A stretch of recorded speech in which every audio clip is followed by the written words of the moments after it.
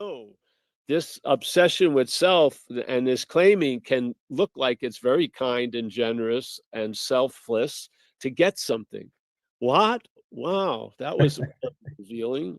Yeah. So then that led to seeing that there is a mental action that you have nothing to do with that claims what's going on. So let's call it consciousness is in contact. That's the event. Yeah. And the head arises, and I feel it's faster than almost any other process. It arises and claims what's going on. So if there's longing for God, it's going to claim it, just like it would be trying to get out of doing the dishes. It will claim that. Yeah. You would think longing for God would be sacred ground, not to the head. The head's going to claim whatever it's brought into contact with, whatever it is. So so the head will take the longing for God and make an image out of it. Yeah. Like an identification out of it, which is going to be a longing for you as a longing of God. You're longing for God, but it's really about you as the longer. If there's a word longer, you know what I mean? That's what it can do. You need to know that. If you don't know that, you're going to look from its effects. You're going to be looking from it. That's what we said when we first did these talks. Was something told me, if you don't see what we're presenting here, you're going to be looking from it. So you're going to be an identified longer for God. That will be the bondage of self in that example. You would think the longing for God would exempt you. I don't believe so. It will claim whatever it's brought into contact with. I've watched it in here, and I watched it in other people. Yes? Yeah. There's spirituality, beautiful, and then the person becomes spiritual, and sometimes they're fucking real assholes.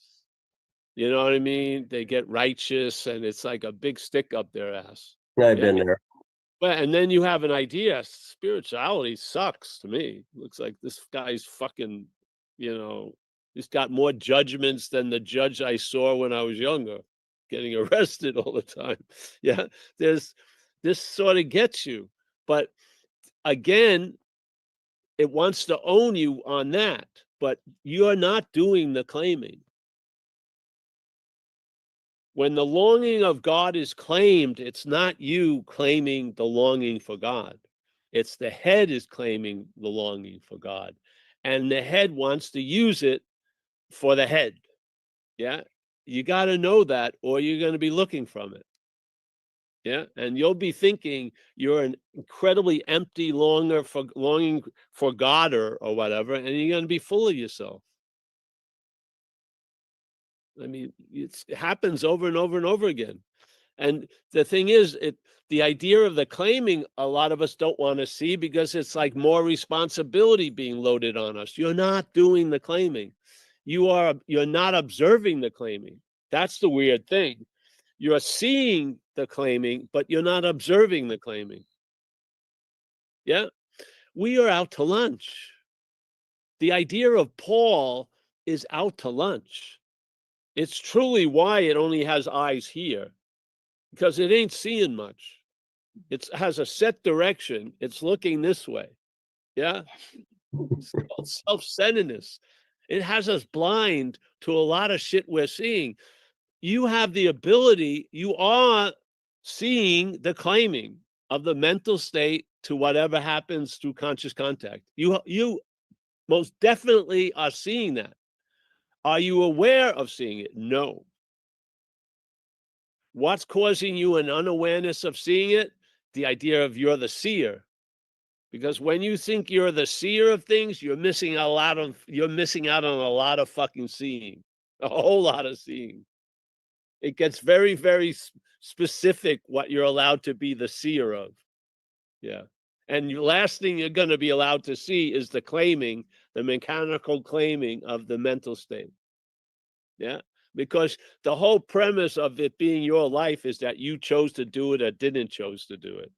To realize that you haven't chose much at all and you're being driven is a real buster for the story. Yeah. Remember Ramesh Balsekar guy? the way he emphasized it, he emphasized the personal doership. He harped on that constantly. That was his little, his whatever special thing. And he would go through great thing to just look at an event in your day and see what was necessary for that event to happen. Like the car ignition had to turn on because I had to drive. Yeah, all this. And then realize the insanity of thinking you were the doer of this event when tons of shit had to comply for the event to occur. Yeah. Unbeknownst to you completely. Yet you fully feel like you were the doer of it. Yet you weren't. Yeah. Yeah. So it's not that we need a little like this is why when we did the first sheep and the lion, it was obvious. You've got to recognize after you have that giant lion reveal, when you're walking away, the sheep program is going to kick in and say it had the experience of being like a lion. It is. If you don't see that, you're looking from it. And so that's why we've emphasized, we don't emphasize the sheep and the lion story for that. We emphasize it for how the sheep programming triggers immediately and claims the revelation that you're a lion and turns it into an experience a sheep had. Like that. No problem whatsoever. And then you just keep walking along as a sheep, hoping to become like a lion based on being a sheep, all the while being a lion. This is the same thing he says. The greatest mystery is being ourselves a lion. We keep trying to become like a lion. And why are we doing that as a lion? We're not. We're doing it as a sheep. And to the sheep head, it makes sense to become like a lion. Because maybe it won't get its ass kicked. And when they try to make me a sweater, you could fucking knock them out and shit. Yeah. Well, let's get right into the news. Nothing could be funnier than that. Johnny Carson was the one that made late night TV important. He's the one that changed the monologue to reactions to what happened that day. And it looks, according to the papers, as though President Nixon has brought an end to the war.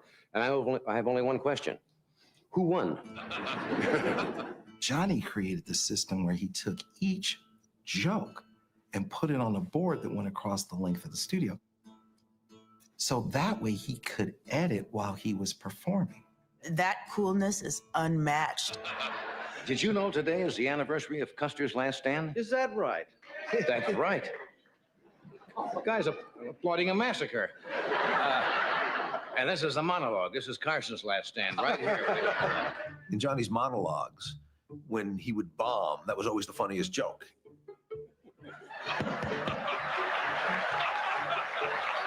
Hello, 1, 2. Attention, Kmart shoppers.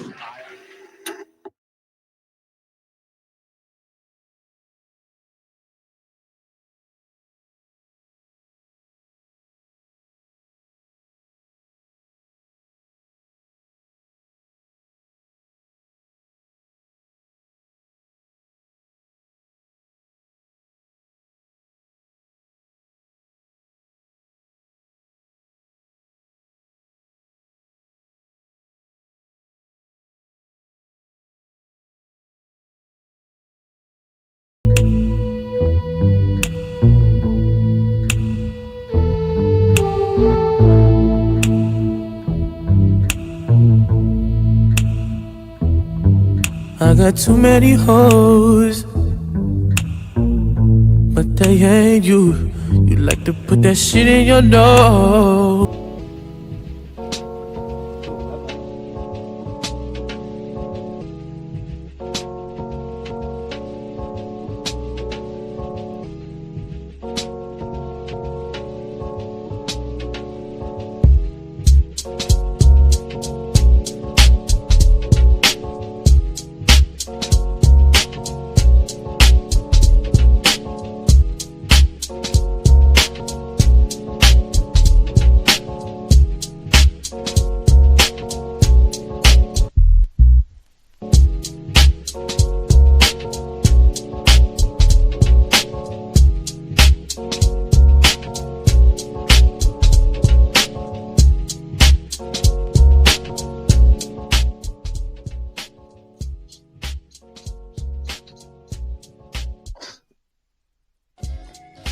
Yo, what's going on, everybody? NPC The Game live from Taiwan. Sunday, fun day for me. In the real District 13. That's my dog. Yeah, shout out to all the people who give donations. They're welcome. Support the channel with super chats, memberships, super stickers, and buy me coffee. Shout out to the Twin Flame, Shadow Buddha in the building, the producer, the Make It Happen Captain. What's going on, Gracie Gray? Good to have you. Welcome, welcome, welcome. Wiccan, my good friend, good to see you. Yeah, so today's That's My Dog, Aquarius full moon, your life as a narrative, and was it why was Johnny Carson so popular? Yeah, that's what that's supposed to say. Why was Johnny Carson so popular? Why was he so popular? I mean, first of all, he's a Scorpio, so he's already ahead of the game right there. Where was he from? He was from the Midwest, right? He's from Iowa, so he definitely, someone could say he was a good medium of the boy next door, the man next door, huh? A lot of people could relate to him at the time. Yeah. And he definitely was charming and lovable, knowledgeable, funny as hell, which is why he became a fixture in American culture. Yeah. Johnny was the man. Everyone was trying to be like Johnny. I mean, we talked about The Shining the other day, and that was definitely a cultural milestone when Jack Nicholson chopped the door with the axe and said, "Here's Johnny." You know what I mean? This is he was becoming he was a cultural icon by then. Johnny Carson, 30 plus years of entertaining America, 30 plus years of being that voice that was in the background or in the foreground of most millions of Americans. Some of the greats, probably the greatest after Johnny, it was David Letterman. Yeah, who was an Aries, by the way, and he definitely learned from Johnny Carson. And I don't know, I just like watching these old Carson archives on YouTube because it showcases like the importance of narrative. Be it it's the guests, the celebrity guests, like Burt Reynolds, or it could be some seemingly random person that Johnny interviewed, such as a manure farmer from South Carolina who makes art out of the quail manure. And even that quail farmer has charisma and riz and knows how to tell a story, just like Burt Reynolds and everyone else on the show, including Johnny. And that's what makes us remember things, why they stand out in our mind. Because you know, if it's a good story, some of the best teachers are the best storytellers. Some of your heroes and messiahs, the Messiah Jesus told stories and parables that teach his lessons. Lord Buddha told stories to teach lessons about how to attain enlightenment.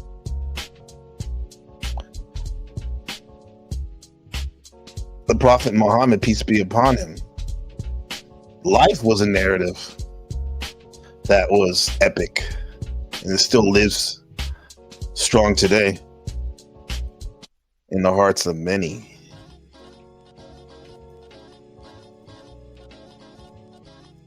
Your life is a narrative. It's a narrative, man. It's all about continuity. You know? What's up, little B? Good to have you. Good to have you, my friend. Hola. Yeah. Talking about narratives, huh? We're going to get in it. Narratives are important. There's even a branch of psychology now and counseling called narrative therapy, where the medium, the counselor, or the psychiatrist, or psychologist uses the person, our human nature of and habit of forming a story around our life, so we can identify ourselves in order to work through trauma. Right speech, life lessons, be better together. I love it, Bex. You're the woman. Yeah. Yeah, narratives are great. Narratives can cause you to evolve your consciousness to higher and higher level. And when I say that, evolve your consciousness, I'm simply saying increase your awareness. Because normally when we look at our life, it's like a story, right? The continuities, when I just woke up a couple hours ago at 4 a.m. and it carried over my consciousness, my awareness of what Shadow Buddha and I talked about last night. When I was at the park, I went to that same park to walk my dogs like I did last night while we were talking and building about enlightenment and what it means here and now. And I have to say, man, last night was a doozy. It was a lot of breakthroughs that were made. And one of them was the fact that we are in a narrative, the way I see it. And normally we're the protagonists. And when we are not attached so much to this concept of the self. Hey, Gary Baxter. Good to have you. When we're not attached to this concept of the self so much, we can move our awareness or assemblage point, our assemblage point around to different things, different people. Like, for example, if I move it to Gary Baxter, I can laugh with him when he's telling a crazy joke, or I can move it to my cousin who lost her cat. I can have empathy. I move my assemblage point, my consciousness. I'm not so much attached to myself. I moved it to her, to have empathy, to feel what she's saying. Yeah. Same thing with to zoom out even further and look at the whole setting of your narrative, everything you're looking at, that park I'm at, you are the park, right? But it's not even the I, because, for example, when I was talking to Buddha, I was looking at this tree and it was like midnight. It literally was a Bodhi tree, and the light was hitting it from the parking lot fluorescence, and I was like in awe kind of simply the tree, so much so that I lost myself. And I was like, I wouldn't say I was the tree, but I was observing. Something was observing, not even the eye, maybe, because I was in awe of it. And this is when you start to zoom out and you start seeing your whole environment as a mirror of you, and it's special, man. It's special, right? Empathy, animals, man, dogs, man. We're gonna talk about dogs. That's my dog. That's my dog. That's my dog. And this little dog on the banner right here, that's my dog Fin. Beautiful Fin, right? And this is maybe about 5 years ago or so. I was in Taichung, which is central Taiwan, visiting Pixel T. Shout out to you, Harmona. Visiting my relatives. My wife's relatives are my relatives now, and we went out for a walk. And this is the time when my wife was she was pregnant, and I think I was feeling pretty stressed. You can see it in my eye right there. There was a lot of shit going on, because I was worried, because it's kind of like when you fly, you're at the airplane, the most dangerous times is when you're taking off and when you're landing, and then when that baby is in the stomach, and especially if you're the father where you really can't feel, you can't feel it. Like, you can empathize with your wife and whatnot, but you can't really feel what's going on. And I get anxious. I was anxious, man. And I took Finflin for a walk, and we went outside, and I wanted to do a selfie with her because she's so beautiful. She's so beautiful. Yeah. Finfin, aka Violet. That's her English name. Yeah, I don't even want to take this banner down. I like enjoy looking at her. Shout out to everyone in the chat. Appreciate you being here. NBC the game. Yeah, so Finfin's interesting dog. And this is let me see here. I'll get this from Instagram. Take you on a little journey about narrative. This is that's Finfin. Can't leave me alone. Don't leave me alone, Finfin.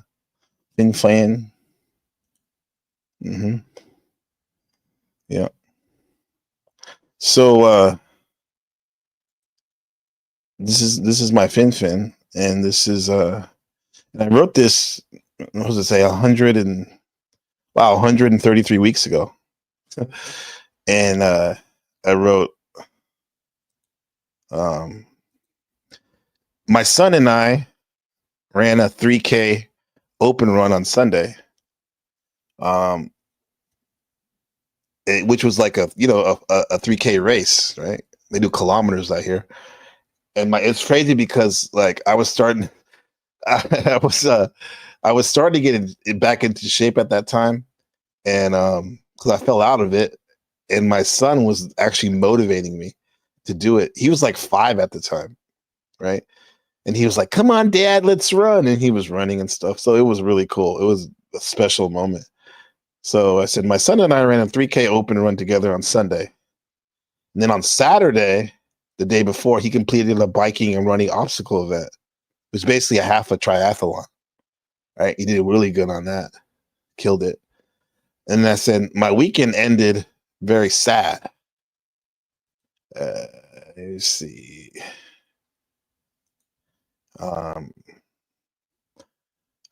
My dog Finfin, who was 13 years old, died suddenly while we were out of town, because we used to go to we used to have this boarder that we used that's like really good people at this house, and they take care of our dogs when we be out of town, right? Really good. And did it like tens of times, right? Many times. We went to America in 2008, and our dogs actually stayed there for over a month, right? And yeah, as anybody knows with dogs, when you're away, you really think about them when they're, you can be anxious once again, because you're not in control. Maybe you're really never in control. That's the thing, or there's no I. But so my dog Finfin, who was 13 years old, died suddenly while we were out of town. And mind you, she was sick already. The year before, she had she was wetting. She would like leak when she lay down every now and then. And we didn't know what it was, so we took her to the one of the best hospitals, veterinarian hospitals, which is a teaching hospital. And they did these tests, and we found out that she had a huge tumor on her spleen. So it was removed right away. And that was an ordeal too, because my wife was just, she didn't think it would be that serious when she took her down there. And literally she had to leave her there and you didn't say goodbye. We didn't know we would see her again. So Finfin had the surgery. They removed the spleen, the whole spleen, and nothing but the spleen. And they took her away. And she, they took her away. She had the surgery. And when we got her, they told us that the whole time after the surgery, she wouldn't lay down because she's anxious. She's the sweetest dog ever, a fierce dog when she needed to be, and very loyal. And but she's anxious a lot. That comes from the fact maybe that when we got her, she was in the she lived in a park in Taipei, which is the largest city up in Taiwan, and it's the biggest city, right? And she had to fend for herself. And when we got her, we had seen her online when we rescued the dog when we were living in Oakland when we got married, because we wanted another, like a sister from our other dog we had that we rescued. And so we found her online, and she flew from Taiwan 13 hours to America, East Oakland. She made the East Oakland bitch and became our dog, right? And that's that day was right here. Yeah, that's the day. That's the day we met Finfin, right? And there's Winston I already had, who my wife had rescued 5 years earlier after a typhoon in Taiwan. And then when she moved back to America, when I met her at the yoga studio, Winston was there. And that's a whole nother story. Me and old Winston had to get along, and it really taught me about the quote unquote, you might say ego, or I say the attachment to the self, and how you have to master that or do away with it in order to tame it and have some peace of mind. So yeah, that's the day I met Finfin at SFO, San Francisco International Airport, right there. Shout out to the chat. Shout out to the chat, everyone here. Yeah. It was shout out to Gracie Gray for rescuing animals. Yeah. But so that's the narrative. When I met Finfin right there. Right. I got kind of not angry, annoyed. Well, I kind of left out because like I had to park the car. And I wasn't the first one to met Finfin, because I know in my mind, I was like, the first person she meets, she's going to be attached to at the hip. And it was my wife, which is good. I mean, that's another thing. That was my wife's buddy. That's my wife's accessory. If she's an action figure, Finfin would be the accessory that goes with her. So yeah, that's Finfin. And so when we went on this trip and we left her at the borders, we got a call that she passed away. I forgot to tell you, when she came home from the surgery, she wouldn't sit down in the car the whole time, the 2-hour drive home from the hospital. She just wanted to see us, right? And then when she got home, she finally sat down. And usually when you have a spleen removal, a dog only lasts a couple of months, but she lasts a whole year after that. And so I wrote this, when I got back home. It says, I'm sitting at the crematorium because they have a special funeral parlor for dogs here in Taiwan. So I'm sitting at the crematorium thinking about how glad I am we made the decision 10 years ago to rescue Finfin and fly her from the streets of Taipei to East Oakland to be part of our pack. She was the sweetest, most badass dog there was. Hopefully I made her life better. Finfin definitely made mine better and more fun. I miss you and love you, girl. Travel well in hyperspace, Finfin. Yep. That's my Finfin. That's my dog. Yeah. Yep. And that's Finfin. And this is when she passed away at the crematorium right there. Right? We say goodbye to her. We bought her like a burger she liked. Usually they eat raw meat, but as a treat, we get them just the patty, and this is the house right there that you burn. So her little dream house she can live in the hyperspace in heaven, right? This is like Buddhist Taoist tradition, and you burn it with her, and you burn it in the crematorium. But she also was in the crematorium right there. And because we were raised Christian, my wife and I, we have the cross there with her to protect her and whatnot. And that's Finfin.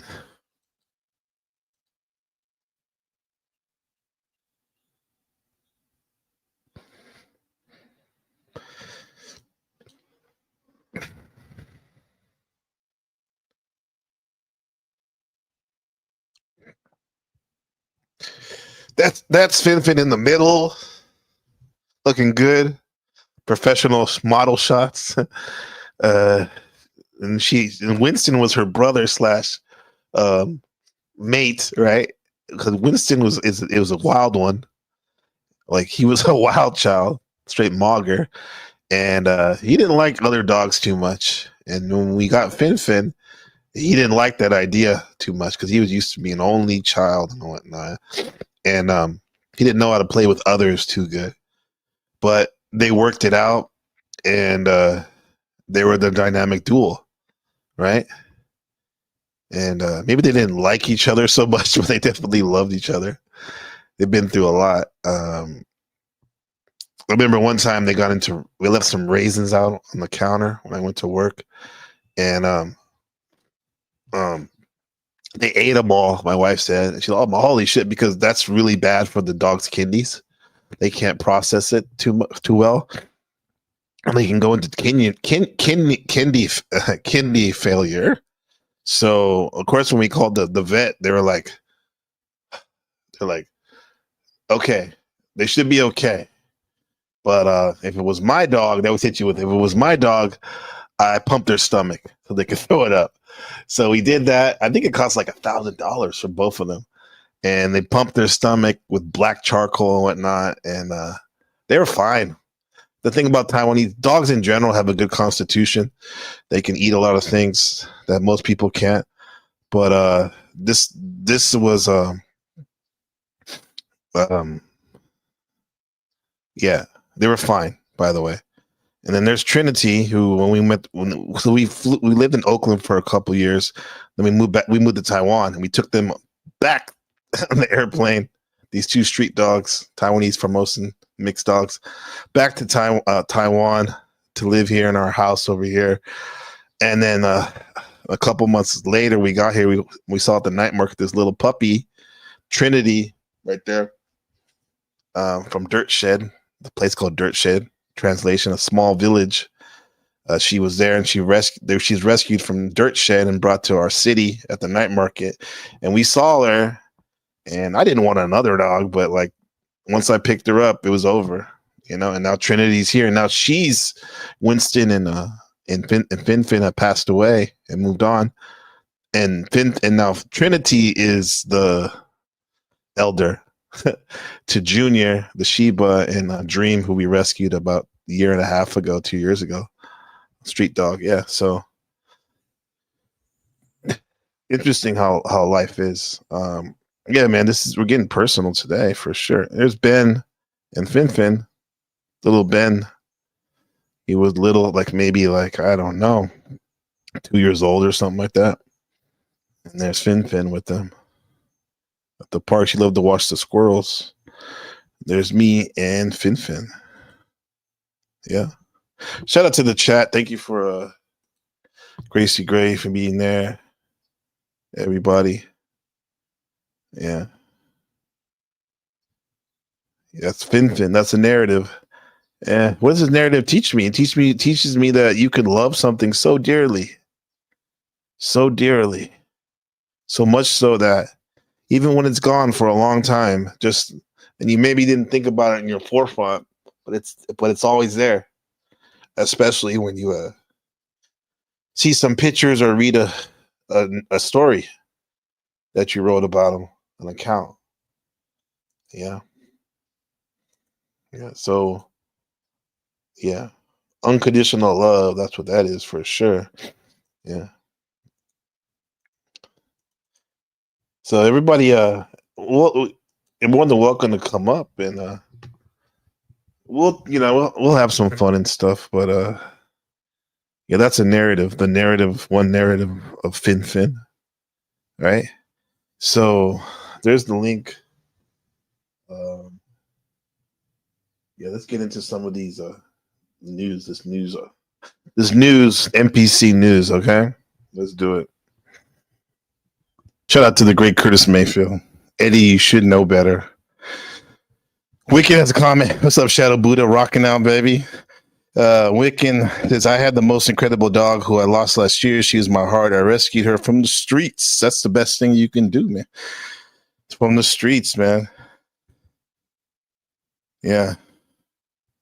I mean, they really appreciate it. Dream won't leave us alone. She wants all the love, man. So I can see how being tied up, outside of a motorcycle helmet shop for over a year, your first year of life, how you would want to have human affection, right? I ain't mad at her though, for sure. So today's an Aquarius moon, by the way. Panel's open for sure. Today's an Aquarius moon, and let's talk about it. Just get into the video. Okay, so let's talk about moon in Aquarius. Okay, so really quickly, just to recap, your moon sign is really three main things, and that is your emotions, how you react, and your mental state / like mental process. So also, I would say it's your relationship with your mother can resonate with that. It can resonate the way you talk to yourself, your inner voice. It can also talk about how resonate with how you feel about the world, like your first feeling about the world. Because think about it, your mother is the first one you spend the most time with, aka the moon, and she can either make you feel fearful of the world or open and loving about the world. How you experience in the world. Nostalgia. Think about that with the moon as well. with Aquarius moon, you take on a lot of like Aquarius traits. But I will say the main trait I see among a lot of Aquarius moons is that you're very detached. And I know that's like the stereotypical characteristic for Aquarius moon. But when you have a sign like Aquarius in the planet of the moon is your emotions, your feelings. So when you have Aquarius, it's very detached. It's very unconventional. It's very unique. In your moon sign, it's kind of like that energy is almost magnified. So when it comes to your emotions and the way you react to things, it's in a very like abstract way. It's in a very detached way. You're not the type of person to be very emotionally invested into things.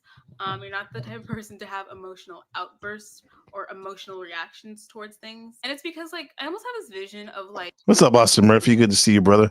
Salute to you. Thank you for your service.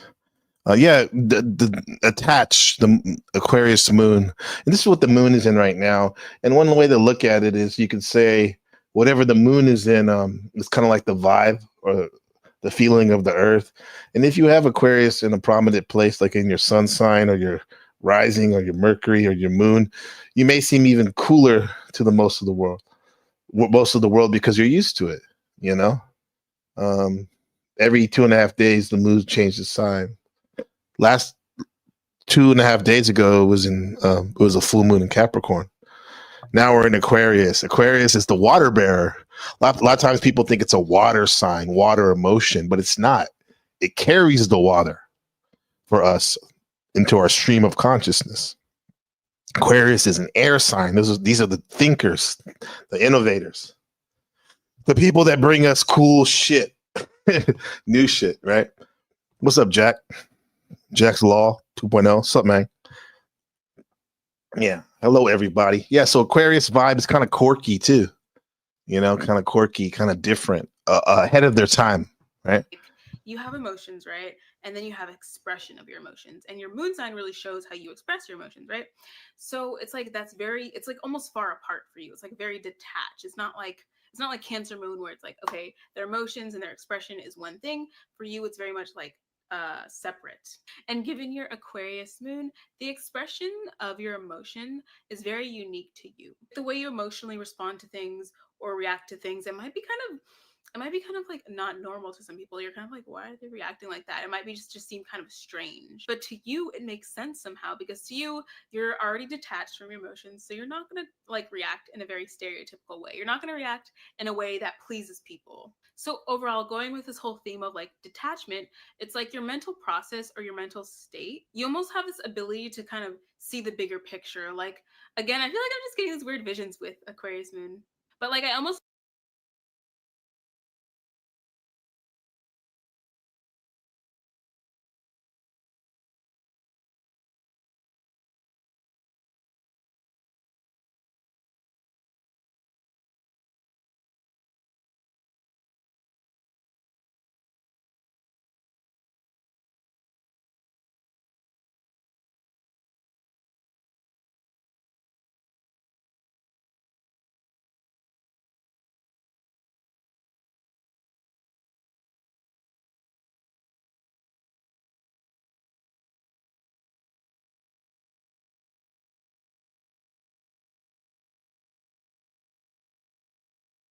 envision like an eagle flying over something. Like the eagle can see everything, right? Because it's flying above it. And I feel like you have I was saying this. Thank you, Shadow. I was saying that the moon. Think about it. Like astrology is not the end all be all, right? But however, I believe it's a good, and I know it's a good way of talking about the personality. And think about the moon, how it's so strong that it pulls the tides. You know, it has control over the tides. So if you think about it, it's not so far-fetched to think that how human beings are mostly water, and how maybe the moon also can pull on our, the water in us, or aka our psyche and emotions, So let's see what happens, man. You all ever take online virtual open house tours for this shit of it on the other side of the world? No, that sounds like fun, actually. I live in an actual house on the other side of the world in Taiwan. Maybe one of these days I'll do a house tour you can check out. Yeah. Some places are crazy though. Full moon causes, the lunatics, Gary, Luna, right? The lunatics, right? The moon, right? What's up, Vengeful Truther? Good to see you. You're hiding from the hot weather at the moment. Yeah, keep cool, man. In the wilderness of North America. Good to have you, brother. the special ability to really see the bigger picture and not get too emotionally entangled into something. And it's almost like your mental process. It's like you see the bigger picture, you see the larger picture of humanity, you see the larger picture of your community. And given that, I feel like community, Aquarius, the collective. This is why the Aquariuses of the Panelverse are so they're amazing networkers and have this thing about stream of consciousness where they can monologue like beasts and stuff. Tommy Illuminati, he loves loves and hates. He is the Panelverse, in a sense, like that's all he's about. And when he shot that weapon, and he said, "I swear on the Panelverse," when he was talking about Powder Dusty, right? It means a lot to the Aquarius, the collective, right? Because they're able to detach, like I was talking about the self. They don't necessarily have as much attachment to the self, so they can see themselves as the whole story, right? They're a self in society. They say society more than the self, right? And you look at the opposite of the Aquarius, which is Leo, which is they're all about the self, in a sense, but in a good way, right? Who else? Caucasian Sasquatch is a Aquarius, I believe, sun sign. You can see how he pulls from the stream of consciousness all this information that we can use like that, and he puts it together in a way that's very unique, but also can help you paint a picture of what he's trying to share. Ortho guy, he's an Aquarius, I believe.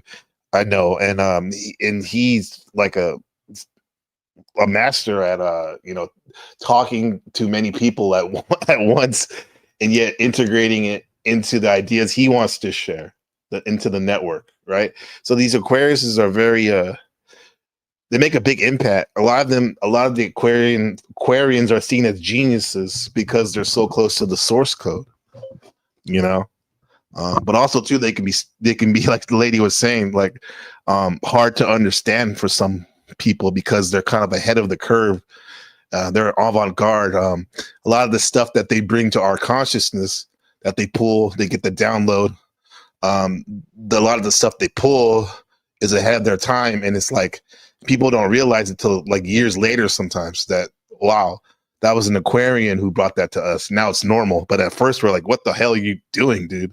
It's crazy. your perception is very much based on how you can improve things, or the story weavers. I like that, Gary. Story weavers. I love it. You think the moon is hollow? Yeah, some believe it is hollow, right? Or it was moved here years ago, by some type of ships or whatnot. It's artificial or something too. I'm not a big believer in science stuff, but I enjoy support. I appreciate that. Yeah.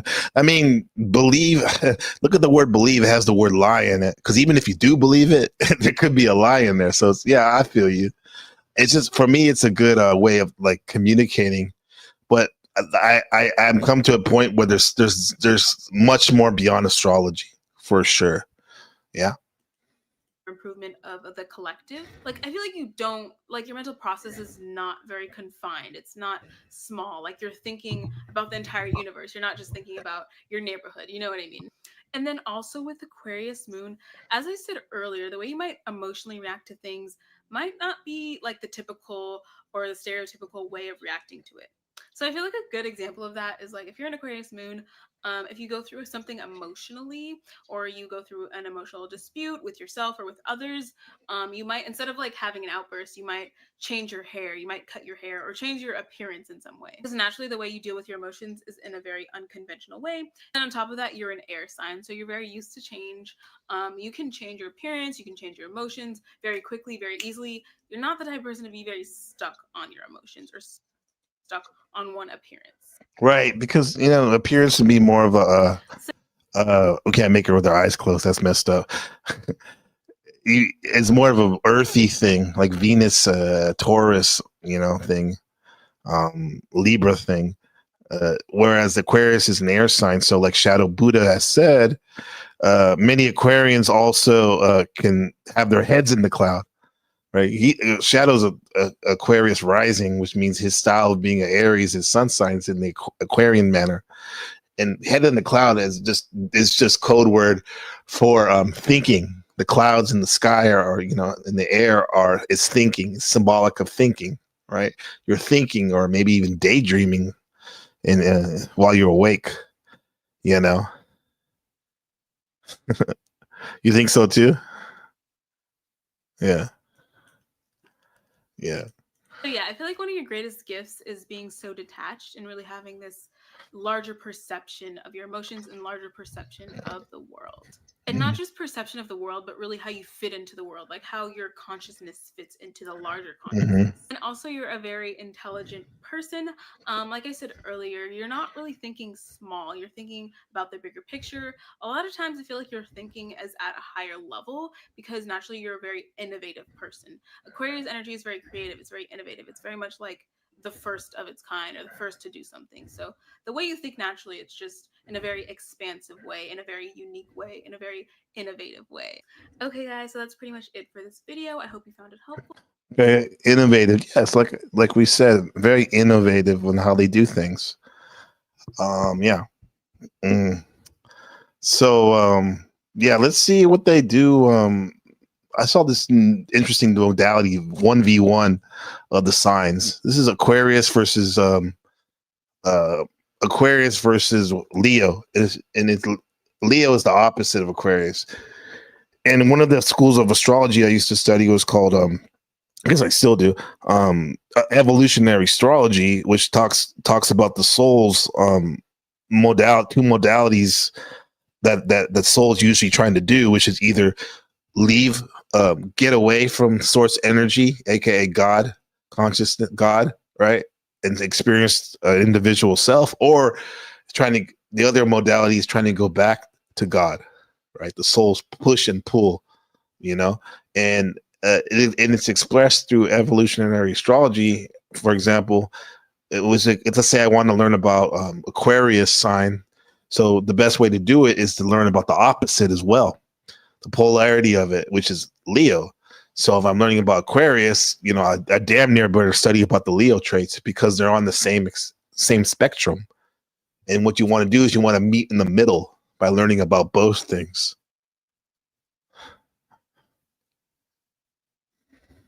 It's like watching fire meet ice. Leo, ruled by the sun, thrives on attention and admiration. Aquarius, governed by Uranus, values independence and innovation. These two zodiac signs couldn't be more different, yet their conflicts are nothing short of electrifying. You might wonder who would come out on top in a showdown between these two powerhouses. Leo's fiery determination and charisma often collide with Aquarius's cool, detached intellect and rebellious streak. Who's a Leo that we know? Jack Telcott's a Leo, which is interesting. Tommy's Aquarius. That's the dynamic right there. I found out yesterday on Orthodox guy's show. He said that Snafu Snap said he was a Leo, right? And interesting that Orthodox guy said he was going to interview him. So that should be interesting dynamic. So keep your head up, Orthodox guy, on that with that dynamic Leo v Aquarius. It could be a good thing too, because you can teach each other a lot, actually, if things are kosher. In these two powerhouses, Leo's fiery determination and charisma often collide with Aquarius. Interesting. Moose is a Leo. Okay, this is why I know he seems to have an affinity for Jack Telkai. Not the only reason, though. That's interesting, Gary. That is interesting. Yeah, some of my best friends are Leos. Brian the Leo, Brian the Marine, and they like their praise, but they can be very generous. Very generous. They let the Marathon Kev, our good friend, is a Leo. They're very good at putting on a show for people, because they're the rock stars of the zodiac. They love to express themselves, just like the sun expresses itself for all of us. Plenty of people on YouTube have had their heads in the clouds. Yes, sir. Yes, they have. What do you think they're thinking about, chat? Give me some questions? What do you think the people in the panel versus why their heads in the clouds? Huh? Aquarius's cool, detached intellect and rebellious streak. This battle of wills is a fascinating study of contrasting strengths and strategies. Leos, born between July 23rd and August 22nd, radiate confidence and crave recognition. As a fire sign, they exhibit enthusiasm and dynamic energy. Leos enjoy in the way they love to perform for us. Social gatherings and thrive on admiration, often captivating large audiences with ease. Key traits include loyalty, generosity, and determination. Leos are incredibly loyal to loved ones and expect the same in return. Challenges for Leos arise from their need for constant validation. Aquarius. That's perfect. Back to this vengeful truther, why some people have their heads in the clouds. They want to detach from society, maybe. Right. Aquarian, detached. We just learned about that. We're talking about that.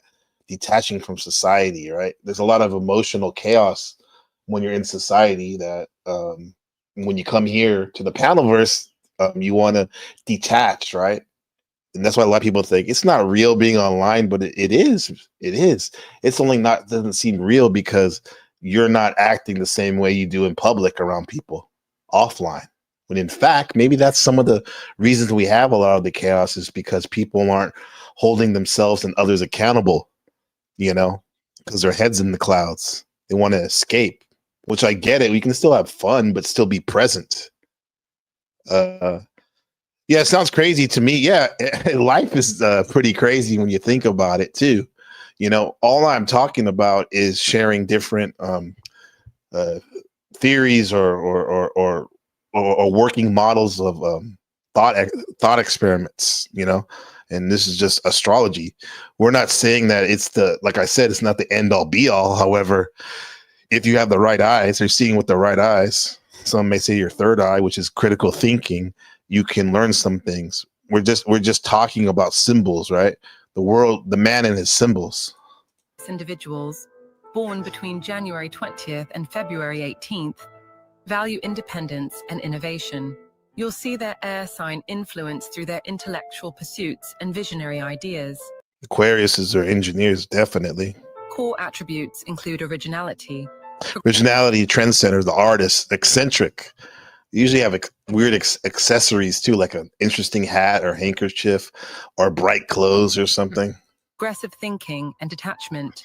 Aquarians are known for their originality, always thinking outside the box. Always thinking outside the box, Aquarian. Their planet's Uranus. Think of Prometheus, who was one of the gods who stole the fire to give to the humans.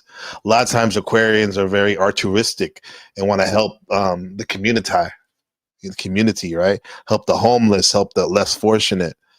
But they can also flip it and be, like, for example, neoconservative in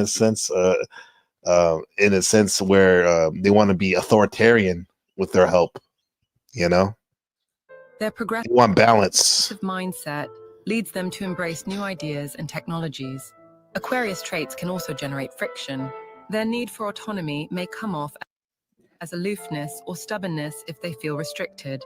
The need for autonomy means like their independence or being identified as an individual self, like may come across as their aloofness, not paying attention, or stubbornness, like they won't change their ideas if they feel restricted. Yeah, they want to be free, independent. Understanding these core traits of Leo and Aquarius illuminates the potential areas where their personalities might clash. Right. Like for example, if I know, like for example, oh, what's up, Shift? Peace to you, brother. Peace to you in the chat. If I know that Wiccan, much love, Wiccan. If I know that, like for example, Jack's laws, like Shift, the Taurus sun sign, and I'm like, oh man, he doesn't agree with what I'm saying or whatever. He doesn't see it. Like, it may actually, if I don't know his sun sign, it may actually make me think like, oh man, what's up with this? But then, like, sometimes if I know your placement of certain like planets or signs, I'd be like, oh, okay, this might be the reason why he's thinking like this, you know. Either way, even if I don't know or I do know, astrology has helped me kind of be patient with people and meet them for where they're at, you know. There's a method behind people's way they move, for sure. Leos bring remarkable strengths to the table, including confidence and leadership. However, their need for recognition can sometimes come off as arrogance. We hear Jack a lot, which I understand, where he goes, listen to my ideas, because he wants to be heard. He wants to be acknowledged. Aquarians possess unique strengths that set them apart, like independence and innovation. Yet, yep, they can ride out by themselves. Their detachment can make them seem aloof or unapproachable. Leo, it seems like you're cold. You're heartless, Aquarius. When in fact it's just that they're thinking about, or they know how to manage their emotions. I think pretty good. Aquarians experience harmony through shared goals and complementary traits. Conflicts arise from the significant differences in their core personalities. Leo's desire for control and tendency to dominate contrast sharply with Aquarians' quest for autonomy. Right, you got one Leo that wants to dominate their message, while the Aquarian's like, no, I want to be independent. Yeah, I want autonomy. When Leos and Aquarians clash, their unique traits set the stage for an interesting battle. You see this with Tommy and Jack Telcott. Put a 1 in the chat if you think that's an interesting battle, dangerous one, if that. Leos exhibit a fighting style marked by directness and intensity. Aquarians approach conflicts with a more intellectual and detached style. Understanding and respecting each other's unique traits can transform potential conflict into a powerful alliance. This is what we're trying to do here. Why I love to study astrology. Understanding and respecting each other's unique traits can transform potential conflict in a powerful and make a powerful alliance, for sure. Indeed. Now there was a great comment by Jack's Law 2.0, where he said, well, if they're using it to make an actor themselves, right, for sure. Leo's an actor, but yeah, that's the thing. Astrology is a way to look at your personality, right? To break it down, right? And what does personality come from? The word person, and person is Latin for persona.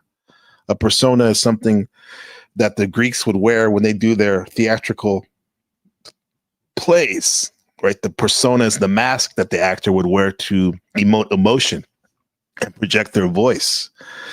What's behind the persona, that mask, right? Well, the person, the actual being or whatnot, right? So, and one could say a persona or a mask or personality is not necessarily real, but we use it to emote our emotions and feelings and thoughts, even laced with emotions, right?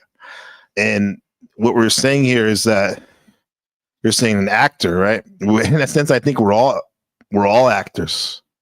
You'd be like, speak for yourself, Gabriel. Okay, I will. I'm an actor in the sense that the self, man. I'm as I go on through this life, I'm truly seeing that maybe there isn't a self, in the sense that the way we think of it as a self, right? This is why one may say ego this, ego that. You need to get rid of your ego. However, how are you going to get rid of the ego when the ego, all it is, people say, is a pinpoint awareness of yourself, the consciousness of yourself, right? In order to have an ego, you have to have a self. Well, I'm beginning to see that maybe we don't even have a self in a sense. And I see while building with some of my friends and whatnot that a lot of our core problems, addiction, drama, and depression and anger could be caused by this over identification with the self. That's false, right? What does that mean? What are you left with? What's behind the persona? A soul, a spirit, nothing? Awareness, your consciousness? Well, let's find out. What do we have here? Shadow Buddha says it seems both are creative, but Leos appear to attach to the audience. Yes, they love to be watched and acknowledged for their performance or their abilities. A lot of times that's why they're good athletes, man. I have Mars in Leo. Mars is like your vitality, your energy, your passion. And I love to get energy by showing people like, how I can perform with sports and whatnot. Aquarians are more detached. Yeah. Aquarians they're probably more thinking in the stream of consciousness. Thus Leos see Aquarius as too eccentric, right? And they probably want to dominate them for that sometimes, for being eccentric. And Aquarius see Leos as egotistical. Yeah, it's like, but if they can see each other for where they're at, a lot of these conflicts won't be so prevalent. Jack's Law says you can use it to be what they want if you know what they are. You can use it to be what they want if you know what they are. Well, you can be whoever you want in a sense. Hopefully you'll be as they say, true to yourself, whatever that means. But yeah, you can play around with this stuff. Some of the Hindus, they think that all this we're living in and experiencing is called Maya, or a false illusion, right? We're literally in the dream of Brahma, what they call their god, the god, right? What's up, Abe Dinkus? Good to see you, my friend. I see you surfing the panels this weekend for me. It's Sunday, fun day for me. You going live today, Abe? Good to see you, man. So be welcome. Hit the likes. Thank you, Vengeful Truther. Appreciate you, Jack Telcott. Holy shit! Great blessings, NPC, and all the great. love it. All gathered. Appreciate it. Eve's in the building. Yes, there she is. So Jack Telcott, we were using you and Tommy's relationship as a teaching board for this Aquarius and Leo polarization. So we were studying about the Leos and sharing about the Leos tendencies and the Aquarius in order to get to the middle path, as one might say. Jack Tucker in the building, right? Much love. I know you like that, bro. Donations are welcome, everybody. Donations are welcome. Appreciate you, man. I'm thankful that you're here, and I got love for all you guys.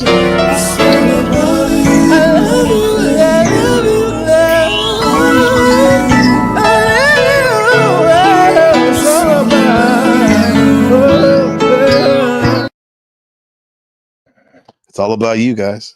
Yeah. And by the way, the link is pinned if you guys want to come up and build on these topics. I mean, I showed we did the build earlier about narratives, narrative therapy, how one can use narratives in our life to identify areas that are obstacles in our life or trauma, So yeah.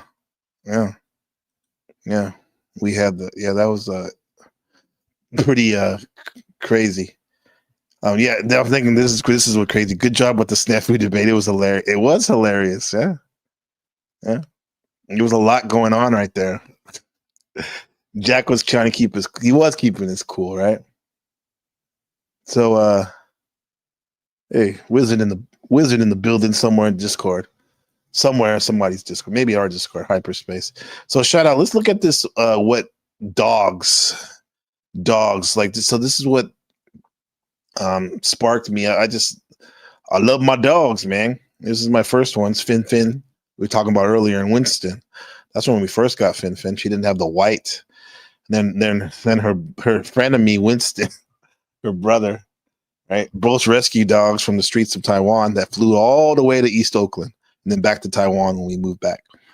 And here's Fin Fin and me. Maybe a year before she passed away. Yep.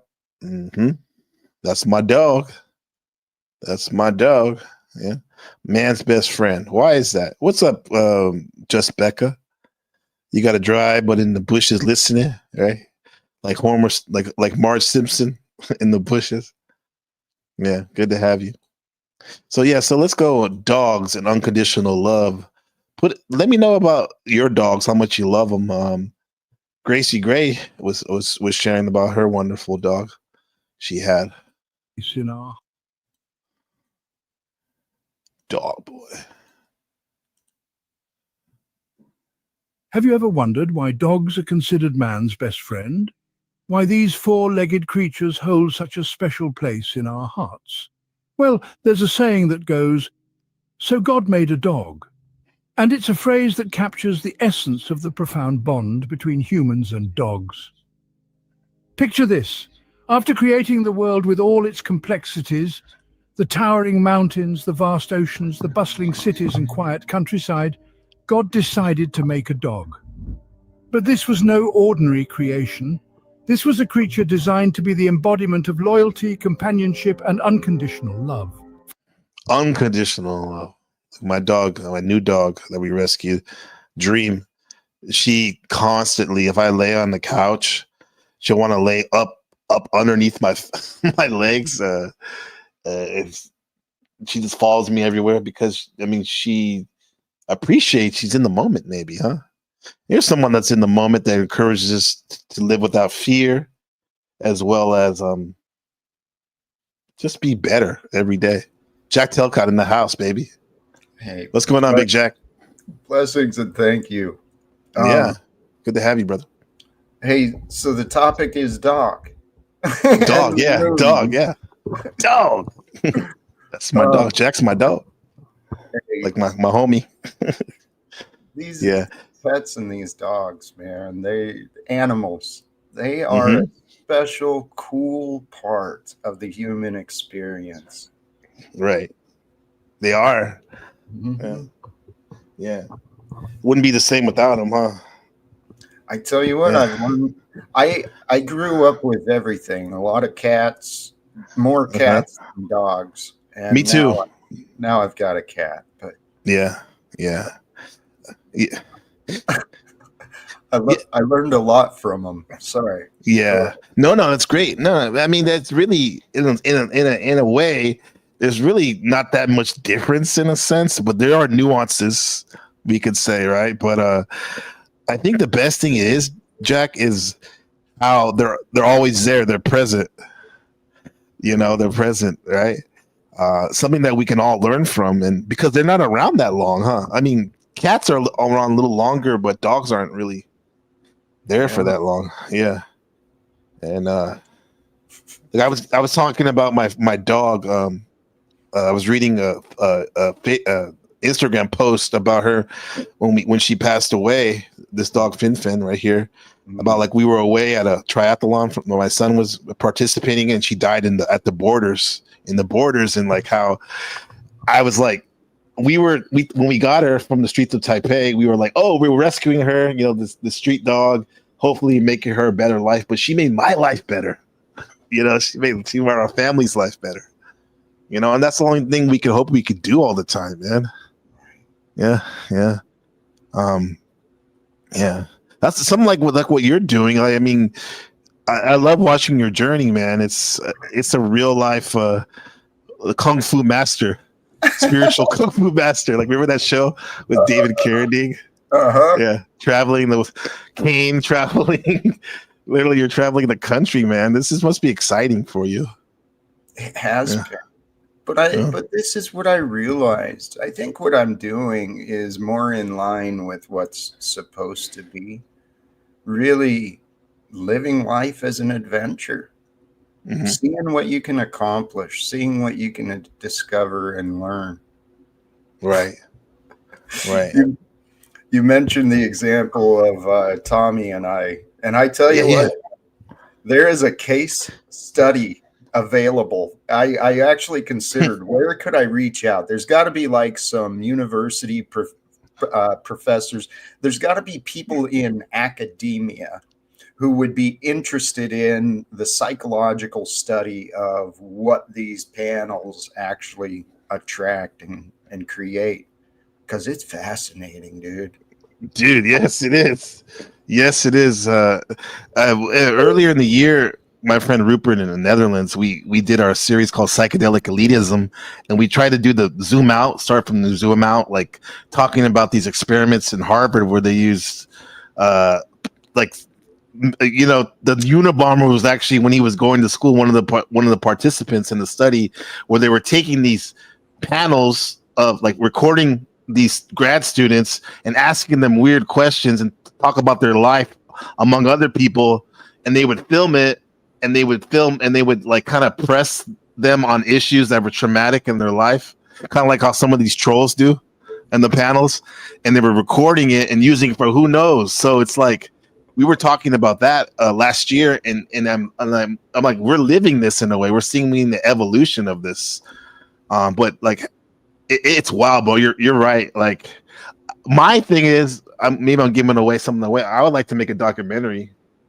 about all this stuff, but someone should literally do some scientific. So all you scientists out there, I think Jack has a great idea in studying this. Yeah. Especially you and Tommy, man. It's like an epic mythology here and now, right? Right. Yeah. But then you bring up the rest of the lore with me. The other characters like Snafu and Polly Boy and Powder Dusty and all these other Hand Banana.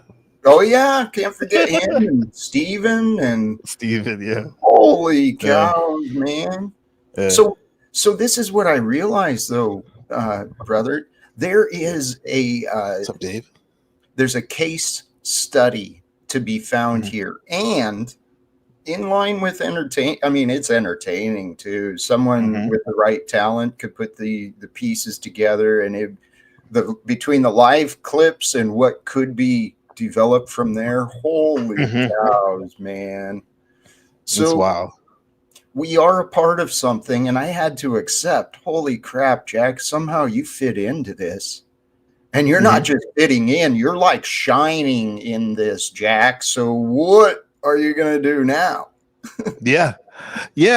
Because like you're a very good example of what we're talking about, the sun, like your sun sign, which is like, you know, who you are. You're literally, the planet of your sun sign is the sun.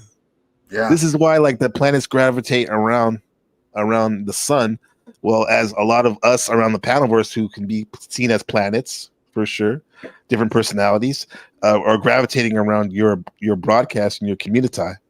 You know, love you, hate you, in between you, like it's all you're definitely a reference point, a big reference point. Yeah, I attract. Yes. Yeah, you do. Yeah, you do. And yeah, in some way, I've become kind of a landmark. Praise God. Here we go. We got some of the Talcadian right here. Hashtag praise God. Our pool. There we go. We're saying these things in real life. It's crazy. Yeah. This is a good message. Praise God. Right. Thank you for sharing that. Yeah. Thank you.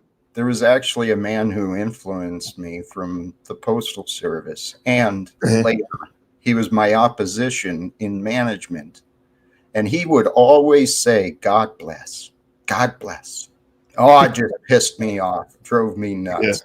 Yeah. And now here I am. Praise God, man. Yeah, praise God. Yeah. It left an indelible mark on your consciousness. Yeah.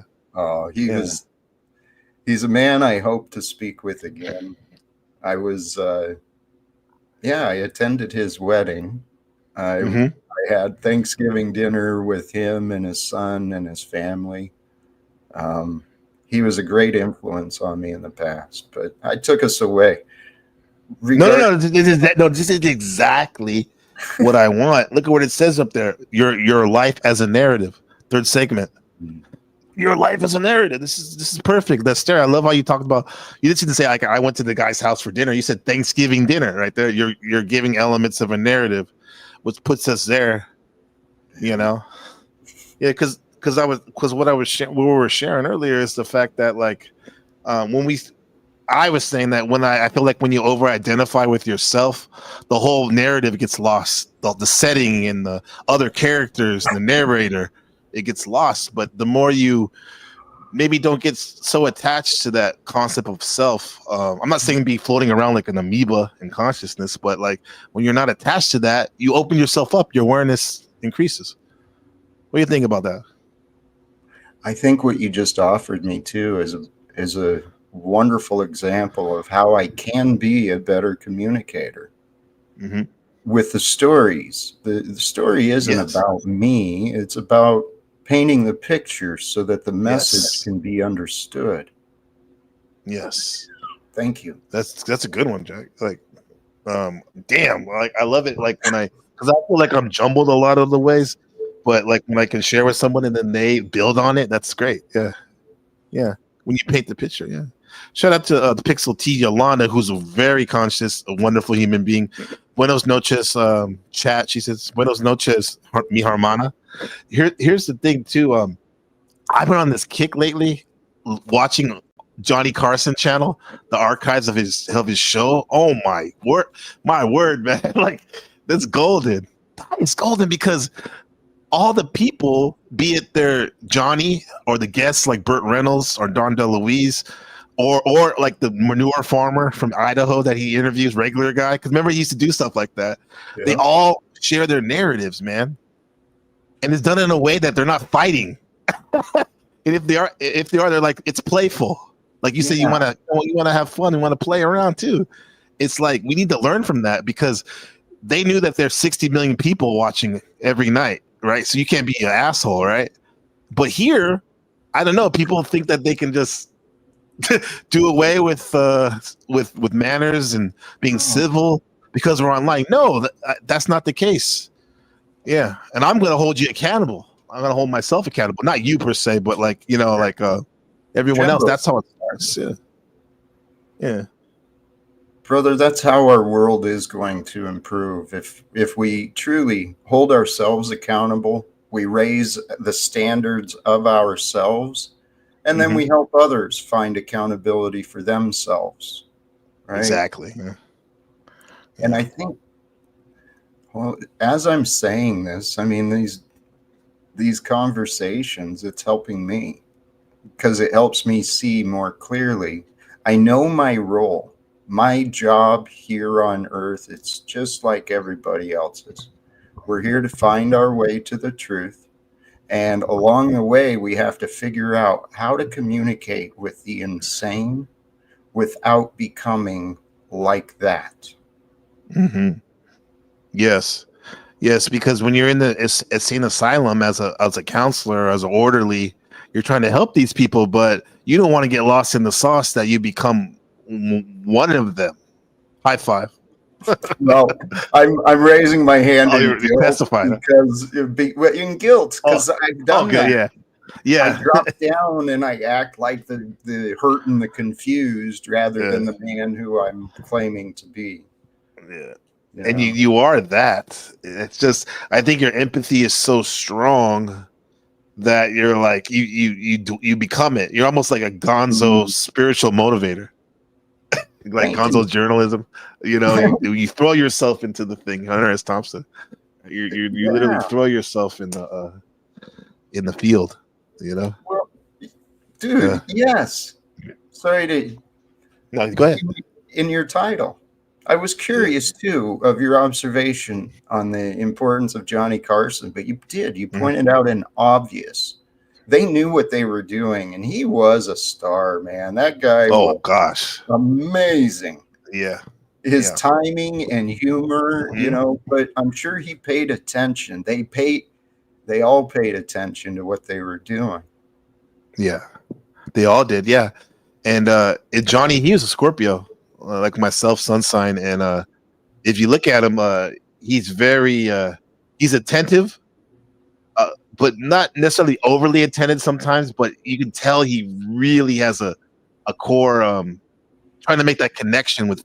He makes every person he talks to. Now, I don't mean to be like making it like so romanticized, but it is like he makes every person he talks to on that stage feel like they're the only one there sometimes, you know? And I like that, man. I can relate. I can resonate to that. That's how I feel like with my broadcast or when I'm talking to someone, hopefully on the street, it's like that too. Yeah. But I had to, but Jack, you deal with a lot of people, which is hard, and I can resonate. Like when I'm teaching, and I have a big classroom of 20 people, 18 students, I want to be engaged with them. But when there's chaos going around, when there's some quote unquote troublemakers who are just hurting inside, a lot of times it's hard to exercise patience, but it's not impossible. You know, Exactly. so yeah, exactly. And then with that, what I've learned too is if I can allow myself to realize it's possible, well, anything that's possible, it becomes simple once it's mastered.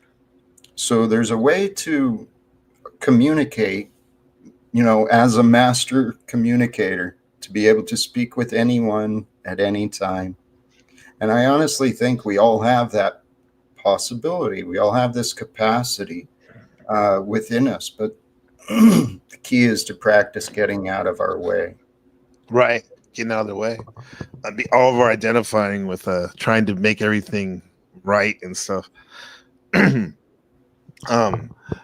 I want to show you this Sadhguru. I mean, a lot of people have different things to say, but if you take the message, I love it. It's pretty good.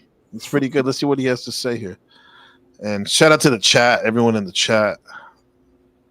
Love you guys. Let's share this. Here we go. Dogs and God and dog are connected. Let's see. Competent either to love simply because they're not competent either to love with the attitudes they have. Who can love them? Poor dog is the only one competent. Somehow he's made like that because, God and dog are so closely connected. No, I'm saying at least in spelling. So somehow that poor dog is so competent, whatever kind of idiot you are, it's still loving. Huh? However crude you are, however nonsensical you are, still it is loving.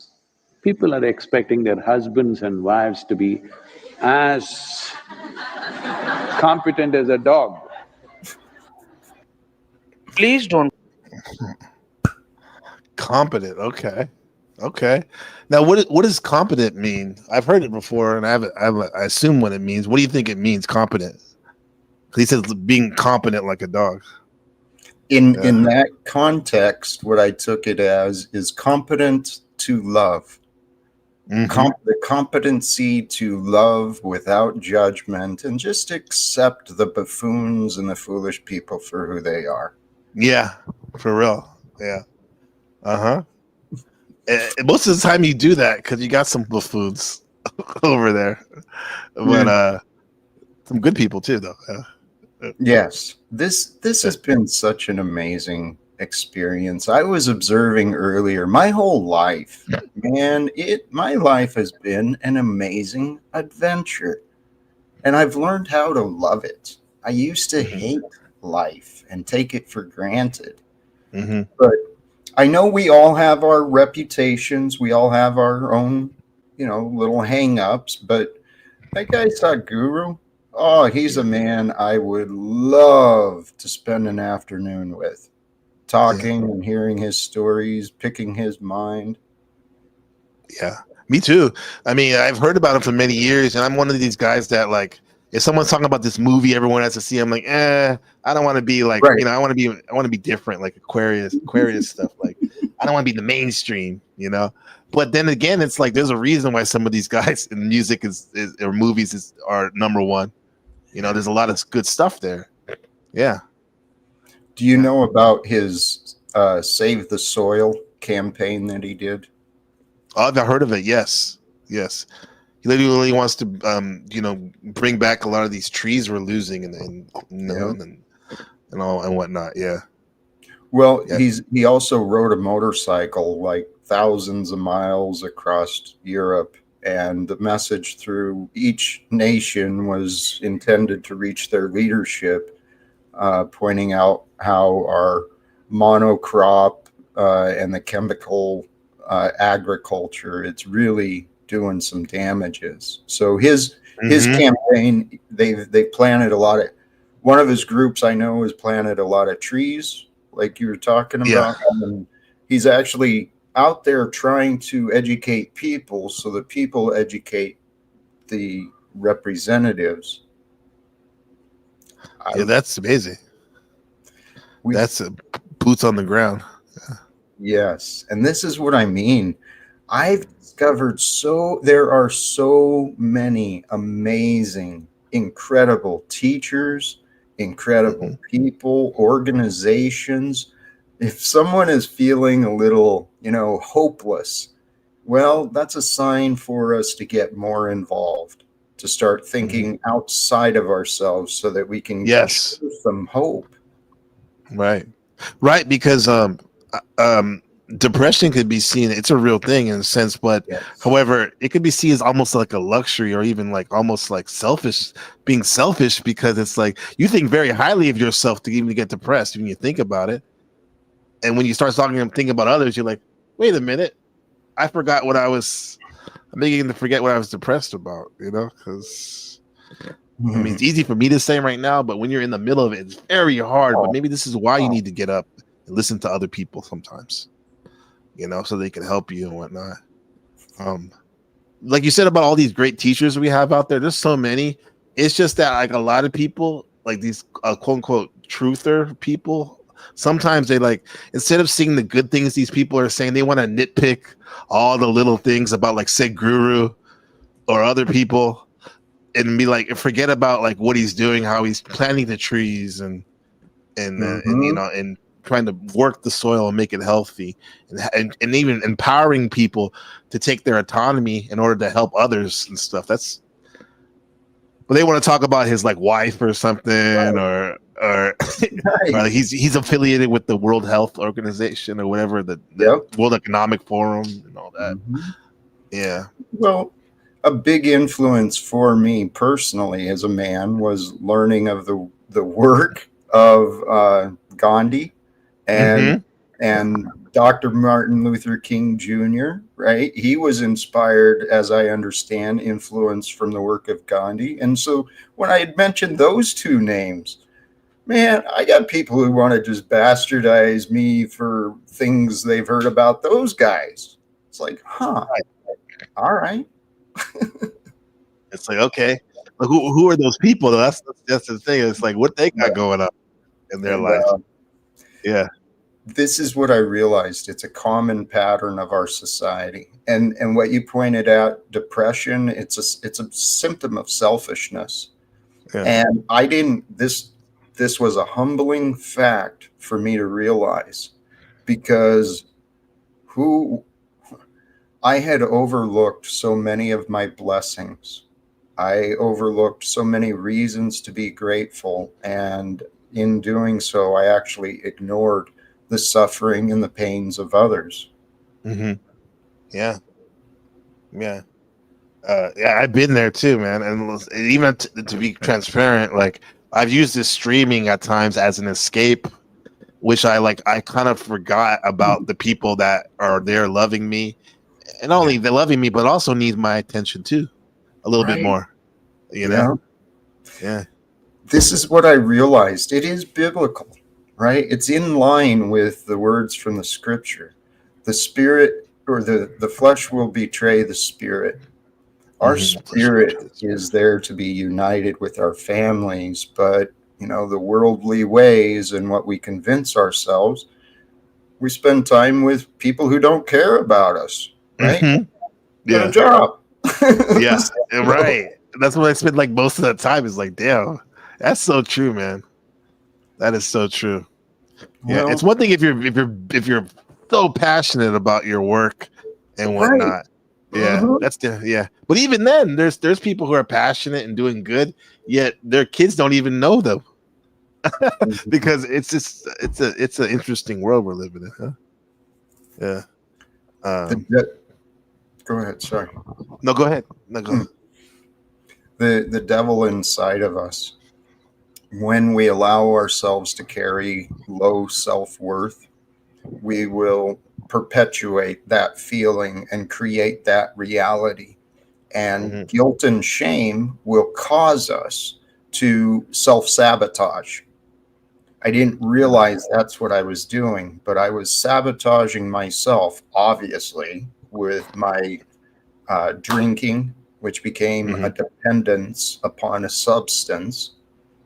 We've got people that are dependent on the government. They're dependent on the title they have of their profession. They become codependent in life, not independent, because, well, something I observed recently, this regarding July 4th and the thoughts I had of independence. There is no independence. What we get to find comfort in is our interdependence. We don't want to be codependent because we really can't rely on anyone. No. DMX said in the movie Belly, he said, "Born by myself, die by myself." That's harsh, but it's kind of true. Yeah. That's what my life showed me. It showed me that I had unhealthy relationships, despite the security of a government job and putting away for the future and looking, on track to pay off the mortgage and be debt free. I was on the right path, and I was dead inside. I was going through the motions, just trying to make it through the work week. And when I started realizing my unhealthy relationship to money and the material, comfortable lifestyle I'd found, I realized, no, Jack, it's time to change. Right. You did change.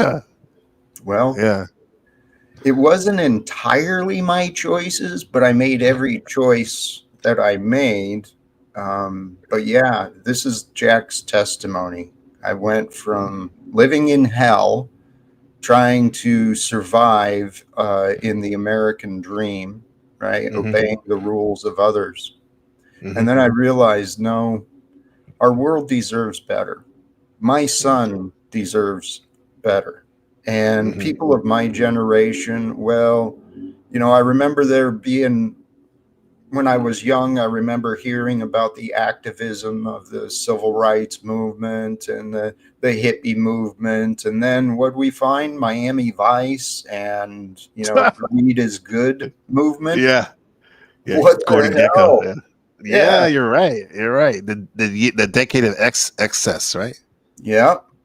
So I felt some guilt, right? Looking at the world the way that it is back in 2017. And I said, no, Jack, you need to change your attitude. You can do more. My life transformed around me. And I honestly think that my life story is for a bigger purpose. And I'm just like every other one of us. We are a part of a bigger purpose. My life, I think it was in this conversation. I had an amazing conversation right before this with another YouTube channel. He recently found me. Modern Men Lost Again. And we were talking about some of the things of society, and we're brainstorming ideas. What can we do? Mankind. Sorry, go ahead, please. No, please go ahead. I lost where I was trying to land it. I'm sorry. Okay. You'll pick it up. You did the thing where we land and then it goes, I gotta go back up for a second and circle around. I do. Yeah. No, I like that name, Modern Man. What is it? Modern Man? Lost Again. lost again. Yes. Yeah. They're doing a lot of, discovery, investigating the truth, exploring facts and evidence. Him and another guy, they collaborate together for the channel. And one of their more recent ones was re-looking into the JFK stuff, right? Oh, this is what I recognized. Once I started accepting that, hey, maybe my generation, maybe we could have done better.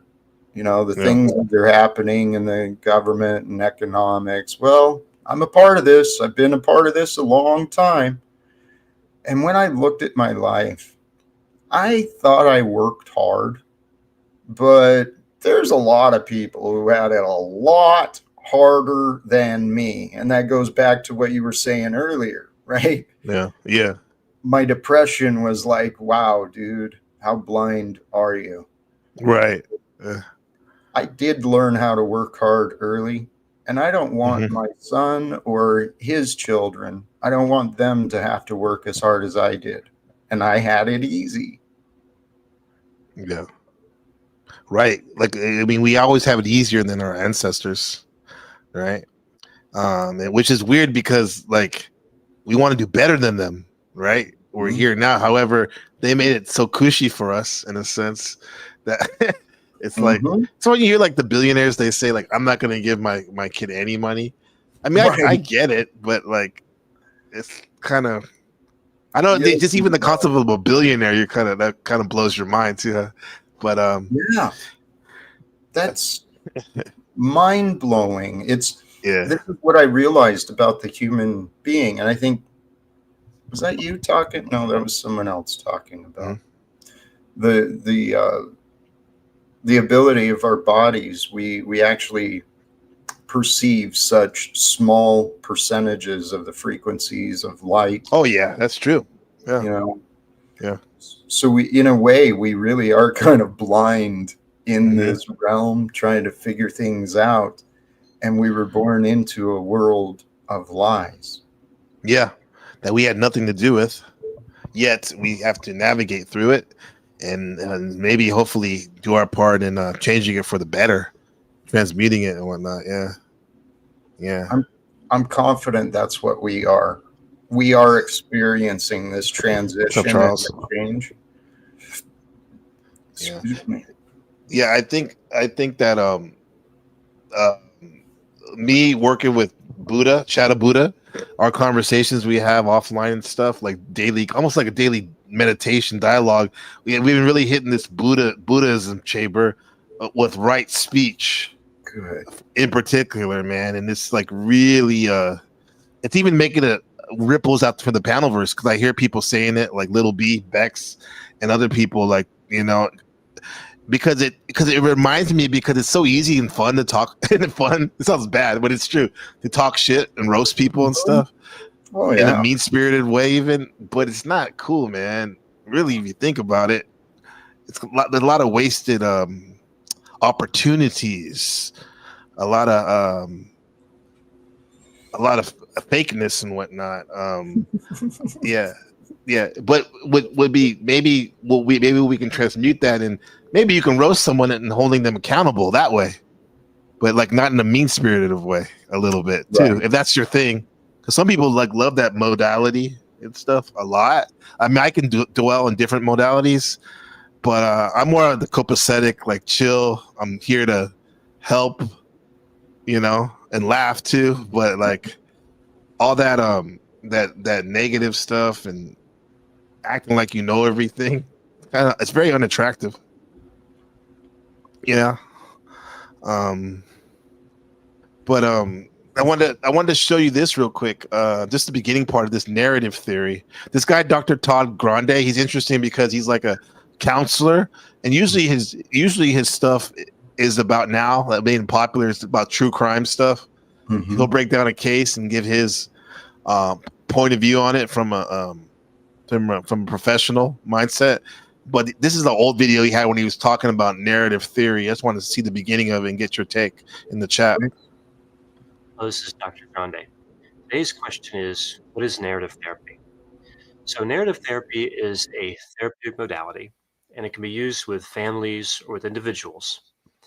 And it's based on a few key concepts surrounding the idea of a person's life and their story. And there are several stories in a person's life, and narrative therapy is looking at how to change a problem saturated story into a more productive story. So, part of the idea behind narrative therapy is that identity is formed by the narrative of a client's life. And there's actually The story we tell each other, tell ourselves and others. Yeah, that's how we get our identity for sure. several narratives that are at work, and this interpretation of the narrative can influence thinking, feeling, and behavior, and can result in mental health symptoms. Many narratives are useful or healthy. We would consider them relatively normal. Other Up, Heidi. narratives are Good to focused have you. on difficulties. These are referred to as problem saturated dominant stories.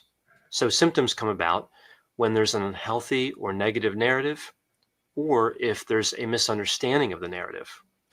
Like I'm like, why didn't more people come to my stream?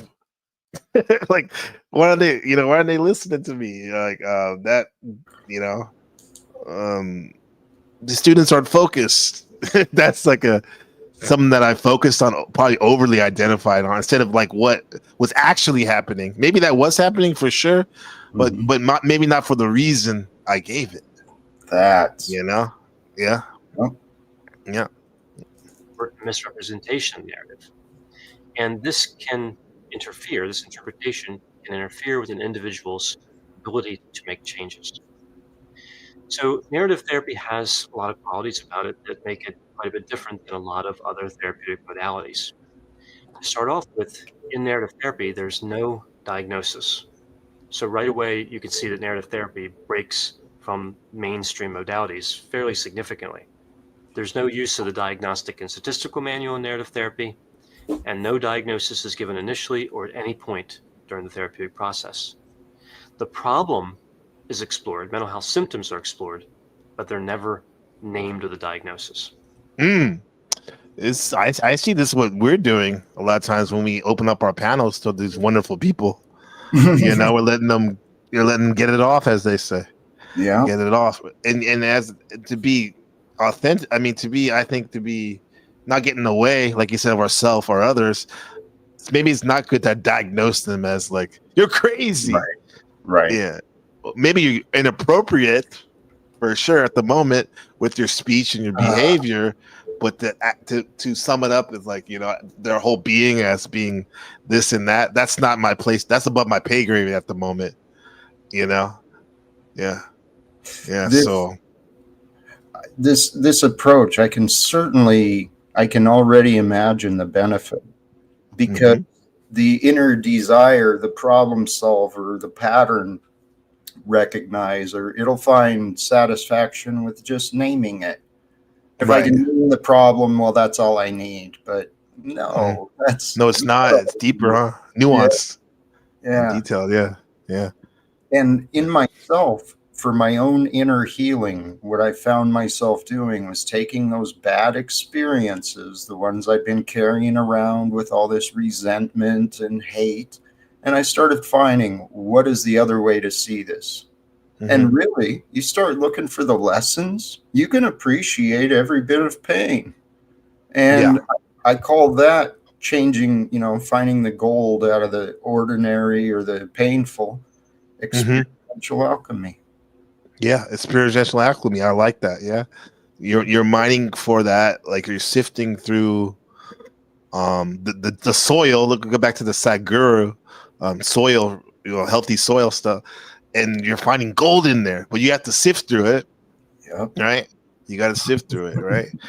Look at this narrative. I love this. This is a sentence. This is a narrative. He almost takes us there. Our friend Austin Murphy, he says, barbecuing some steaks right now on base with my veteran friends. It's a nice day out. That's beautiful, bro. That is. That's a beautiful thing, man. Yeah. That is beautiful. You got an uncommon commonality with him, Jack, with veterans. You as a veteran. Yeah. Awesome. Okay, Divine Spark 313 says dogs have the capacity to understand a vocabulary up to 5 years old. Wow, and some of our 5-year-olds are very intelligent. Humans nowadays, especially, they used to say it was much younger, like toddler. They also read your energies. Dogs don't come out of the womb speaking words. Yeah, yeah. Jay-Z has a verse on one of his songs where he goes, "I'm like a dog. I don't speak, but I understand." You know, like it's like sometimes it's better just to hear. That's why we have 2 ears. Shift has a comment. He said, letting go is good, but to rely on panels exclusively for the outlet is like smelling farts in the room. The real work is to fix your life first. That's true. Amen. I get that. Amen. Yeah. However, I've seen a lot of people use that excuse. I can't help anyone until I help myself first. Yeah. I've Right? been there. Yeah. I said that about myself. To some degree, it's true, but to others, no. There's always someone who's struggling with something that we can help them overcome. Right. You know? Right. Right. Yeah, I shut down my stream, like my podcast, like 2015 before I moved out here in 2016, because I'm like, I'm learning as I'm going, but I don't know everything. I don't want to get in the way of people. And then my big brother, he's Ali. He was like, my spiritual big brother. He was like, you know what, Gabriel, you're never gonna be there completely. So in the meantime, try to be authentic and be mindful of your words, but you can still help people on your broadcast, because there are people that that are looking forward to it and get strength from it, and yeah. So shout out to Ali. Yeah. Hey, I'm grateful for that, because for you to be on this path, thank you. Yeah. I've learned a lot from you. You're maybe it's just your natural energy and the way you've developed yourself, but you have a way of communicating that really is beautiful.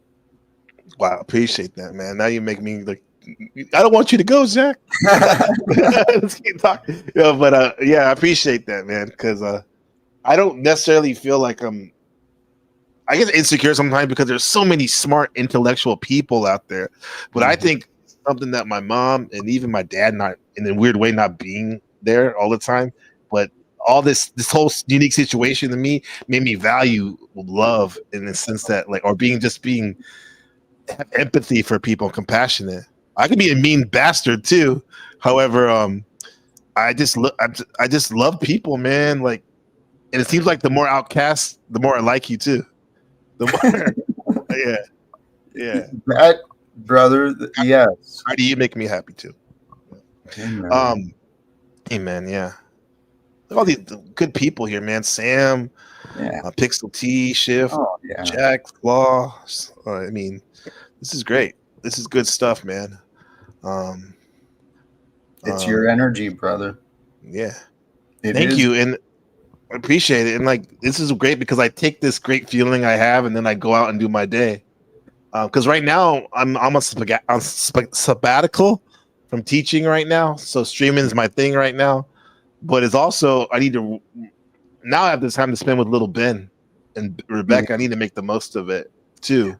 Because it's easy for me I can do this all day, man. Yep. I like to research like for the next show and all that, but it's not a good look when I'm researching on my phone and then my wife's on her phone scrolling, and then my son's playing Fortnite. It's like we're in the same room.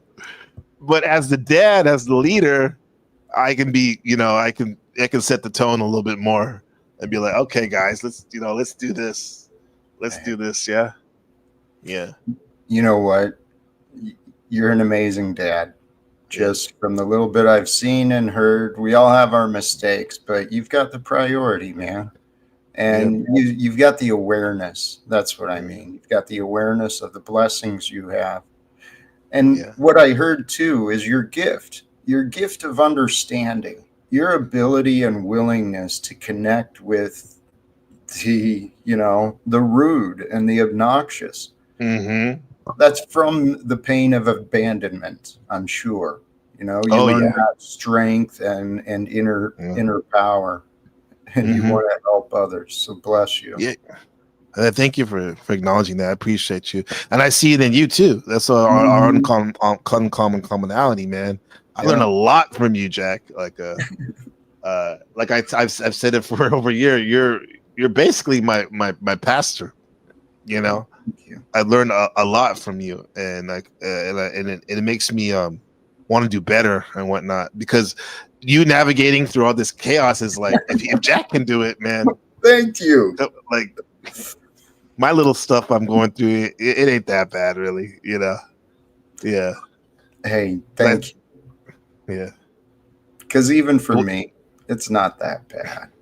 It's even for you, huh? Yeah. No, It's not. Blessed. Well, I'm so blessed. This is the life I'm living, right? Mm-hmm. Yeah, online is just one little aspect, but I am on this path and purpose, and I am confident that the universe has been working with me. It is aligned for me and for success, because that's how it's aligned for all of us. I'm just going after what I believe I can do. And you know what I learned too, man? Those periods of abandonment, and despite my best efforts to end myself and I couldn't, well, there's no giving up. I'm not a quitter. I learned how to surrender and when to surrender and what to walk away. Right. But I don't quit, and neither do you. Neither does anyone else who's tuning in. No, they don't. Yeah, we get up, man. We get up and roll along together. Yeah. So much of us, so we have so many different. We may be going to a different place, but at the moment we're walking the same road. Mm-hmm. You know. Yeah. Yeah. And as I'm looking at the names in the chat, there is some bright light. Mm-hmm. Some There's one right there. Strong examples, yes, Right there. of the divine. Some cool people, brother. Yeah. And even in the cuts too, because a lot of times, because there's such strong personalities on the panel or in the chat, that some people get a little timid, but they're watching, and it's very surprising when you get that comment, or they finally do make a comment, and they go like, "Oh, I've been watching you, like you help me strength and stuff." I'm like, "Damn, well, I didn't even know this whole time," because you never know. You can be that person that light that spark, that divine spark right there. Yeah. My life showed me an example of that early when I started working on self-development and actually trying to become more of a hero, right? Mm-hmm. I'd been trying to be a hero for others, except I just self-sabotaged a lot. Right. A friend of mine's little sister, her and I were talking, and she brought up a memory from when we were kids, and I vaguely remember it, even after she described all the details. It's like, to me, it really wasn't significant, but I guess we were at a concert or an event, and the crowd started getting a little crazy, and she's just a little, even as a full-grown woman, she's a little girl. I picked her up and I put her across the fence, and apparently I was her hero. Yeah. Her giant hero. You literally picked her up and put her on this other side of the fence. Yeah, to safety. But it stood out for me because it was another recognition, and there's been other signs for me too. We influence each other. It may not seem like it, we may not feel like it, but every one of us, we are a source of inspiration, of joy, of appreciation for someone out there. Yeah. It's true, and like I have to like zoom out too, because it's been hard to sometimes, I have to admit, to see Steven, because basically trying to be your co-host right there with you. But like when I zoom out, is like, one, the guy I'll be good first. I'll start off good. He's fucking funny. Yeah, he can be funny. Two, he's a bigot racist. And three, he's helping. Now his motivations, who knows what we would have to ask him from doing, but he is helping you a lot of times, in a sense, Like he's in a sense that like trying to bring it back to you. Now, what is with motivation for doing that? That's another story, right? But the point is like I'm really trying to see good in things, Good for and you. it doesn't mean I necessarily want them on my broadcast, but yeah, like he affects me, and not always in a bad way, to be honest. To keep it 100, so good for you. I just use that as an extreme, and there's a lot of good people that are actually doing it for like the right reasons too, as I see it. So yeah, there is. And I think the guy I talked with earlier today, I think he's out here for the right reasons, like you, like me. And Stephen is an interesting character. I mean, like you, I can see he can be fun. He's got a sharp mind and a funny wit, but he's clearly just, I don't know if he's oblivious to how offensive he is or he enjoys being offensive. It could be both. I think he revels in it. I kind of do but too. yeah. But maybe there's a sprinkle of the ignorance in the sense not as much self-awareness too. Yeah. It could be he's not aware of the benefits of a different type of behavior. Yeah, I think that's a good one because I've tried to like talk to him like in a normal way and give him even though he said like some offensive stuff off the bat. I'm like, come on, let's do this. Let's talk.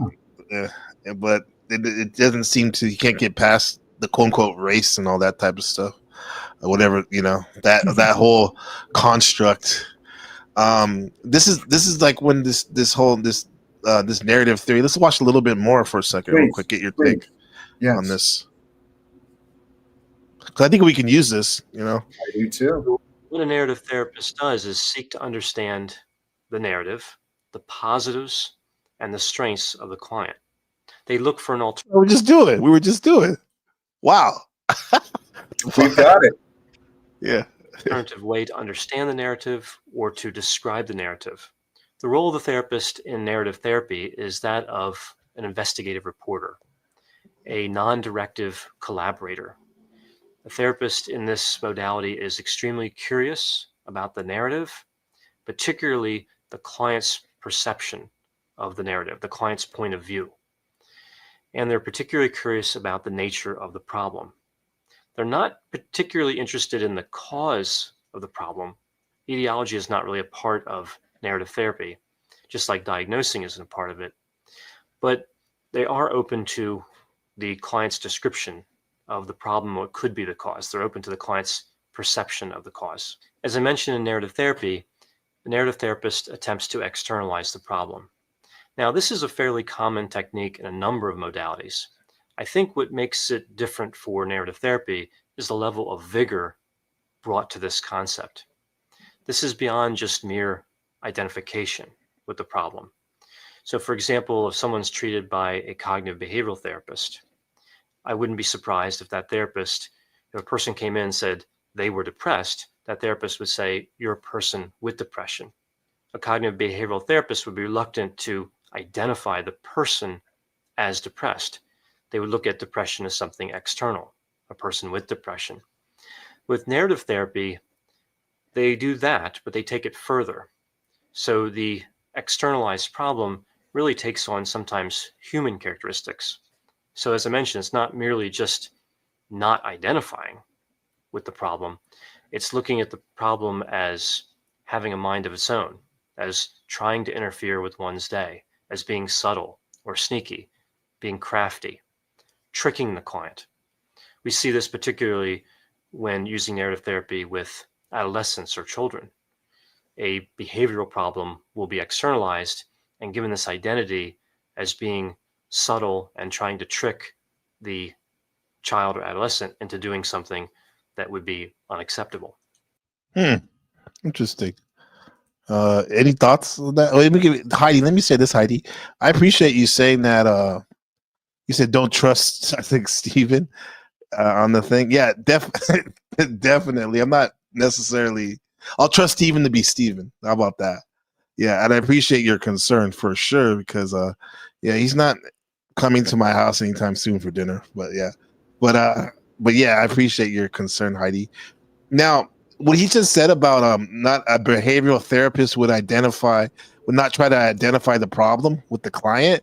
It kind of reminds me of something what Flo said to you on his interview when you came up on panel, or he said it in the debate. He said something about like and I've heard him say this to you before, and I want to hear your take on it. Where he said like you're identifying with yourself with your ideas too much. You remember when he said something like that? Like I don't know. What do you think about that statement? Yeah. I don't recall him saying that, but okay, I did. Yeah. But it wouldn't surprise me because I would allege that is exactly what he is doing. He's become attached to his ideas and beliefs as though it's part of his identity. But what this guy is talking about, I love his analysis and his mind. And what he just described is interesting in therapy.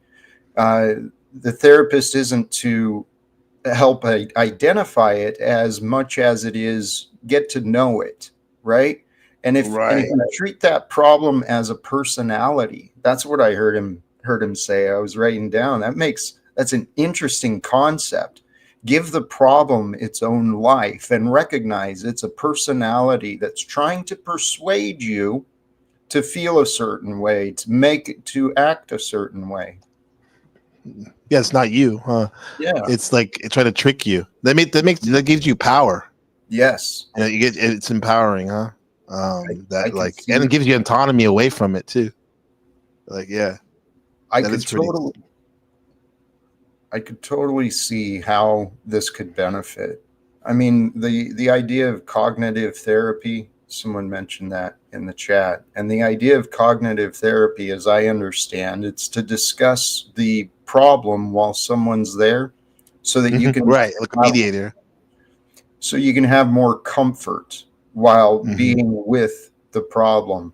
But I really love this approach more so rather than just rehashing the ideas. It's really it's solution focused in my interpretation of it. Yeah, this is great.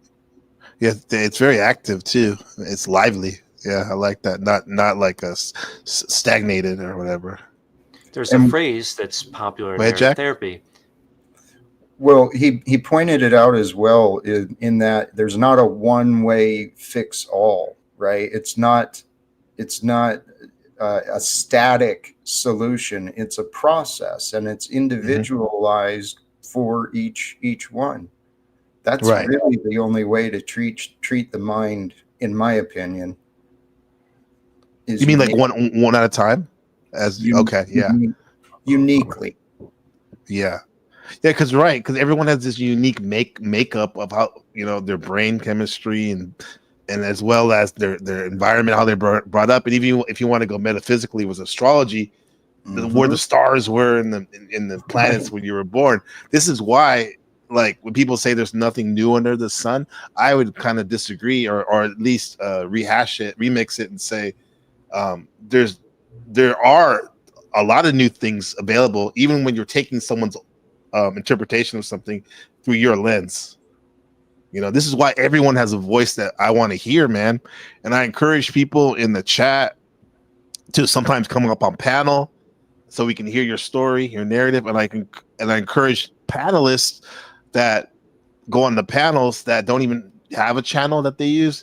Maybe think about creating a channel so we can hear your narrative and we can come see you too. So, that's my thing, because dude, there's the narratives are everywhere, man. The narratives are everywhere. This is YouTube is a narrative generator, right? That's who we are. The technology is a reflection of the natural order, and man has duplicated who we are in the technology. Right. AI is the next level of this. AI is telling stories based on info from the gathered, right? Yeah, because that, and the most important thing, in my opinion, is the prompt that you give the AI, be it art or narrative or equation. The prompt is where it's at, baby. That's where the creativity still lies, right? The human. Inside of us as well, the prompt for each of us is asking the right question. We've got to find the right question for each of us, for the healing, for the goals, for anything. And this is why, like, back to Johnny the Great, the master narrative generator. Johnny Carson, he would have these people one-on-one, which is kind of different. Like, this is, to me, this is fucking high powered. I'll use the F word because this is powerful what we're doing here on the panel and also in the chat and the ninja watchers in the bushes, bro. This in the replay, like, this is great. And because a lot of it, because it's one-on-one too. And don't get me wrong, everyone's welcome for sure, but this is how it is right now. And Johnny had it like that too. And you know what? Remember how they used to do it back in the day? You don't see that with Jimmy Fallon today, like where he'll interview Denzel Washington, and then he'll interview Gwyneth Paltrow, right? And back in Johnny's day, Denzel would be first, and he would move over and sit down on the couch, be respectful, and then Gwyneth would come and get her questions to ask, but Denzel would actually would engage as well politely. So I mean, this is why, another reason why I think that modality works, like sometimes these smaller intimate dialogues and stuff, or trilogues, are pretty beneficial. And now the advanced thing is having the whole panel, because I believe you can still do it with the whole panel. It's just that we would hope that some people would be on board more, or maybe we have to train them like dogs. That too, but I need to train myself. Oh, for sure. I could do a lot better. Yeah. That's what my thing with my dog, like the issues I have with my dog. It's not my dog, it's me. Oh, right. They want guidance from me as a host. No ego or attachment to the self. No. I'm here for guidance and to be a leader. Yeah. So sometimes I gotta flex that, exercise that. Yeah, this is what the girls were saying in the chat. What did Sam say? Oh, but yes, Flo said that, meaning the whole ideas thing, meaning Jack takes it personal rather than just about the ideas. Well, that's one take. I mean, thank you for your take on that, but it's accurate, but it's accurate that he said that. But I've been trying to get him to see, not just him. I trigger egos. People accuse me of precisely what they're doing. Projection. The most obvious example that stood out to me was when Flo wanted to present the case that I'm vindictive because I reached out to my son. No, not accurate, but he has stood by that for many months, and that's why I kind of stopped even trying to confront him on it. Yeah. But the conversations I had the last 2 nights, they were interesting. The first one was, why am I even doing this? Right? Now, who's a Leo? Interesting enough. Is he really? Too many sons. Yes, I found that out yesterday on Ortho Guys. You admitted that, yeah. Interesting. You see that? Can you see it a little bit with the performance? Yep. And Yeah. And Leos, we do that. It's all, but that ego needs to be fed, man. Yes. I had to face that in myself, and I had to learn how to feed me without any others. Right. And but I like what Heidi was saying. She said, I truly believe that Flo has Jack's best interests at heart, which Jack does as well. We all do. I think Flo's great, man. He's a fucking leader here. He is. Yeah.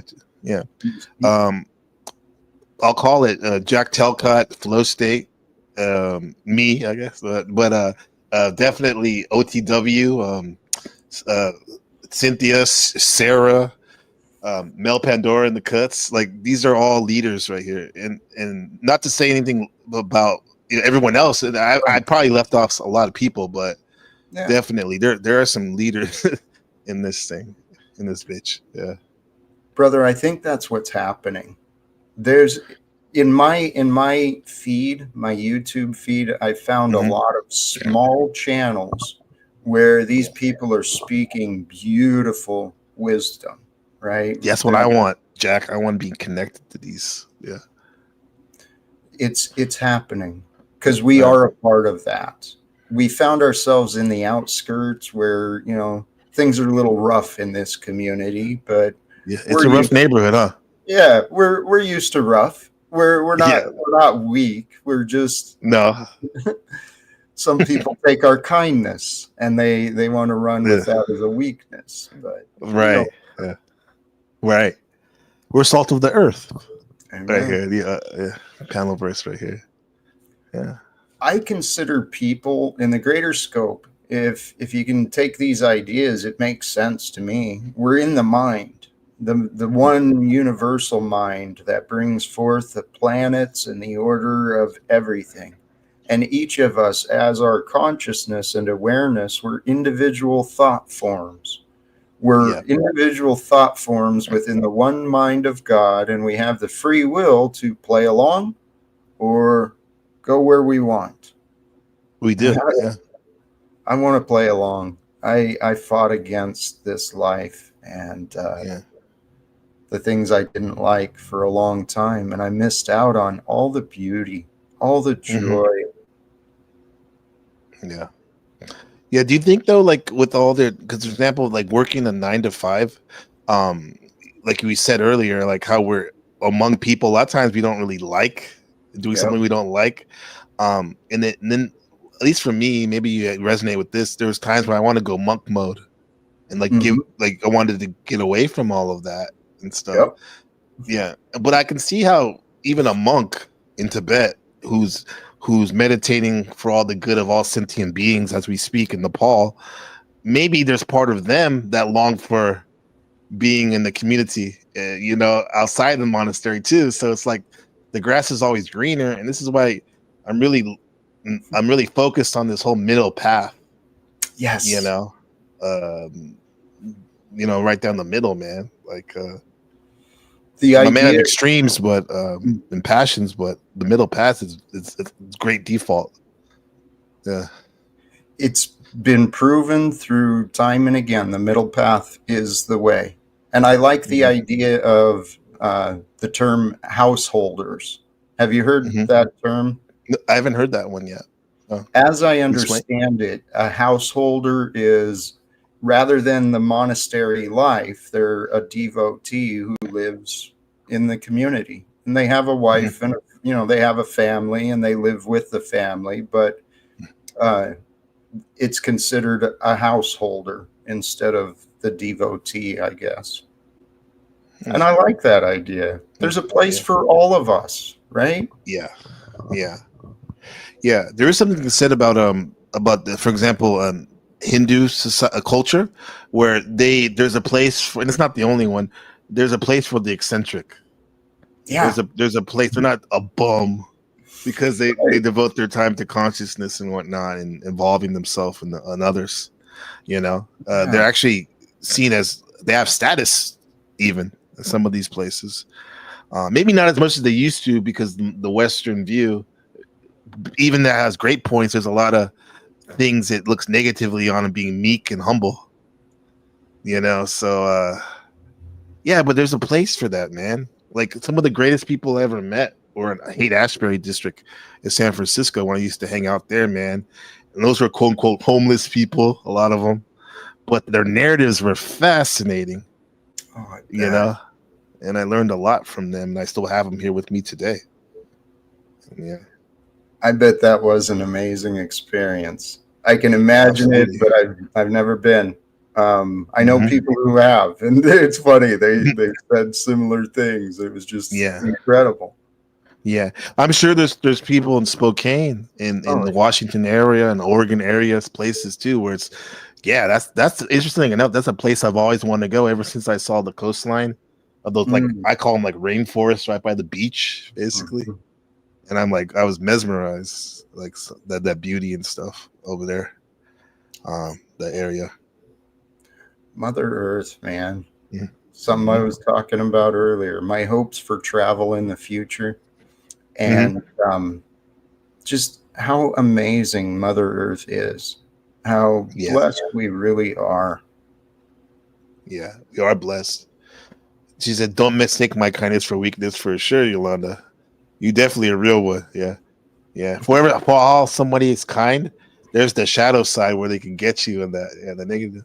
That's why monks learn kung fu. Because they're very peaceful. Yes. But don't get it twisted. Yeah. And by the way, Jack, I never really extended this. You're always welcome here in Taiwan at my house, man. Thank you. If you ever want to make a stop over here, dude. Yeah, I do. That'd be pretty amazing. That would be amazing, and I do. I hope to travel more. Here, I said this earlier, and I think if you know me, you know I think big. Right, you do. Yes, grandioso, as you should, Mr. Leo King. Hey, I've been learning how to accept who I am and to maybe push the limits of who I was. But when I succeed, a long time ago, I had envisioned doing some collaboration with Tony Robbins, and I don't remember where it's at, but so far my life has never taken me to like a sandy beach, warm water, tropical type setting. So I envision once I succeed, Tony Robbins and we can talk, and maybe he'll open up his island and his resort, and we can do like a Talcottian get together for all of those who were there at the beginning with me. Yo, that'd be amazing. Yeah, that's surreal, man. Yeah, I can see it already, man. Look at that narrative. We're already spinning, planting the seeds. Absolutely. Yeah. So I won't suggest people go out and buy their bathing suit or make the scheduling plans just yet, but who knows, man. I do want to visit sandy, beautiful areas. Yeah. We got some here. I bet. Yeah. Blue water, warm water. Yeah. In Taiwan? Amazing. In Taiwan, yeah. Southeast Asia. Yeah, we have especially Hualien, the northeastern part, very like blue, like turquoise water, clear, sandy beaches and whatnot, mountains in the background. Some people, there's even some anthropologists and historians that believe that, and a lot of people make this claim recently for sure. They've done research papers and stuff about, they think that may have been one of the sites of Atlantis. That's how beautiful and epic it is over here. Yeah. Thank you. You reminded me. Yeah, my mind wasn't thinking. I was thinking of city, but no, there's cities definitely, but we're on an island. We're on an island. Right. Yeah. As big as Rhode Island. Yeah. Yeah. Well, all right. So this is why. You, huh? Hey, yes. I'll accept an invitation. I won't take much room, just a little place in the corner on the floor, and I'm good, man. Fuck that, man. I mean, I'm not Mr. Drummond from Different Strokes. I got like 5 bedrooms in this house, and it's only three of us. So yeah, you're good, man. You have your whole. You might even give you a whole floor, Jack. Hey, pleasure. A floor. Yeah. Well, I hope to visit. I really want to explore some of the old ancient temples and stuff like that. So India is perfect. I want to go. China would be amazing. Yeah. Taiwan's good because after the civil war between Mao, communists, and Chiang Kai-shek, the nationals, when Chiang Kai-shek, the nationals moved, and because of the Great Leap Forward, they call it, where they destroyed all the culture of China, Mao did, for communism. All the Taoist, Buddhist, folk religion came to Taiwan with Chiang Kai-shek. So there's more temples and shrines per capita in the world here in Taiwan. That's very, very cool places. And we have a lot of Christians and even Muslims too. There's over 250,000 Muslims here as well. So like it's big. But India, that's the place I want to go. That's my wife's place. She loves India. I've never been, but I think I would love to go to India. Yeah. Well, very spiritual place. I want to meet Sadhguru, and maybe he can take us around and show us some cool places. Yeah, that'd be amazing, man. Like, I'm telling you, I'm meeting of the thinking of masters. dreaming big. You got it. That's how it starts, man. Yeah. Look at Austin says. Austin, your name has been screwing me up lately. I saw that yesterday. You're crazy, dog. It says Jack seems much happier when he has conversations with normal people like this. Exactly. Yeah. Yeah. This is what I've been. I clearly could have done a better job of communicating. I mean, the Jack that is online, I think I am kind of lovable and I can be fun, but for sure. Imagine if once I got off screen, I actually had a relationship or you know some support here. Yeah, dude, I'll shine even brighter, baby. Yeah, I know it's ridiculous, dude. Dude, you gotta admit, you gotta remember, like Leo was my running partner until I moved here for like since 1992. Brian the Leo, Brian the Marine, like. I know, like me and him, we like you say, we get the party going wherever we go, even though, yeah. And that doesn't mean just being fucking degenerate, even though we had those times. But like, but it just means that like we're very conscious and we love people and situations and we want to do better. You know, we always want to do better, man. And I see that in you, man. Affinity for you and I see, look at dude, even the way your swag is now, dude, with your hair, you let your hair down, you got the aesthetics, you got the new medallion, a little along with the old one, you got the shirt over, like you're fucking pimp, man. Yeah, and that's Leo, man. It's like, look, I'm here, man. I should be celebrated. There's nothing wrong with that, especially when you can back it up and you're generous. Yeah. Some of the most generous people are Leos. Yeah, I hope to embody that. I think I do. I think I do, and I will embody that. And you're giving me excitement, dude, because I could do a lot better of learning the astrology. But you're a Scorpio, you said, and I'm yes, sir. Yes, sir. Pretty sure that's what my boy is. Yeah, I remember you said that. Yeah, yeah. Well, I'm a Scorpio, but like we're all like, made up of our chart. One of my favorite placements, though, even though I love Scorpio and I have a lot of it other places, is my Leo in Mars. Each planet represents a phase of your life, and Mars is your vitality, how you get energy, how sexually, how you get down. But it's how you go to war. But my thing is like I love my Leo stuff about like, because I was, before doing this artist stuff and streaming, I was an athlete. That's how I identified myself. And that's where I would shine. Like I would like people. I didn't care so much with the accolades, like good game. No, I want you to watch me perform. Yeah, on the court, on the field. Yeah, and I guess this is what I like doing the streaming, kind of too now. But sorry, but yeah, you want to be in the arena and on the stage. The yes, sidelines isn't necessarily for you. No. I learned that years ago, like in 2013. It's Year of the Snake now, and it was Year of the Snake 2013 when I got married. And that was the first time I started going on panels, but it wasn't like StreamYard. It was because that simple moment, like I was listening to some people I enjoy listening to about consciousness, but like I can't just sit here. After day 2, I'm like, I gotta call in.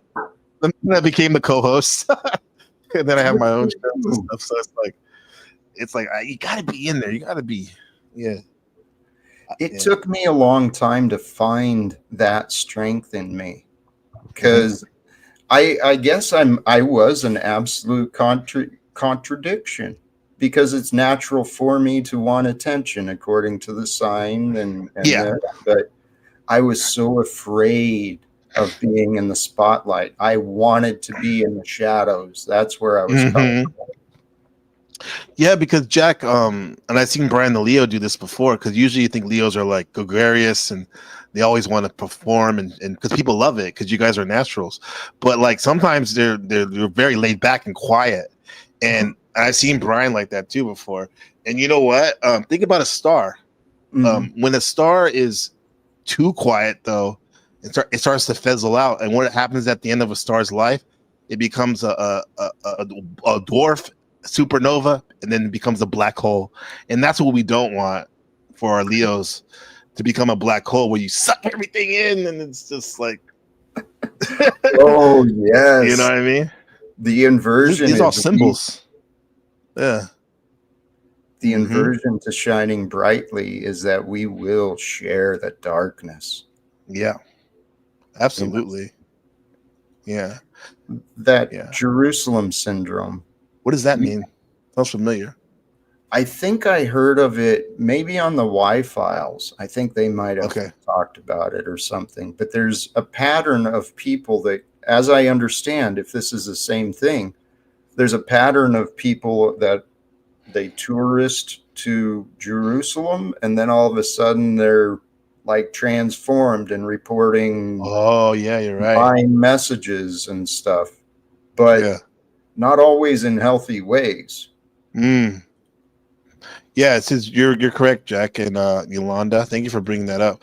Jerusalem syndrome is a rare set of mental phenomenon experienced by some visitors to Jerusalem, characterized by religious themed delusions and obsessive thoughts. It's not just tied to specific religion. It can affect people of various faiths. Symptoms range from intense religious occupation to full-blown psychotic episodes, often involving delusions of being a biblical figure.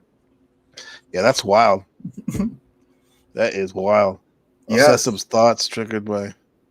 Damn. I don't think if there's anybody like this in the Panelverse, or I know. People, dude. People are so fascinating. There's such mysteries. And you know, when left to our own, we can really, people can do damage, man. Yeah. That is, they can, dude. They totally can. What's this? I'm gonna say.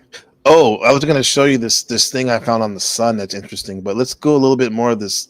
I love this narrative thing because it's like a working handbook for what we do. Acceptable. There's a phrase that's popular in narrative therapy that the person is not the problem is the problem. And this phrase is really seen throughout the whole theory of narrative therapy, and particularly with this externalizing the problem technique or position. Language is important to narrative therapists, self-talk, of course, self-talk from cognitive behavioral therapy, and questions. As I mentioned, a narrative therapist is curious. They ask questions about influence and the future. So how does the problem influence the client? How does the client influence the problem? So kind of a systems theory at work here. And what's the future hold? There's a positive orientation and there's a willingness to explore the future. Narrative therapy, of course, is also willing to explore the past and look at the present as well. A narrative therapist seeks to emphasize an alternative story to help a client to build an alternative story. They believe that positive stories lead to preferred outcomes. There's a term in narrative therapy, unique outcomes, and these are exceptions to the dominant story, much like we would see in solution-focused therapy. Narrative therapists also refer to these exceptions as sparkling moments. So again, emphasizing that curiosity and good listening skills and really paying attention. There's other features we see with narrative therapy, letters. These can be. Wait, this is me like not paying attention right now because I'm chatting in the chat. Unique outcomes, and these are exceptions to the dominant story. Let's go. Much like we would see in solution-focused therapy. Narrative therapists also refer to these exceptions as sparkling moments. So again, emphasizing that curiosity and good listening skills and really paying attention. There's other features we see with narrative therapy, letters. These can be letters written on paper or emails or some other way of communicating, but it'd be written communication. And these are provided after the session. They could include information about the alternative story, unique outcomes, and of course, they're generally supportive. Also, narrative therapy, as I mentioned, can be used for families or with individuals, but even when it's used with individuals, there's an emphasis on including other family members. So again, here we see a little bit of systems theory at work in narrative therapy. So a narrative therapist tries to deconstruct a problem-saturated narrative, separate the story from the client, rewrite the narrative, accurately understand this new narrative and ensure that this new narrative facilitates change, the kind of change the client is looking for, one of the goals of therapy. Narrative. So that means that we have to identify that problematic wording, right? The negative wording, huh? And then try to separate that from the actual individual or ourselves if we're giving our story. If you want to, kind of work on yourself literally in the moment in real time. Yeah. Sorry, go ahead. No, I was gonna like in these panels is good because it's recorded. You can play back and literally listen to yourself, right? When I first started getting into had an interest in life coaching and self-development, I hired a coach, and it's pretty common practice to have a recorded call for the client to be able to go back and review and rehear, because the mind is limited, but there's strategies and ways to connect. And this tactic that he's describing, you don't have to be a licensed therapist. You don't have to be a professional at all in order to be present with another human being and to hear what they're saying and pay attention and then offer back, an honest, different perspective. Because that's how we heal. Right, exactly. That's the third part of what he said in terms of once you identify the negative talks and stuff, what do you say? I'll use my word, remix the narrative in a new way that's beneficial to the client, to yourself. I like that. It's like when Shadow Buddha was talking to me because somebody got mad at somebody else in the panelverse, I'd say, because the person, a friend of ours said, like, don't talk about yourself like that, because they were like being self-deprecating, even though it was humor. I think they said, the person said it was, and he's like, you shouldn't talk about yourself like that, right? And then that's kind of a way of trying to remix the negative talk or whatever, but I guess with the right speech, there's a time and place for everything, because sometimes when you're trying to help and let's say remix it, it might not be at the time that the person you're dialoguing with wants. Yeah, so you gotta keep that in mind too, right? Dude, that's a lesson I had to learn, is that every one of us is on a different path, and sometimes people do want to sit with their sorrow, and they want to hold on to their pain, and they don't want to let it go. So that other story that you offer, you can piss people off. Big time, man. We experienced that yesterday. But it just, you got to exercise patience. But then again, it goes what Pixel T Yolanda was saying about, like, kind of like, I'm paraphrasing, like, but sometimes you got to stand up for yourself. You can let them ruminate for sure, but then when it gets in the way of healing, diarrhea of the healing or whatever, we gotta clean that up a bit and let them know the boundaries. Yeah. Well, that's a line I've been trying to figure out, because personally, I know how I healed, and I was kind of a dick to myself, but I know that once we get past the discomfort of what is real, then we can move forward. But as long as we're going to resist these memories and continue being at war with what life showed us, we're punishing an innocent person. And I don't believe in, harming innocent people. And there's a lot of people that are harming themselves. Yeah, they are. They are, yeah. And in fact, they're harming everyone, because and we're interconnected, whether they like it or not, or when they want to fool themselves in delusions or not. Here's Dr. Grande is Himza, very interesting dude. And I guess little B was saying she was saying that Stockholm, Vienna, but dude, Washington for sure, because I told you, Jack, when I went there I felt weird. The one time I had a weird feeling, like I was like paranoid. I'm like, am I in the heart of the Matrix? Is Agent Smith everywhere? It is weird. Yeah, it was epic though, definitely, but strange. Yeah. Did you feel a certain way over there? Did you get any vibes? Yes and no. Cities in general have a different energy, and I recognize that. DC, knowing what's behind a lot of these big buildings and knowing the history and the corruption and the slavery that built it all. Thank you. I get a little bit funny feelings there too. A lot of mixed emotions. Maybe that's what it is. It's the mixed emotions. Yeah. Yeah. And maybe it's like not to be so attached with it and meet it where it actually is, because God bless America for sure. In a lot of ways, man, for all the mistakes and stuff. It's where everyone wants to be, man. Want to be funny. It's the front row to the freak show, the Jerry, or it's front row to the Talcania metaverse, NPC metaverse. Yeah. It's the front row, man. The DC is, whew, but the Smithsonian is epic and it's free, which is great. There's a lot of cool stuff there, man. Yeah, a lot of poverty though too as well. You don't forget about that. Like, but this is America, isn't there? Yeah. Seeing some of the Smithsonian, the Postal Museum, a lot of the Postal. Wow, that must be epic. That's like Mecca kind of coming home. Yeah, it's right next to the Union Station. All of this stuff is real convenient and walkable.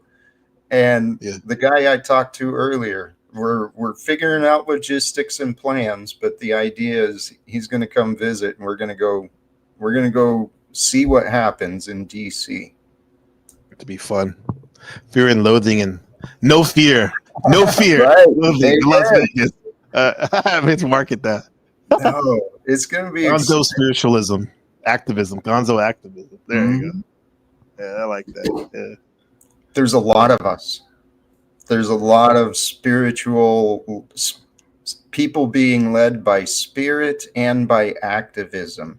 I met some of the people on the, people have quit their jobs and moved so that they're here by DC, just similar but different than me, for the purposes of trying to be a piece of the solution. Right. Hey, look who's here. Becca's here, and also modern men lost again for sure. Amen. This guy you're filming me in. Yeah. 19th. Okay. Yeah. 19th. Dude, next week. Amazing. Yes, it's the 13th right now. Yeah. Yes, dude. Everything is coming together, and this is who I was speaking of earlier. He's more than welcome. Modern Man lost again. MMLA. You're more than welcome to you're welcome up here. This is a friendly panel. Yeah. We were just talking about his ears were burning. Well, I sent him a text to let him know I found more fun conversations after hours. Great. Done that earlier. Thank you, Jack, for a new friend. Good. Yeah. This people are giving props in the chat. They said Bex, she said, "I'll keep up the good work, Jack." I like that, Thank Jack you. is, and she was talking about he still goes in where we're talking about the feelings in these cities, even personal biometrics, birthplace, and time could play into how these cities might affect the person. Yeah, definitely. Yeah. I initially read it backwards, but consider this too. Our individual personal biometrics, the energies we carry from our birthplace and time, we can affect the entire city. Wherever we go. Yeah. Right. All right. I always remember that. People always try to act like they're all cool and they go as above, so below, which is cool, right? But I say as below, as above as well. We affect it. It's to resonate with each other. The stars are not just above your head; they're inside of you. Yeah, right there. Yeah. And those of us who have found the light, I think our purpose is to connect with others. Because individually, we're all facing a lot of darkness around us and a lot of challenges. But if we can connect with other light beings of light together, we're going to change this world, and it's going to happen quickly around Right. the dockers. Absolutely, man. They'll be changed before they know it. Yeah. Like, what happened? Yeah. Yep. Yeah. Heidi's Well, like, I'm glad Jack has someone to go with. Yeah, me too. It's always fun to have a partner, man. Well, and Kind souls. this guy, we've talked a little bit off. We're really just meeting each other. He introduced himself a couple of days ago. We've had a couple of conversations offline and on, but we're on this path together. Yeah. MPC is in Taiwan. Yeah, we're in Taiwan right here. Yeah, straight from California, San Jose, Silicon Valley, Machine City, all the way to Taiwan. Yeah, that's a trip, man. I'm following the semiconductors, Jack. You're following the semiconductors. From Silicon Valley, Santa Clara, California, all the way to Taiwan. All right. Where's the next destination for your production schedule? Here's your big release. I gotta see. I'll DM you that one. Still, yeah. To be honest, hopefully the last one is here because that silicon shield, in a sense, could be keeping us safe from an invasion from the CCP. You know, but even then, bro, God is good. We're protected. You know, I definitely am going to act accordingly for sure. And but I mean, not to bring it down, but this is a real possibility, my friends, over here in Taiwan. Even though it's a great place and all that, I love it. This is my home now. I have blood here now, Benjamin and whatnot, my wife. But you never know, dude. You guys argue about these petty things and stuff. Like these people here, man, they've been dealing with this for years. And every day, if you listen to the Western media, war already happened, but it hasn't. You know, because I think in the end, I think even the CCP is smart enough to know that war is stupid and it doesn't benefit anyone in the long run. You know. Yes. That's my take. That's your influence on me, Jack. Because I never would have been really talking about the wars, looking at stuff like that. But like you embedded it in my consciousness. Well, thank you, I guess. But it's a reality. No, I mean like ending war. That's what I mean. Oh, ending not it. just Good. War in general. Good. Thank you. Yes. Came out good. funny. Yeah, thank you, I guess. Real is real. And where you are, yes, you are so blessed. And I hope your adventure continues to grow and be even more amazing. But real is real, and there's a real threat to the peace and the livelihoods of many different areas of geography. Because it's great here, man. Like I have my my love-hate relationship with here because it's definitely different than when I grew up with, but it's a great situation here. And it's so ironic that like it could be gone so quick, you know. But it's so funny though how life works like that, man. The dualities and polarities, you know. Because if people are here, it's great, man. Cost of living's low, and it's still a Western nation, basically, in the East. And they love me, and I love them back. People are good to me.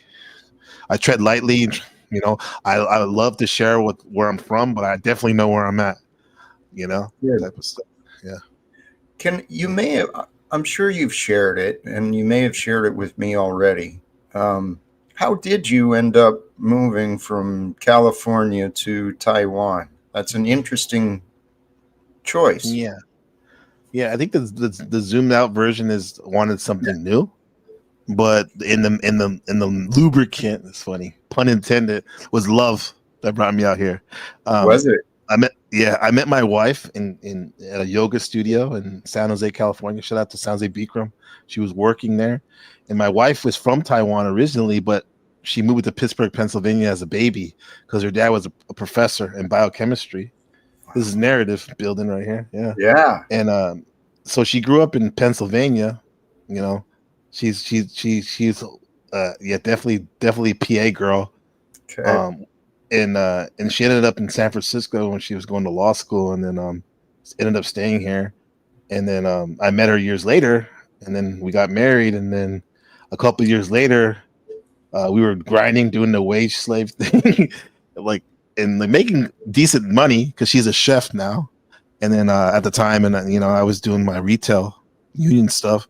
And then I was like, we're busting our ass, but what's the return? The juice is not worth the squeeze. We can't even enjoy it. So it's so expensive. So we're like, let's try something new. Let's get a let's have a restaurant out in Taiwan. And so, and plus her mother was very sick because her dad had already passed away. So we went over there to help mom as well, bought our dogs, and here we are. And then a couple years, maybe a couple years later, we had Ben here. And here I am talking to Jack Telcott, the great Jack Telcott legend. And you beautiful people in the chat. Yeah. Amen. Yeah. The story you're living. That is beautiful. So it was love that took you across the ocean. Love of family, love of who you found. And so did the restaurant come into being too? You guys? Oh yeah, it definitely came into being. We started off at the night market because what's up, Sasquatch? Good to see you, man. Legend. We definitely we started off at the night market, which is kind of funny because night market culture is big. It's kind of like a combination of a county fair mixed with a flea market. All right. And it's like definitely that's the spot to go at night, right?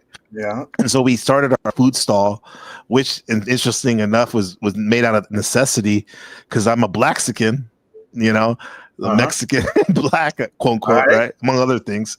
So I was raised on Mexican food, but Jack in Taiwan, what a surprise, no good Mexican food, right? So we had to make it ourselves. So we, like I said, my wife is a chef. I had the recipes, and we started our food stall at the night market. We did really good, had a good following. Then we moved to another shop, more of a mom and pop's location.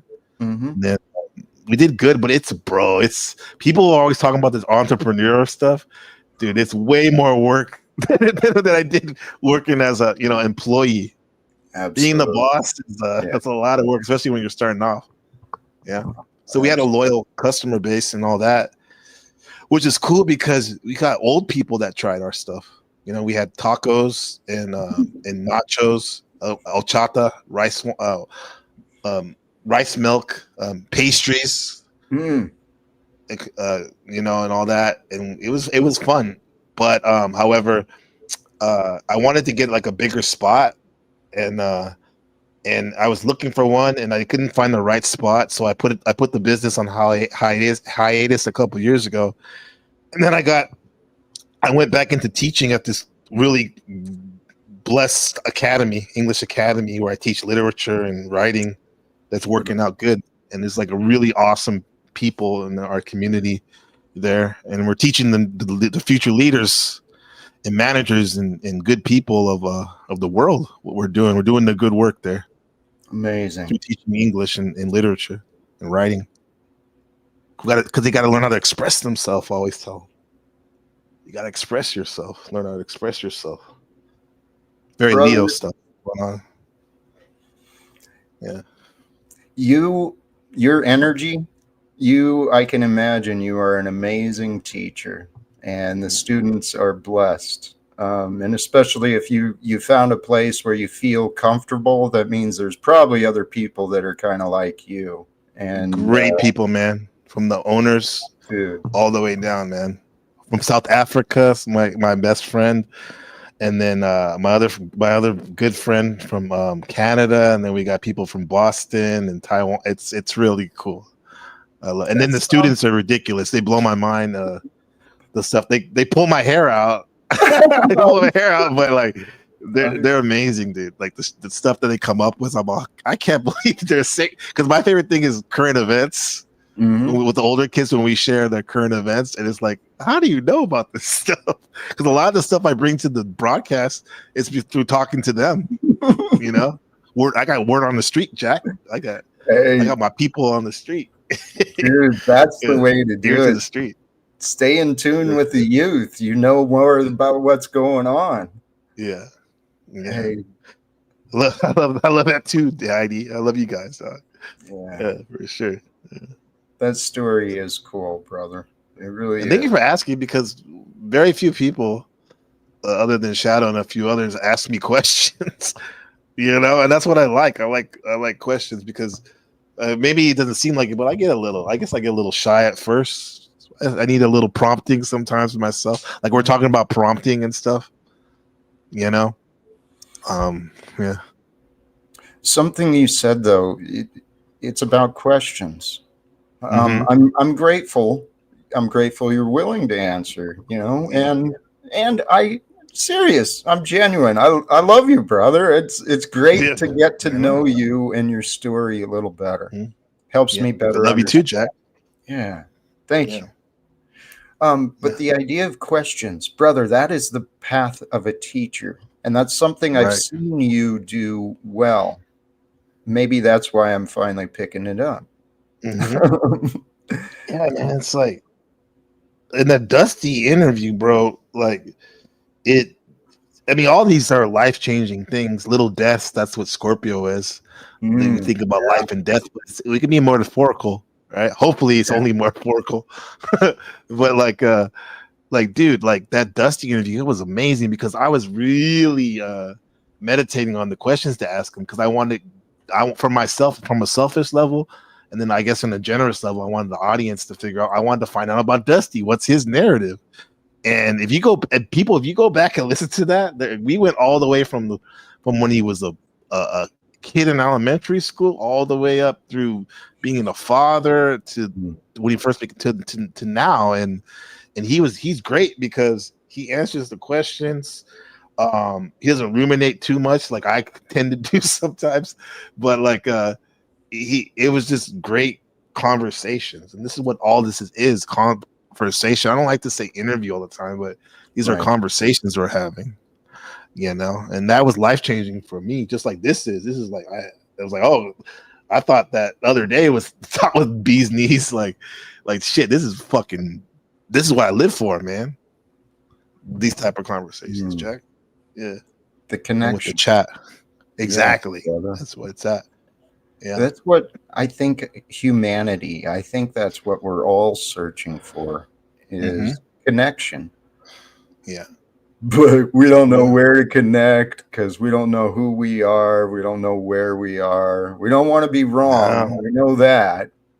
No. And when I say the Buddha, I'm literally talking about Shadow Buddha because this man's been off his mind lately in a good way, talking about Aquarius, out the mind, out the box, with his interpretation of this Dharma we've been going over when we're chatting and stuff. And this whole thing about it's so crazy that there's so many things I want to talk about right now that I want to add on to what you said, that I want to talk about this and that I'm just saying that it's good to have a friend to talk about these higher, which higher consciousness, I call it that, but all it is like just kind of slowing down. That's what it is. It is higher consciousness, but in this rat race, it's slowing down. Slowing down. That's part of the Dharma we were reading yesterday about slowing down. A lot of this is just slowing down, man, and looking at foul thoughts. I'm paraphrasing. It said something like foul thoughts, meaning be very mindful of what you think about, of the bad things. Yeah, but the bad things, just stay away from that. Yeah, I found it's best for me to stop thinking. And that too, yeah. Well, it is. You stop and you start, and that slowing down. The ideas of the Maya and the illusion of the dream, and if I understand Dharma right, it's the way. It's the way. Yes, yes, sir. And you're absolutely right. Just how you can describe it. It's that which is. So the key I found for myself, it is to slow down that inner voice so that I can think more clearly. Right. Because I mean, granted, I would say the goal of meditation is to think of nothing, and maybe it is, but in my opinion, in order to think of nothing, you first have to master the art of thinking about something. Yes. which is training your focus, right? So maybe if you train your focus, even if I'm focusing on my microphone right now, if maybe I can take that what I learned from focusing on my microphone, and then maybe in the future use that focus about thinking about nothing. I don't know. I haven't got there, but yes. Here Hamza said Jack is talking my language now. Laugh out loud, right? And I see you, modern man in the back, and welcome to the broadcast. My name is Gabriel. How you doing? Welcome to MPC Live. Nice to meet you, man. I do Yeah. have a question right off the bat. I see the title. It's something about Aquarius moon. Is that something that Yeah, exactly. You got it. talk about here?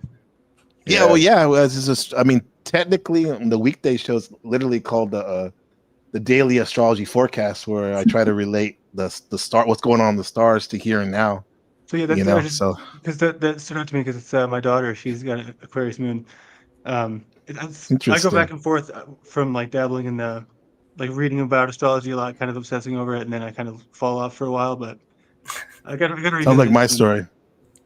Yeah. Yeah. Why do you think that is, modern man? That what attracts you to astrology? Well, I think when you kind of realize that there's stuff beyond like the horoscope, like the newspaper Right. horoscope, and you start looking into it, and there's a lot of, there's a lot of bad resources out there, and with a lot of things in life, I think the most popular sources are often the worst. So you kind of got to get past those and find the good ones. And once you do find the good ones, there's a ton of self-reflection you can do. Right. And there's a ton you can learn, and like you can kind of find stuff that explains you better than you ever could explain you. I've always loved that. Exactly. Yeah. Yeah. I mean, we call that newspaper stuff cookbook astrology. I remember a teacher called it that, which is weird. But there is a weird appeal to the fact, in my opinion, and the fact that like how it does seem to resonate, and people make a joke out of it. The skeptic, every sign, like if you read it, you're like, oh, that sounds like me, or that sounds like me, right? But actually, the reason is because I think when you, like you said, when you go deeper, for example, and look at the natal chart, I mean, you have all these components in you, so maybe that's why it makes sense. But I always tell people on this, it's like I don't take it too seriously anymore, like I used to. And when I finally like gave up attachment so hard to it, I realized its value, because I see it as personality. You're looking at someone's personality on paper or whatever, and I can communicate better with people. Like this man right here, he was there. Caucasian Sasquatch, what's going on? Our Aquarius genius over there. What's going on, man? Chilling like a villain. Came by to say hi, trying my new mic arm out, seeing how this is gonna work out. The boom arm. You're using your new boom arm while mine broke the other day, so I'm holding my mic like Provo. Bro, mine broke. Mine broke in the weirdest way. Like I had, when I first started my channel, I bought like a mic kit with the cheap El Cheapo boom arm and all of that stuff. And where I have it somewhere. I don't know where it's at. Anyway, the little thing came with a plastic grommet that set in it, and then the arm sits into that, and that was all that was keeping it on the clamp. Apparently, I'll wiggle that thing back and forth enough over the past 5 years that it sawed all the way through it. Dude, that literally happened to my mic, dog. Like, and the on Tuesday, that happened to mine. Yeah, that happened to mine, bro. That clamp right there, it broke off. So I'm holding this thing right here. But we got a new friend, Modern Man Lost Again, man. This is our buddy, Caucasian Sasquatch. Yeah. Yeah, so Modern Man Lost Again. I like your name. The first time I joined. Yep. Okay, cool. Yeah. With Jack on it, and you guys are your dialogue. Yeah. How did that go? Like, how did you guys meet? Like, you and Jack, you just what's your commonality you guys have? You think? So I mean, basically, what was with sorry, my daughter's not being too loud. With Listen, you're good. 777, like so she was kind of promoting them and everything, and and so I started watching some of the streams, and then I noticed there was some truth in there, and then I noticed also there was a little bit of like fighting, and I didn't really understand the drama or the backstory, but I knew I wanted to talk to him. That must have been weird, that part. Yeah, I never really had any experience with like open panels. Like usually everything I watch is kind of closed off. But it was also interesting because the day before I talked to him, he went on Jaren's show, Jaren's Speaker's Corner before I did. Which So then I was like, you know what, I'll jump on his show, and we just got talking offline, and that was really cool. Yeah. Like just talking offline and just talking about the way that we see things and kind of our experiences, trying to collaborate with others and how difficult it can be. So yeah, it was just it seemed like it was a good place to kind of try to do something real. Real is definitely valued nowadays. Definitely. There's different versions of it too. Like I've been in different spaces myself, and I found myself in the panelverse a year ago this month. That's what we call this area of the panelverse, right? It's been a year already for you. Yeah, July is when I started going on the panel. I think with the first flow and yours. Sweet summer child. I still need my shills. I still need to do the shills. If you want me, yeah, you can have me. Pause. Ooh, but, I'm excited. But yeah, Sasquatch, he's really on this YouTube game about helping people get their voice out with his advice and whatnot. I can't make anyone successful. All I can do is take the things that people already do and say, that's a good thing. Keep doing that. This isn't so useful. Maybe do something different there. But I don't tell them what to do. I just tell them that that's not going to be effective. It's been done before. I can show you a million videos that failed.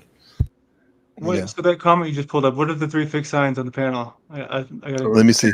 You got 3 fixed signs on the panel. Oh yeah, that's true. Well, I don't know what you said. Your daughter's Aquarius, right? She's Aquarius moon. But moon. But what are the? I guess she means by the sun sign, because Jack Telcott sun sign Leo, Sasquatch sun sign Aquarius, me sun sign Scorpio fixed. These are all fixed signs, meaning that they stay. You're Scorpio too? Oh shit! Yeah. All right, interesting. Fixed, huh? We're stagnated. We're a lake. We're a lake that goes. Sasquatch, what's the deepest lake in the world? The Marianas Trench, is that a lake? No, it's not a lake. Okay. That's the ocean, my brother. Now you're more Pisces. Lake, is that the Baikal? Maybe. Okay. I've never heard of. I like saying Titicaca. Lake Titicaca. That one's on a mountain, bro. That's not going to be terribly deep, I don't think. Although I'm not sure we know how deep it is because it is in a caldera. So yeah. Because when I think about fixed signs, I think about that. Like a lot of us in general are able to almost obsess about a particular thing, and when you obsess about something, you can go very deep into it, and find out a lot about it. Rather than like a mutable sign, it's like moving on to the next thing, which is good. Right. Good bridges and whatnot to be a bridge, but fixed. Yes, I was right. It was Lake Baikal. Yeah, your dog, your pup was like, yeah. Well, where's that? Where's that, Cass? Russia, Siberia. It's okay. It's over there. Yeah. And yes, the dog barks every time I start talking. That is true. I can sit here quietly. He won't bark. I start talking. He's going to bark. Yeah. We remember when you were holding that dog in your hand. Yeah. Yeah. This is what the sign, the story was. The narrative of the stream was about my dog Fin, who passed away a couple years ago. And I started off the show talking about how we got her and stuff, and living with her, and how she was a street dog in Taipei, and how living with her, I thought we were trying to save her, make her life better, but she made my life great. And how hard it was when she left. So cats are great too. Like these pets, so they're teachers, man. You know the difference between cats and dogs? What's the main difference, dog? When you come home, a dog looks at you and says, "There he is, my master. He feeds me, he bathes me, he keeps me in this house, he gives me everything I need. He must be a god." The cat looks at the same guy and says, "He feeds me, he bathes me, he keeps me in comfort in his house. I must be a god." Right. Yeah, that's what the cat seems to walk around like that. Very regal, that they know it all. Yeah. I'm not sure I would call it regal. I mean, an asshole might walk around like that, but he's not regal. He's just an asshole. I mean, yeah, but this, I guess, aesthetically, the way watching them, observing them walk, it's very, it's kind of, to me, it's like very swagged out. Definitely. What's up, Browns boy? It is made by Browns boy or the actual Browns boy? Yo, guys, I'm so pleased to be here. Yeah, yeah. This is Browns boy. Oh, it's actual Browns boy. I'm just glad to be here. First time on NPC again. Yes. I appreciate you, man. Dude, it's good to have you, man. I appreciate you. You're the wonder Is my mod. phone? You're good. You're good. Yeah. I'm always waiting for you to speak Thai. Yeah, for sure. Man, I appreciate you guys too. Yeah. This is good. Good to have you, man. You're a legend and definitely around here. Machine Lies in the chat. Actually, that's how I met you. Yeah. Machine. There's this great little feature on the phone called Translate. It's called what?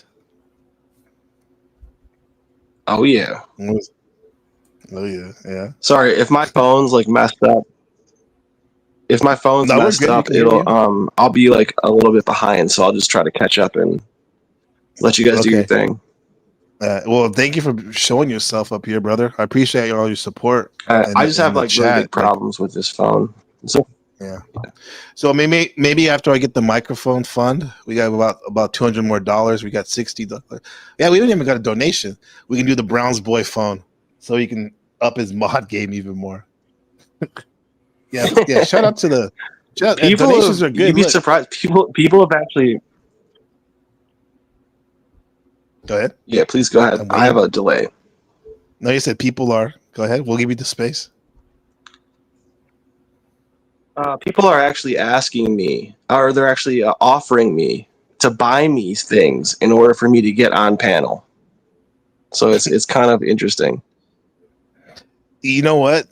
If I had when I do get the funds, I would like to buy mics to all the legends that don't have mics that come on panels, because I'm particular about hearing people clear and stuff.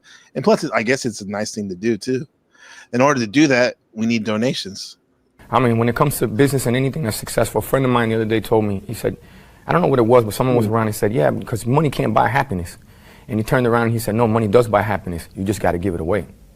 That made all the sense. Yeah, I'm glad to be here. I appreciate this isn't my first time.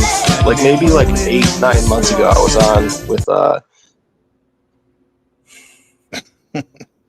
Yeah, you're up on about 9 months ago. Okay, well I'm glad you're here now, man. Yeah. So modern man, what are some of the things that are on your mind? What's really going on? Well, so a few things. I guess I'm just trying to still understand the community here as well. Just trying to understand what people are interested in and what they talk about, what they do, what they like. I mean, so because I've kind of been in a little internet corner, with the stuff I'm interested in, but I'm also working on some projects that so my family all works in printing, and I'm just trying to figure out the best way to kind of bring some physical items like into the world, but it's hard figuring out what people would want. But I'm curious, what kind of physical things are important to you guys? Physical things. Like, do you collect anything?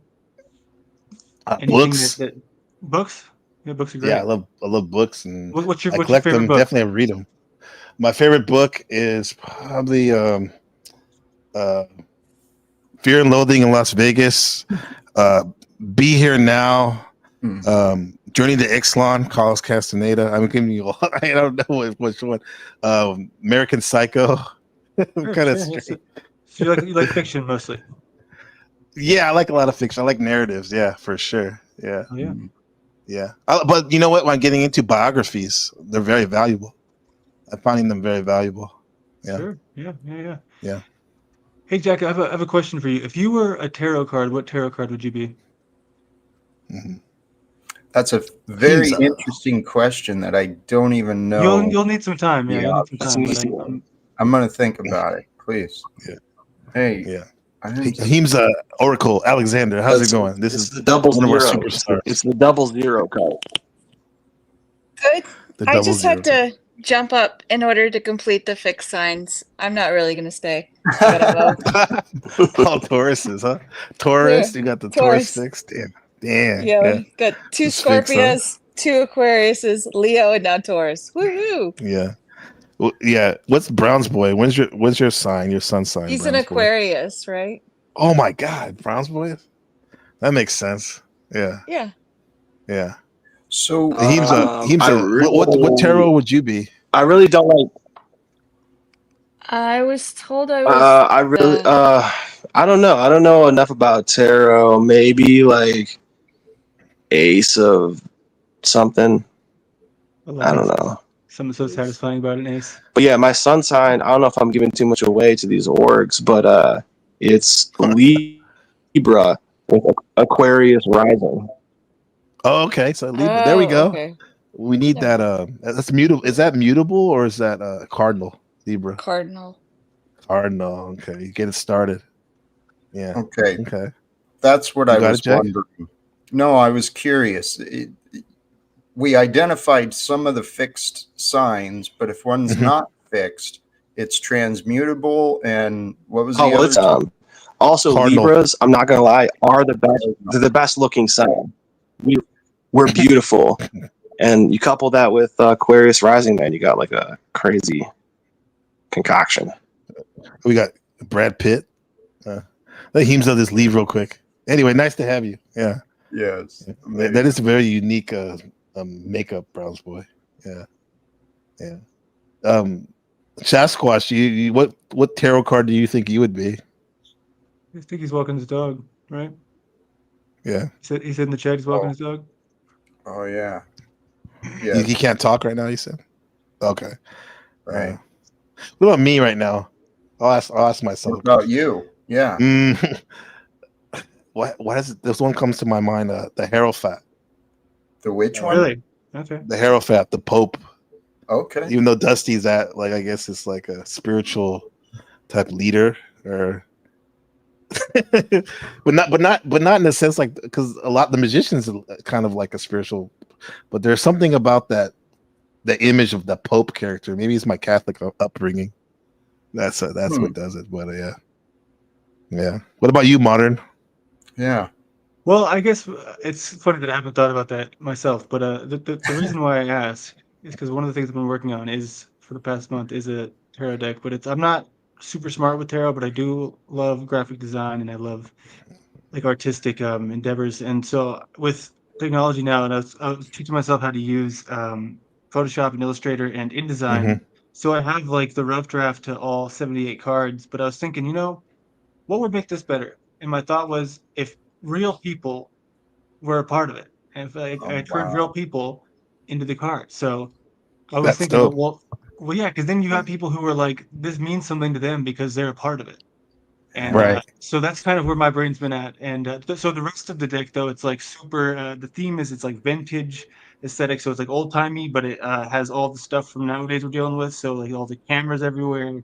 I guess you could call it surveillance capitalism. So it's like a digital dystopia surveillance capitalism deck with like a vintage old timey feel. It's going along.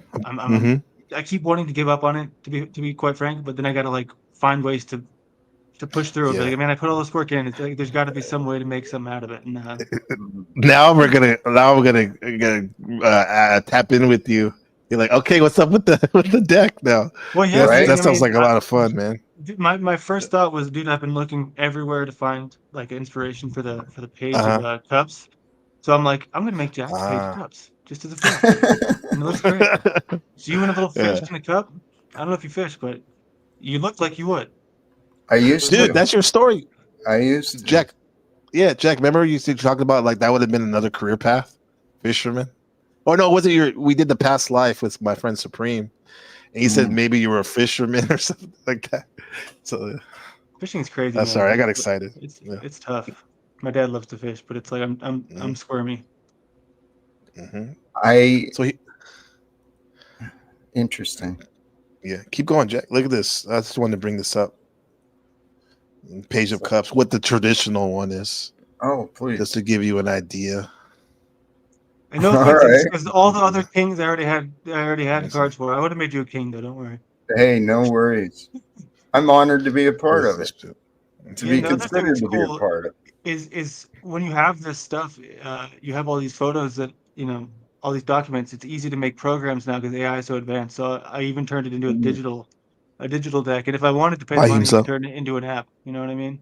Mhm. So yeah, this is just kind of what I've been working on because I've been like when I stream with my guy, we're just not very good at this, like as far as getting people into the conversation. So we're just basically talking to each other. So I would try to Yeah. stay busy. You know what I mean? No, my friend did that experiment. A good mystic friend of mine, Jeff, and he made his tarot deck like 2012, and the whole process of him watching him do it, because at the time we were housemates, was pretty epic, and he got a lot of. Seemed like his transformation of came was accelerated when he was making those cards. It's kind of like how I don't know if you ever heard of Grant Morrison, the graphic novelist, and he made a lot of the Marvel stuff, the stories, and he talked about on this one conference about like how when he was making this one particular comic, and how the more he got into writing the stories in the comic, and he would introduce himself into the comic, the more his life started to really reflect that in real life as he was making it. And like for example, he made the heroine a redhead girl that had a particular build shape, and come to find out, he said like 5 of them popped up in his life as he was making it, and then but he had to be careful because one time like his character that was based on him got hurt in the thing, and he ended up like having some bad accident happen to him. So it's interesting how how our art literally in that sense is reflecting life or vice versa. And and I think that's cool you having this project, man. It's cool, and it's also just so hard to be like, because once you do something for long enough, you'll wake up and you look at it and you're like, this is the dumbest thing I've ever done.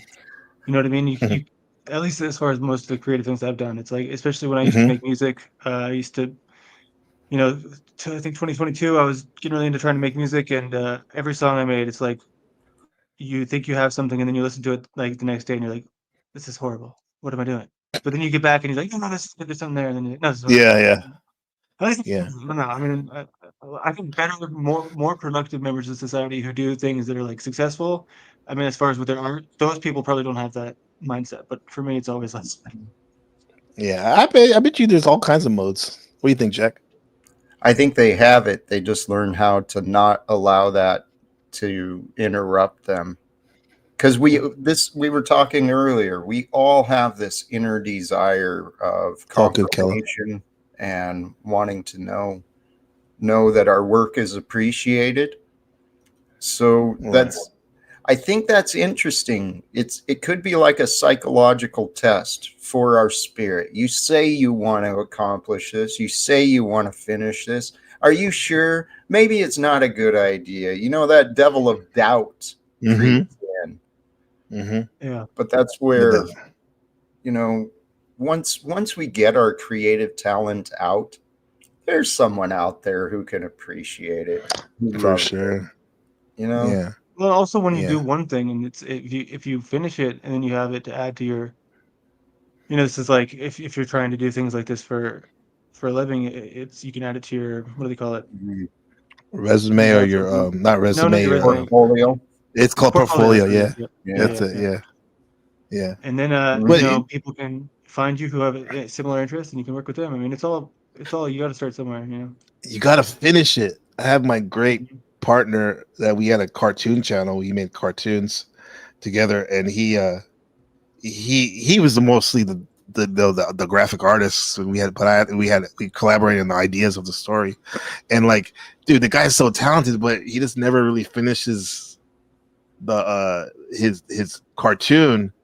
But when they're finished, it looks like something that would be on the TV, and he's under the Virgo chamber on the sun sign, where a lot of times they're seen as perfectionists, where they're pushing so hard for it to be a perfect that they don't see like the benefit of just going with it sometimes.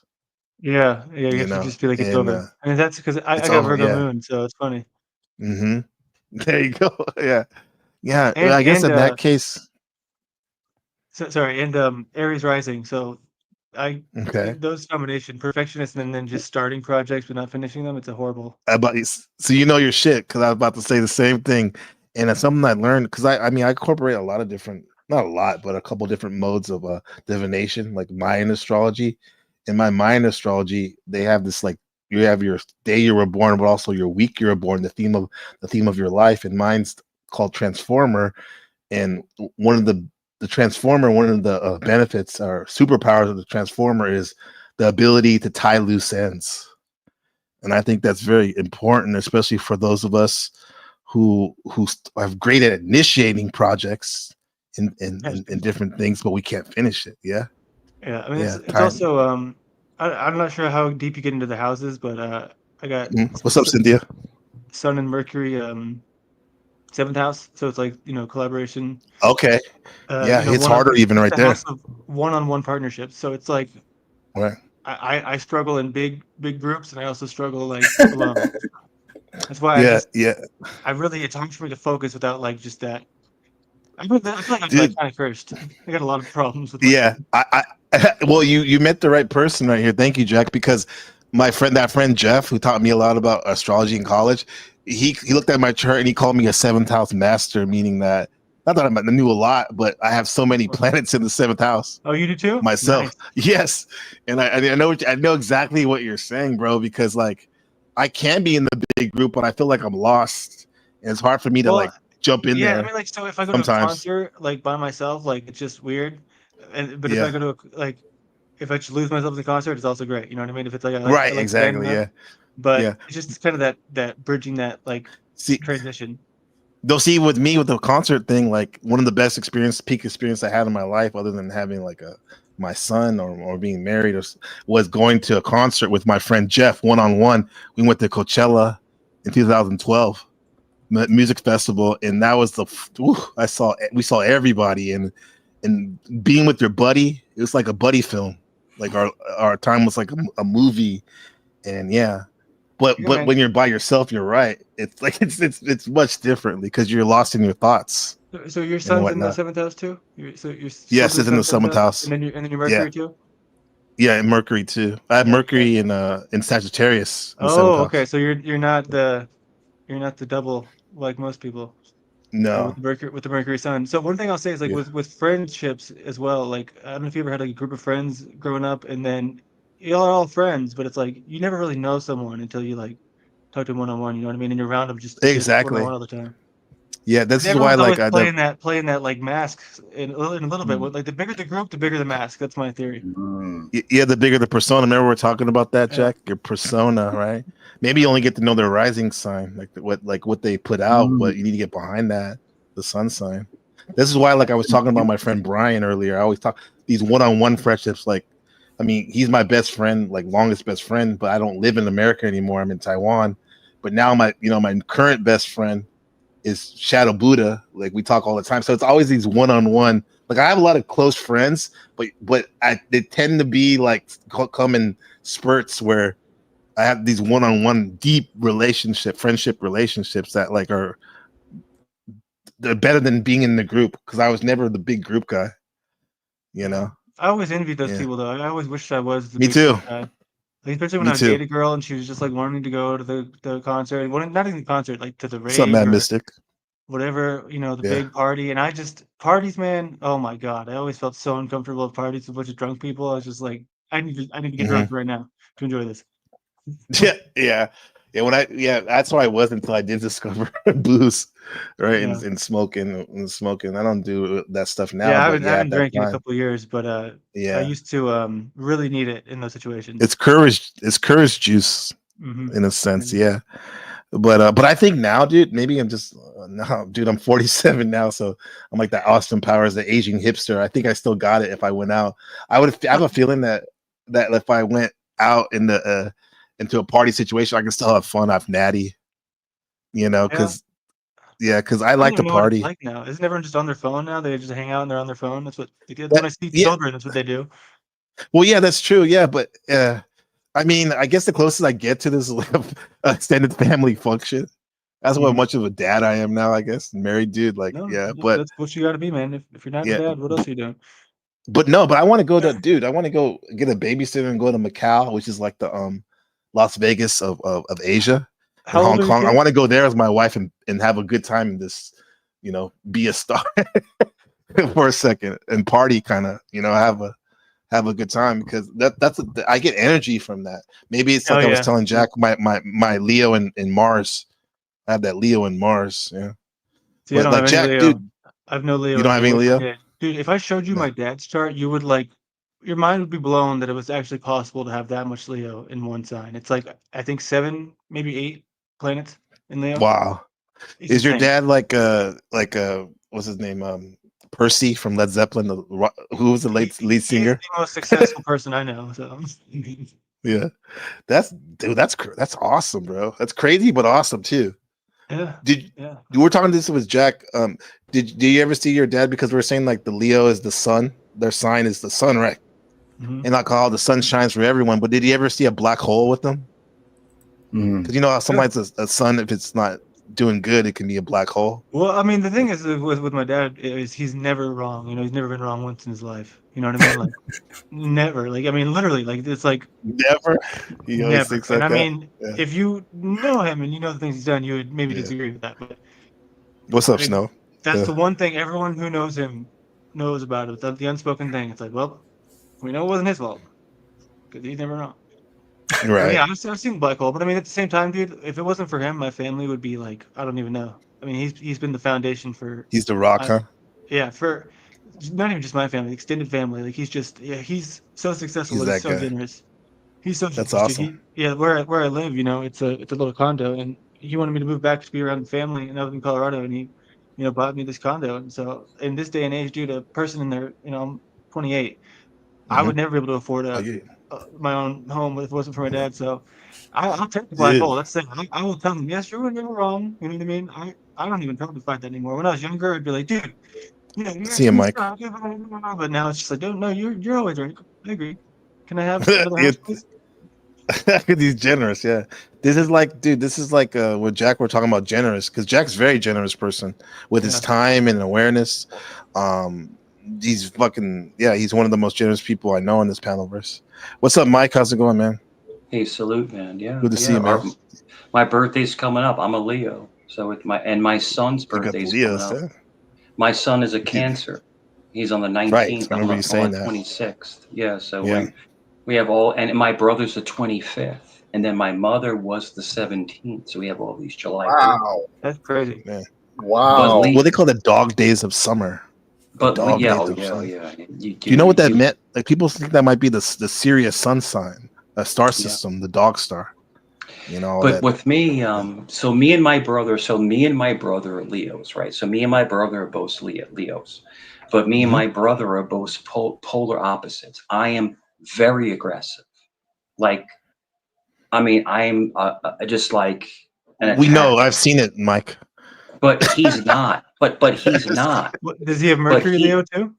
But he's not. He's more of a chill, laid back guy. So That's Jack Telcott, even though he can chop somebody's head off too at a moment's but notice. my son, if he wanted to. My son's a Cancer. My son was supposed to be born a week later. But Cancers he was induced. He was Happy birthday, induced Marcella. to be born, so he was supposed to be a Leo. So it's amazing that Leos, we are extremely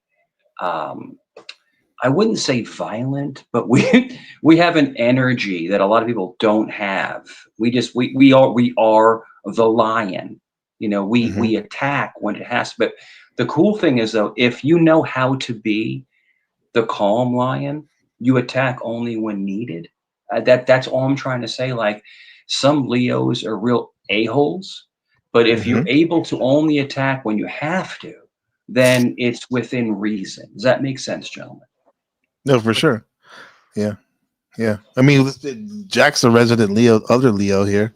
Any thoughts, Jack, or about that or narrative? Well, along those lines, this is what I've been trying to communicate with people from my past. If they're honest about me, they know my reputation, the people from my past. And I'm known I could fight, right? I'm known to fight, But the reality is, no one has ever been in threat of harm from me because I've never thrown the first punch. I'm always the one who's fighting back. My mouth got me into trouble. But so I've been trying to point out to these people that want to view me as a threat. If I only react when attacked, why are you afraid? Maybe it's because you're attacking me. Right.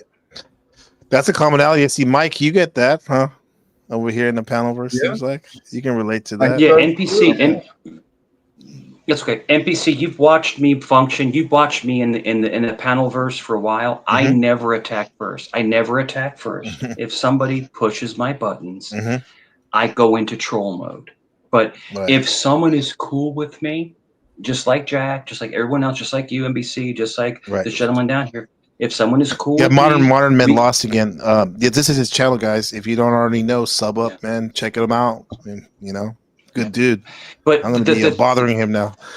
Oh yeah, dude. It's good. Scorpio. But the difference with us is that we can talk it out, we can hug it out. As remember Entourage, hug it out, you know. And the whole thing is that we can figure a way out of it, but a lot of people can't do that, you know. And that's the one thing that us Leos do, and not all Leos can do that. Because some of us just attack non-stop. It's just ripping someone to pieces. Yeah, those people are gonna die, bro. Because I was talking about my friend Brian the Leo, my best friend, and he's gotten in so many fights and even like arrested and shit for like hurting people very badly. And luckily, I wasn't there at those times. God's grace, I was like ended up like, you know, whatever reason I exited before all that shit happened. But I've heard of the Leos. I've seen the consequences too when they're not balanced. I just say not. Those people aren't being balanced. People. NPC, my ex-wife had to get me a punching bag. She actually bought me a 75-pound punching bag so I can let go of my anger from the day. Because us Leos, we do harness all of this aggression. We do. We hold it inside. We do.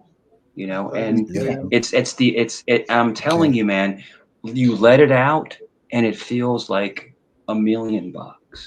It does when you that's what it is, dude. When I see Leo, I think of self-expression. This is why it's the art, it's the house of art and children and luck and all that good stuff. But self-expression, bro.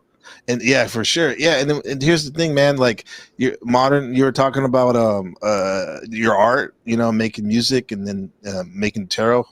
This is my art now, not like the art of streaming. I'm coining it that. I'm trying to get better and express myself this way, man. And I truly believe that if I didn't do this, it's almost like a therapy for me, art therapy. You know, type of shit. Yeah, Jack, you gonna say something, Jack? And then Mike. Yeah. It was along with what Mike was saying. As Leos, I get what you're saying. We can carry things around, but hi, Michelle, good to see you. Keep in mind too, I'm guilty of this in my past. That's why I know it. We can be dramatic, and so a Leo, and I don't think it's just Leos. I think maybe this trait is more predominant in us, in that we'll carry this hurt around so that it's a badge, so that we get attention. Right. And so we will literally cause ourselves discomfort and pain just to be in the spotlight. I'm guilty. I've done that in the past. Yeah. Learning from that, huh? Yeah. I don't like feeling bad. Yeah. I'll go without the attention rather than feel bad these days. Yeah. Because there's been some weeks where Jack, and I'm sure Mike has as well, but I've been known Jack a little longer, where he's just taking a beating. Don't get me wrong. I'm not going to let him off the hook completely because he doesn't let himself off the hook, but like, modern man, you should I don't know how long you've been watching Jack's channel, but I've seen some of the blow-ups. Yeah, I mean, it's wild, huh? When I look at that, there's I'm good like, stuff there, of course, too. I mean, I've seen it from what I've just looked into. It's like a lot of yelling from a lot of people, and when I think about that, I'm like, man, I can think of some of my favorite bosses that I've had in my life, and they used to yell at me. You know what I mean? That's one thing. I mean, I'll go on record saying this. I don't know how much I'll be a part of the Panelverse. I really have never done this kind of thing before, but maybe it'll be Mhm. my thing. Who knows? But going on record is I'm the guy who's never going to blow up publicly, and you can. That's So good. I want this. so I want so to That's a good thing. Good. We're so gonna hold you what to that. so what Jack does, and I see it 1000%. What Jack does is he takes abuse for other people's self-reflection. They reflect on themselves. They're He projecting, huh? takes it on. He takes their abuse so they can reflect on themselves, because that's what he does. You know, and it's just, and he takes it, and I don't understand how he does it. I do the same thing in a way, but the problem with the difference between me and Jack doesn't attack. I attack people. I attack them. Yeah. You know, Yes. so I am more of a Knights Templar. Jack is more of a and this is going to sound crazy, more of a Jesus-like figure. In other words, take it, absorb it, just let it go, let it flow. Me, unfortunately, I'm not built like Jack. I attack. So I appreciate Jack. Jack does take it, and then he's trying to let people reflect on themselves. Does that make sense, gentlemen? Does that make sense? Yeah, it's like a mirror, right? A mirror holding it up for sure. But that mirror can get scummy from other people's stuff. Brother, it can. But this was my theory on the example of Jesus, too. When I was looking at myself, I reacted poorly. And I started thinking about the benefits of maintaining stoicism, being unmoved when people hurt you. What I did, unfortunately, without realizing it, when I yelled at people who loved me, I created that memory for them, right? And so by my demonstrating my pain, my frustration, my desperation, it's very likely they carry some guilt, because I know they care, and they saw that they hurt me, and they're going to carry those memories. So that's what I was thinking, and it's in line with what Mike is saying. I do think that a way for us to help others learn about what they're doing is to be strong when they want to hurt you. Right. Yeah. And it's like a kryptonite. They're kryptonite when they see you not really Well, Jack, react. Well, Jack, I have to say one thing. You're looking pretty good. You're looking healthy, man. So I'm very happy that you're looking very healthy, and that's a great thing. You're looking very healthy, and but the whole thing is that people beat us down, spiritually and mentally, and we have to rise above that, because we are better, but we fall victim to their pain. Like, in other words, their pain pulls you into them, and the thing is that if you can rise above it, and I'm telling you, there's so much levels of psychology, but what Jack does is, I can say this one thing, what Jack does is he never strays from his message. It's the same exact message every single day.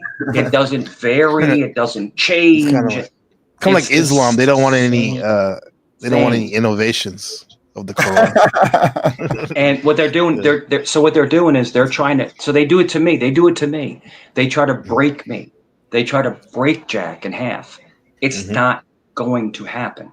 You're not going to break us. But why is that for you guys? Because like, there's been some people I consider like not very fun or even assholes, but I don't think they're coming out to break me. Maybe one in particular that hates Jack as well, but he's not coming at me anyway. But like, NPC, if you truly have a message and you truly believe in it, it cannot be broken. It cannot be broken. If maybe that's my message is there, and they're like, I'm not even going to try. So I think that you're doing. I mean, if you're asking me, you're doing God's work, bro. You're doing God's work. You're putting out positive energy all over the internet. Positive energy, and I've never heard you be negative. I've never heard you be negative ever. Like, you're always positive. So, I mean, that's a gift, because there's so many people that come up, and I'm at fault for being negative. Me. So I will say that I've been at fault for being negative because I get sucked into the negativity. But you haven't fell into that gap of negativity. Jack hasn't fell. Now, has Jack yelled at people or cursed at people? Yeah, because Jack will get aggravated. But at the end of the day, he still cares about the people. Right. That's me. Like that's a good point, Yeah. because I definitely got angry at people and cursed and done all that stuff. But I'm not the type of one to make a hit piece and all that. I've done that like years ago when I was younger, and that actually ends up making me feel literally sick. Because I know it brings pain to people. Because here's the thing that modern man probably can resonate with. If we wanted to, it's like a Scorpio shit. Like we can make people feel really bad. I mean, maybe I'm speaking for myself, but like I have a capacity to push buttons if I really want to. But, you know, Yeah. So modern men. Modern man. What question, Mike? Okay. You have something to say, modern, to add to that? Modern men, what do you think? What do you think about people that come up on panels? I'm asking you a question. What do you think about people that come up and just destroy, like disrespect people, but that you can never talk about them, but they disrespect you? What do you think about people like that? I mean, just from what I've seen, it's just like it's clearly a stark contrast. I mean, because from just being a human that I am, it's like, well, why am I going on here? I'm going on here to have a conversation because it's what I crave is just to talk to people, like you said earlier. But then there's some people who are doing it because they want to get one over on you, or they want to gotcha, and then it's the same energy that people do these debates for. You know, a lot of people who are like on the debate scene, and they're, oh, I'm the debate guy. I just fucking want this debate. Same energy. It's just people who want to go in and like they don't want to have a conversation. They're trying to either take someone down, or they're trying to. I mean, I think it's an insecurity thing in a way. I think it's that's my thought on it. But I mean, there's another thing where I think there's a reaction to people who are doing that, and that's its own thing. And I mean, I know that people get tested in this realm, especially people who are online a lot. And I've never really experienced that, but I don't know if that was a good direct answer. But I mean, to me, it seems like it's definitely just fun for people. People enjoy it. Yeah. It's like it's Here's the thing. Excuse me, Mike, real quick, then you can go. There's an example of it in the chat right now. I see Brown's Boy and like Miss Nancy Romper Room. I see Brown's Boy. I see Arpool like going at it. Guys, let's just chill out, man. I get it. Maybe you don't like each other at the moment. Let's just chill out, bro. Please. Dude, it's you funny. got to remember too. Sorry to interrupt you, man. The first time Go ahead, I ever did a stream with Jack, like early today, I already got a comment that's probably like 5 pages long, like a hate comment, and I'm like, dude, wow. I've never written a comment more than 2 sentences in my entire life. It's just people have so much time to put that kind of energy out there. It's like, wow. So I know it's a lot of time. So, and also too, the theme of my channel is you know, I'm expressing myself, but it's also from my son Ben. He's 7. Like when he gets older, this is like a documentation of my friends and foes, like or frenemies and friends that I'm talking to at the time. You know, I appreciate that. NPC, when's his birthday? When's his birthday? Same as Jack Nicholson and Prophet Muhammad, peace be upon him, April 22nd. Oh, nice, nice. My he's son's a Taurus, birthday is Aries cusp. My son's birthday is on the 19th. He's coming down from Canada to come. That's awesome. Yeah, that is awesome. Yeah, he's turning 20. 20, huh? 25. Your baby. Will always be your baby. 25, bro. 25. But modern man, you know, I think that it's amazing that people get so fixated on other people. And the thing is that, you know, what I've learned, just hear me out, that people get so fixated on other people's lives because they want to be more like them. They want to emulate them. So when somebody makes a channel about you, or someone makes videos about you, or someone follows you all around YouTube, they want to be more like you. Right. They don't hate, bro. They actually don't hate you. They love you. Does that make sense? Yeah, in a weird way. Shout out to Brown's what Boy. you're saying. A lot of people like they hate watch stuff. Like I will judge. Yeah, for the more rest than your of my life. supporters. But more than my, you support it sometimes. yeah, so my wife, she watches this content. It's like, I don't know what you call it, like fat women on. It's like they're just that's what they are. People just they're just, oh my god, this fat woman did this, this fat woman did this, and I'm like, why do you watch this? She's like, I don't know, I've been watching it for 5 years, and it's like, all right, you know what I mean? And then the It's whole community there is just people just like, oh my god, can you believe what the bitch did that? It's like, where? It's like, well, it's just gossip. It's just yeah. it's just gossip. It's like, You know what's weird? I'm okay. curious now. Shout out to Arpul real quick. Let me give him thank you for the Bronze Boy behave. He says, you too, Arpul, but I appreciate the $2. Thank you all. Your love has broken the curse and freed my soul. I'll never have to kill again. Really? Thank you. Thank you. That's Mike, how you feel sometimes, Mike? The biggest problem on this particular sector is that you need a little bit of drama, just a little bit of drama to keep things lively. But people take it too far. They take it too far. Yeah, that's true though. If you have no drama, that's like it in your real life. I mean, it can be very defeating because then you have no. If there's no lows, there's no highs. Right. Yeah. You're right. And this is like, at least this is manufactured drama in a sense. I guess when you come to the panel verse, you can control it a little bit. It's kind of like, it reminds me of like the hood versus the suburb, because I've lived in both places.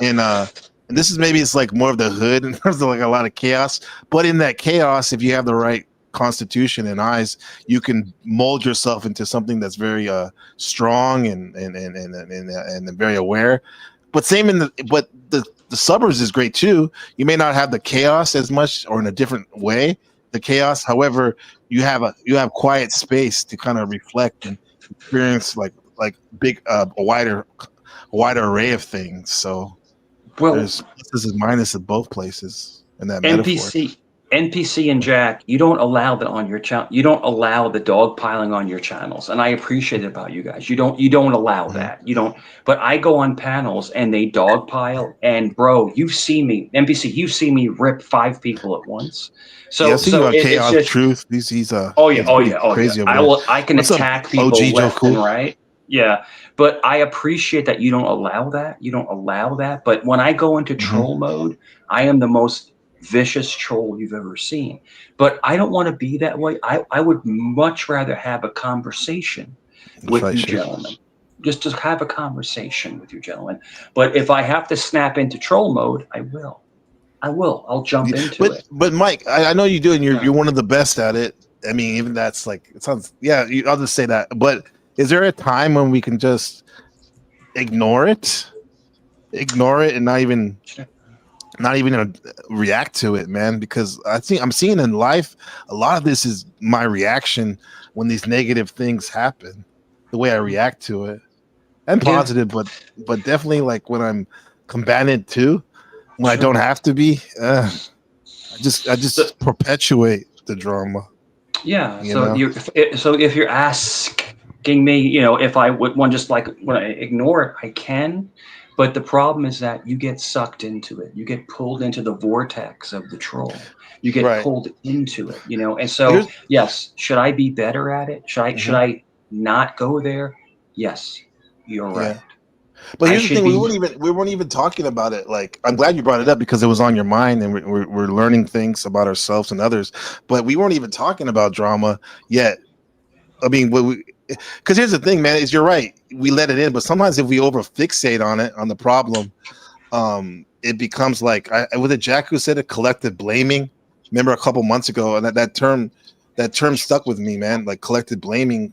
We're not necessarily blaming an individual person or projecting, but we're like doing a whole group. These type of people do this, which may be true, but it's like, can our time be spent better and more positive? They want us to do that. The elite want us fighting with each other. Yep. Right. Exactly. Right.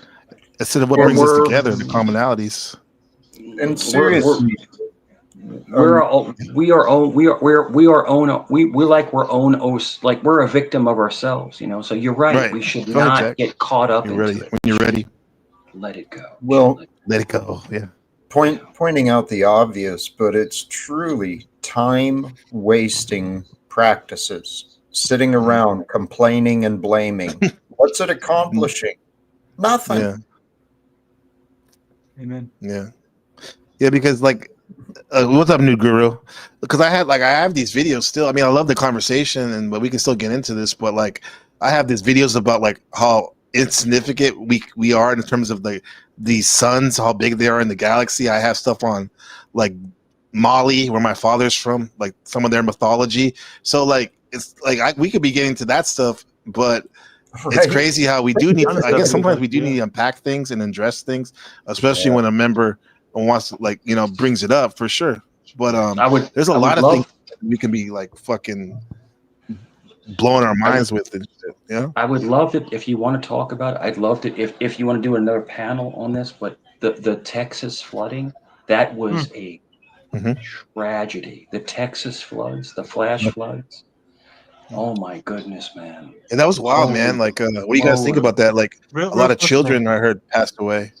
Yeah, we actually were looking into that last night on the stream we did yesterday, and we were just kind of, because I mean, obviously people are aware that cloud seeding is real, but it's I'm not saying that I'm making any definitive statements here, but when you look into the history of the place and who was involved and the kind of political power that was put, like, I mean, into the origin story of this place, it's just all these people who are just like several governors of Texas.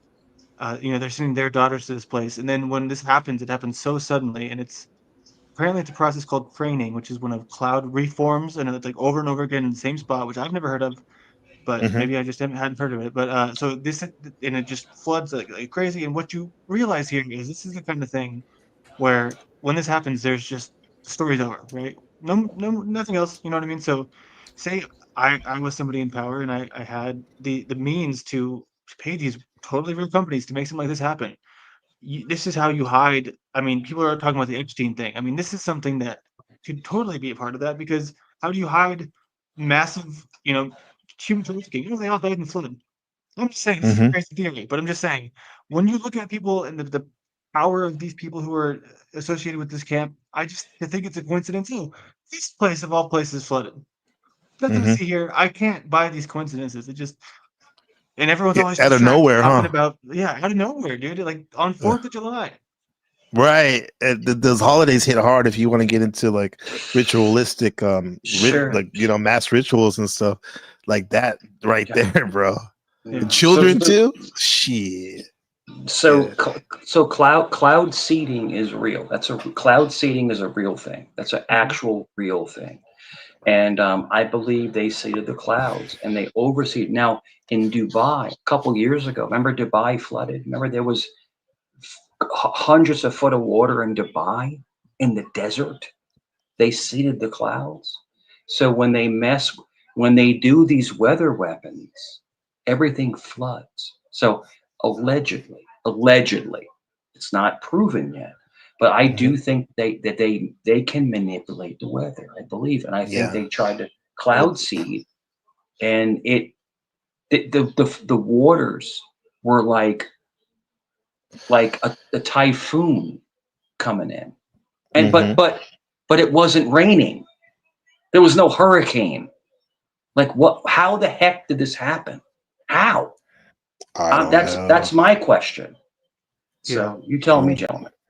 This is also, this area is where it's like the new Los Angeles, you know what I mean? It's like, it's not necessarily like right there in Austin, but I mean, just they call it the Texas Triangle, right? I'm in the Texas Triangle, but I'm in the Dallas part, so it's not as connected. But this is kind of a long story, but I have experimented some, kind of looking into Freemasonry and trying to see what they're all about. And these cities, there's a city called Fredericksburg. It's right down there, and I it's got it one right of here the for you.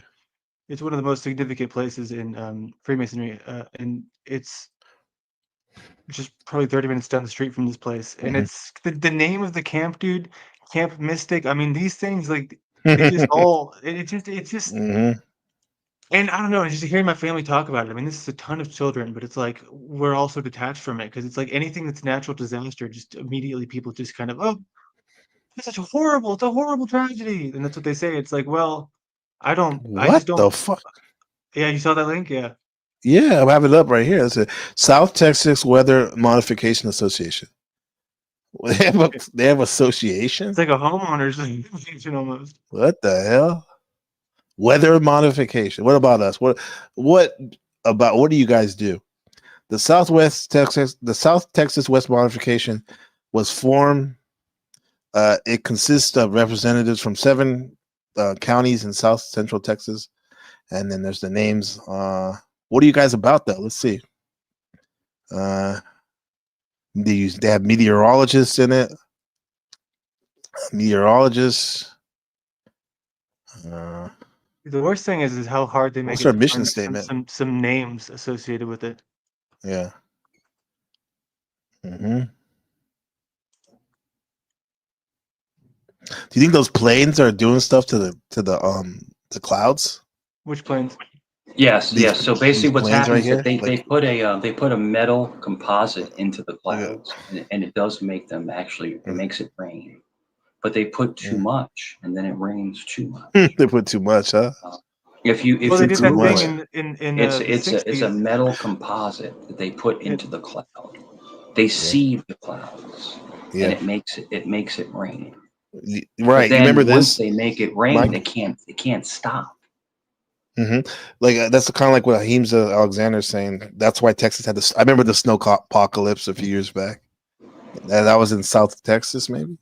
Yeah, that was the guy in the chat is talking about how they forecast the weather, and isn't that strange that we can do that? But also, isn't it strange that we cannot do that when it's incredibly necessary? Like in this case, we can always tell you when it's going to rain or not rain, but when it's going to be extreme rain that we've never seen before, we don't see it coming. All right, Right. sure. Yeah. It would combined with the 4th of July, dude. That's wild, bro. Like, Yeah. and with all the It kids and stuff. I think it was meant to make a statement. I think it was meant to make a statement. Yeah. You know what, Mike and panel and Jack and modern. I think it's just to distract us, like you said. These social engineers, they want to extract us from stuff like this. Check this out. This was blowing my mind when I saw this. It's not new, I guess, but dwarf planet, like how small they are, and then, oops, that's the wrong thing. You got these moons and stuff, right? Our moon. This is just a scale, I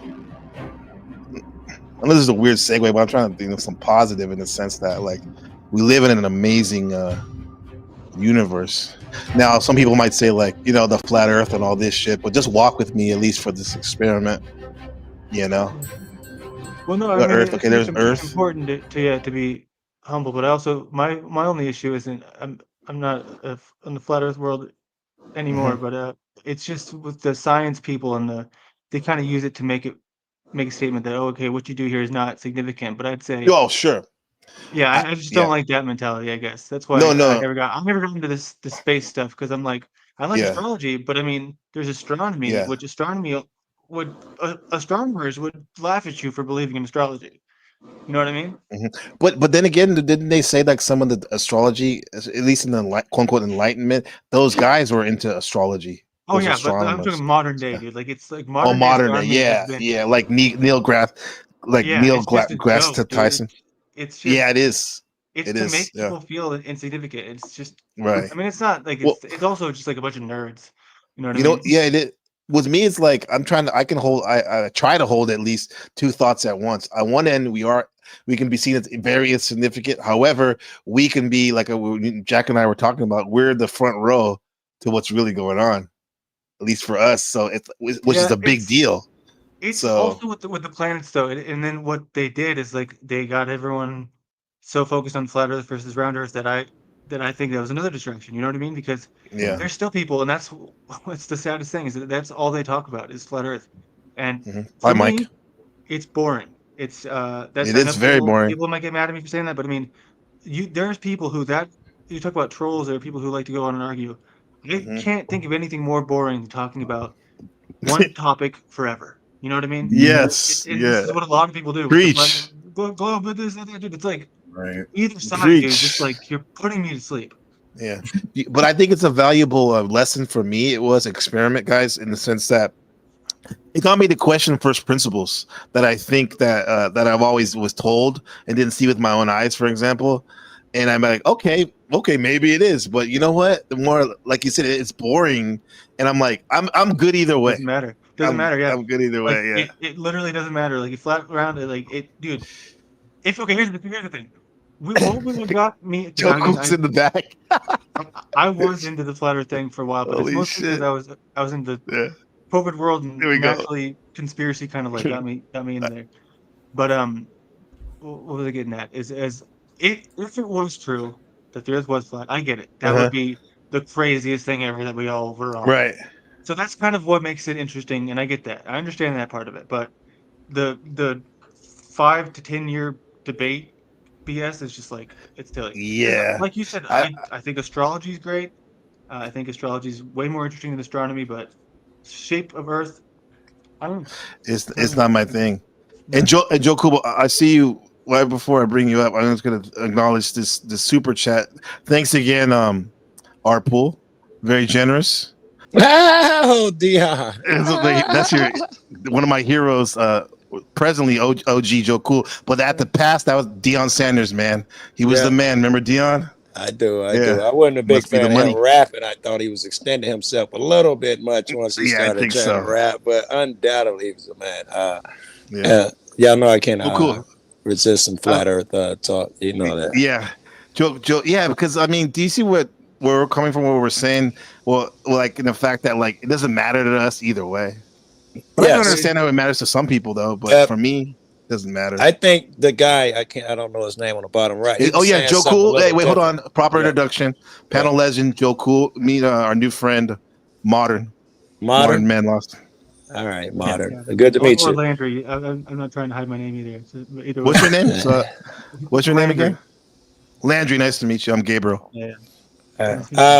I think Modern was saying that it's important or whatever, but it cannot be as important as y'all want me to believe. I like that phrasing better, man. You know, I'll break that down, OG. A little slower for me. It is most things. It's worth studying, and you need to fucking take time to know if the world is round, and flight patterns. You need to take the time. But when you're fucking having a debate on it for fucking 6 years straight on the internet or 12 or whatever like that, it does have optics, as Snafu would say. Yeah. So you're saying like, yeah, man, like you're passionate about it. You've done a lot of research and so like when the topic comes up, you're gonna talk about it, but it could be seen as even if it was like someone was battling about Islam or Christianity, or like for it's same important. thing, anything sizes are right, even if it is a psyop or not. This is kind of kind of crazy. Check this out. Yeah. Well, I've seen this exact same video. I was just gonna say I've seen this exact same video. I'll comment after you play it. No, I'm just playing. I put the sound down, so we don't need to hear that corny music. I love it, man. The Earth will probably fucking disappear, and we think we're like super important. And Jack, you'll love this. And good to see you, Jack. And Jack, you'll love this. God made all of these. He ain't just responsible for us and the living so and so on the Earth. He is big, and this shows you how big he is. You should use this as some of your arguments. Serious. Oh my god! Same thing is like the size of germs, right? It would be right. This is us to them. Yes. And people think the God and the Earth are big. Don't underrate them and overlook his good works here. Now, come on. Yeah. This is a black hole, guys. Right here. It's probably a regular size black hole too, not even a super massive. Smaller one. Yeah. Do you think in another side of a black hole that there is another life form, other life, like or us in like reverse, not reverse, but like a doppelganger or anti Joe Cool? I think that's something. Yeah, I don't know if it would be. Yeah, I guess it's logical that it would be something like what we have or something. I don't know. You don't make me fucking think. I'm just smoking after my tacos. Oh yeah, tacos, taco night. Yeah. Oh, that's my favorite, man. That's my Taco night favorite, in Jock Talcock with the $5. Appreciate that, big dog. It says follow the lead of others, sharing support for sharing the hospitality, creating a space for these healthy discussions. I love it. I love it. I love it. Blessings for Let me that, get you Jack. get this new one. I appreciate you, Jack.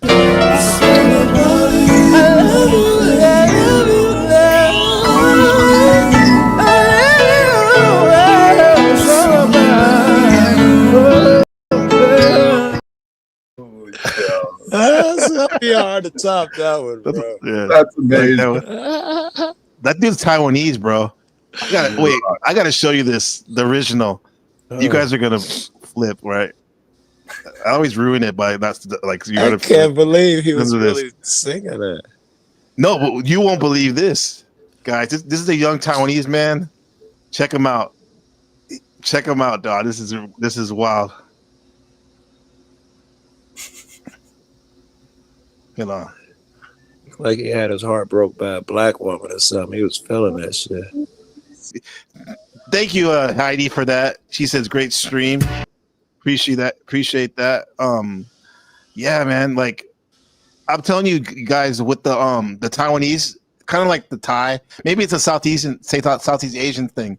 There's a tendency to be kind of feminine with the masculine, the men. However, they're not pussies. It's just it's a little different. It's different than America, bro. You know what I mean? And that's no. Don't get me wrong. That guy's extreme. That guy's extreme. But just because they're more feminine here in a way, right? They're still masculine OG You can thugs tell out here they're too. admired and shit. You know, even dude, man, he's admired and appreciated. Yeah. They seem like they're more accepting or just less closed in, at least in that aspect Right. of respect than we are. Yeah, and so modern, good to have you, bro. Hopefully you come back, man. That's my Scorpio brother now. Right. Thank you, Jack, for that. He's dope. And shout out to Heidi. I gotta get her. Let's see what's for Heidi. Oh yeah, here's a good one. Mug Nexting. Girl, we was just getting ready to get to the gay shit. Yo, can we unpack that Vegas night where y'all were in the club when y'all were hugging up on a train?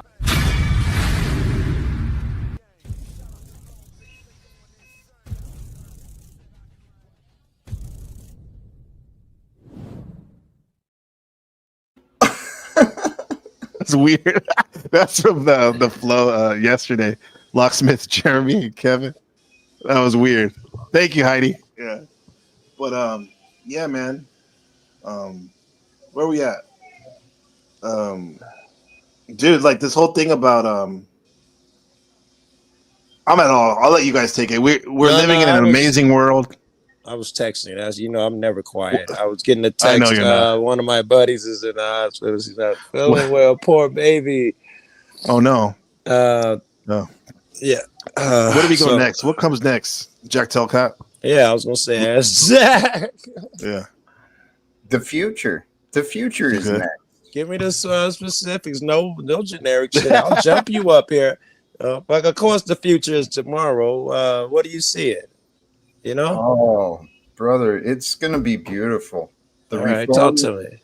The reforms that are coming and the changes that are waiting, the new technologies, they're just right there waiting You to ain't be lying. distributed. Yeah. What about this, Jack? I'm scared that new technology, that AI will be misused, and some troll is going to be making a fake Joe Cool robbing a bank. These new technologies will do good and bad. I was thinking about that today. Yeah. Well, the there's AI is Everyone's so going good. to be forced to have their what's it called? So that's what I think is the next push is they're going to make you verify that you are you, and it's going Ooh. to be okay. Well, cool, we'll do this Mhm. because we don't want the AI to do I'll be right anything back. that would make us look bad. But that's us also walking right into the trap. You know that. Very good. Oh, hold on, mic problem. Dude, it's so crazy that it does this. Where I don't know if your guys' You're mics fine with are us. making like demonic sounds and. Oh, I've heard it Never? before. No, I've heard it before on the It's just me. panels. No, I've heard it before. Crazy, But dude. not from You hear yours. Yours was good though. I didn't hear it. Scary? It Yes, didn't come through we for can us. hear you. Yeah. He must can't hear us. Yeah, I don't know. But only on Google. Yeah, he probably can't hear us. His mic is sharp as fuck, whether he knows it or not. Oh, Hey, baby. what he was pointing at, I could totally see that happening, not only with the focus on the immigration problem, but also, well, there are problems. So I mean, it'd be like that, but directing the idea at immigration problems and then the obvious advancements in AI, it'll be a no-brainer. We're all going to have to be proving that we are who we are. Yeah. Yeah.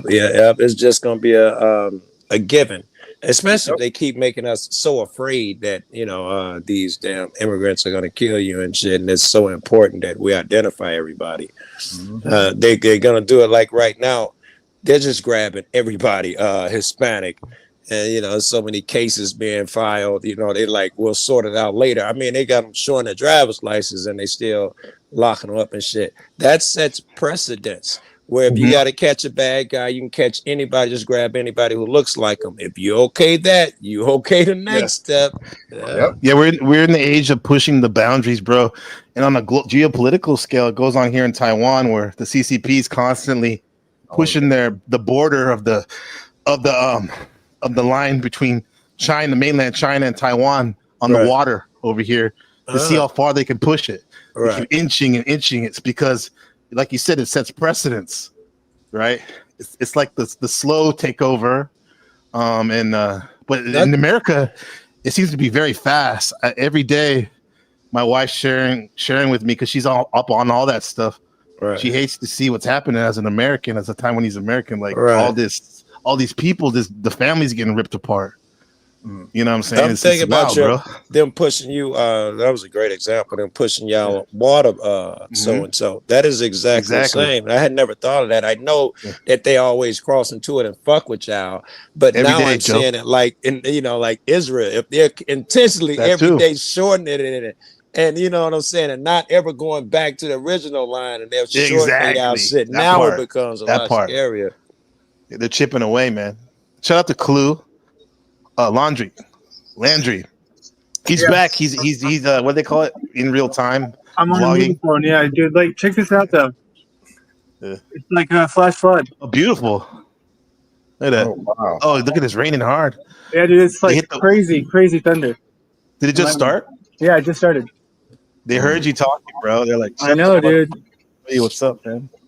Hey, Clue, thank you for the donation, Clue. Before I continue with my message, thank you, Sister Avanti, $10 coming on the Cash App. Thank you, sister. Next time, make it 20, but thank you for that 10. I know you barely had that. Thank you, sister. Before I continue. That's like shout out to Dr. Omar, I guess. Yeah. That's wild, dog. I did a little dive into him. He's wild, yeah. A couple days ago because his name had been popping up so fucking much. Yeah.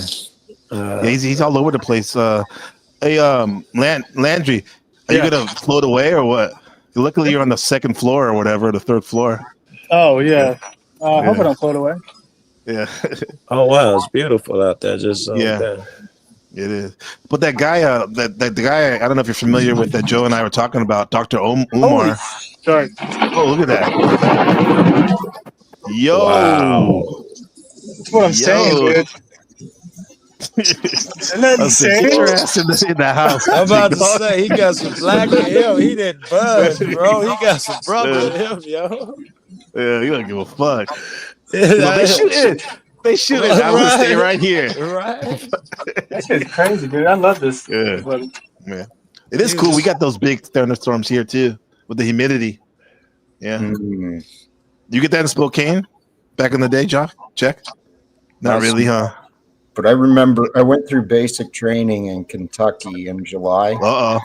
And the thunderstorms there, man, that was amazing. I'll never. You witnessed God basically through Mother Nature. I'll be thinking that too. Yeah, I love thinking it. that too, huh? Yeah, I'll be thinking that. And that, see, our minds are in with this shit that you were showing with the bigger planets. It makes you have that type of thinking. Mm-hmm. I think we got to remind ourselves sometime, at least I need to remind myself about like how special and great we are, but also don't get so much hubris as well, too. Yeah, and man. seeing this gives us perspective. Yeah, baby. You know, guys, look at this. Yeah. Oh, it's still going. It's still going, bro. And look at the scale, the jump in scale. Right. The jump in scale. We'd have to be a What dot is that? by now. Oh, we're like an atom. I mean, No. Wait, okay, check that. Remember that kilometer right there? Let me bring it back real quick. So at 152. Let me see. Okay, where's Earth? No, 13. 13,000. 425 million kilometers was the other one. 425 million. see, to comprehend that scale is wow. This is Pamela versus what? Right? Right? Yeah. Where are they at exactly? And it's still getting bigger. These are the biggest ones we've discovered. This is the biggest one. And the trippiest and almost scary thing is the last thing that they show, if I remember correctly. I'm assuming it'd be a supermassive black hole. You're right. What is this, bro? Oh my god! Got rings around it too. What the fuck could be this big? Look at this. What? Oh, black hole. Did you see how they did it? Like come around. I need some of that weed now, man. I doubt that's a supermassive either. I'll bet you it's a regular black hole. It does say supermassive, Joe. Okay, appreciate it. Yeah. Yeah, Clue. No, now that would be the ego 6 billion. Oh, I guess they all have supermassive. Hey, Clue. Okay. Clue. The only thing bigger than my ego is my mirror. What's a nebula? Is that a group of stars like a galaxy? Yeah, I don't know if it'd be a galaxy could make a nebula. I know a certain group of stars. I don't know if it's galaxy. Pretty far away, huh? It's pretty impressive.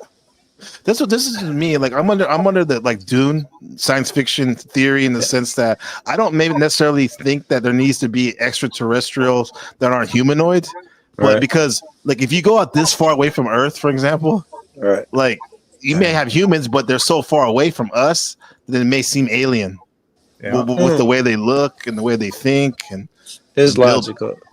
Build civilization. Does that mean that you believe there is life out there? Yes. Jack? Yes, I do. Oh, I'm confident. And is the other cat still up here? Landry? Yeah, I don't think so.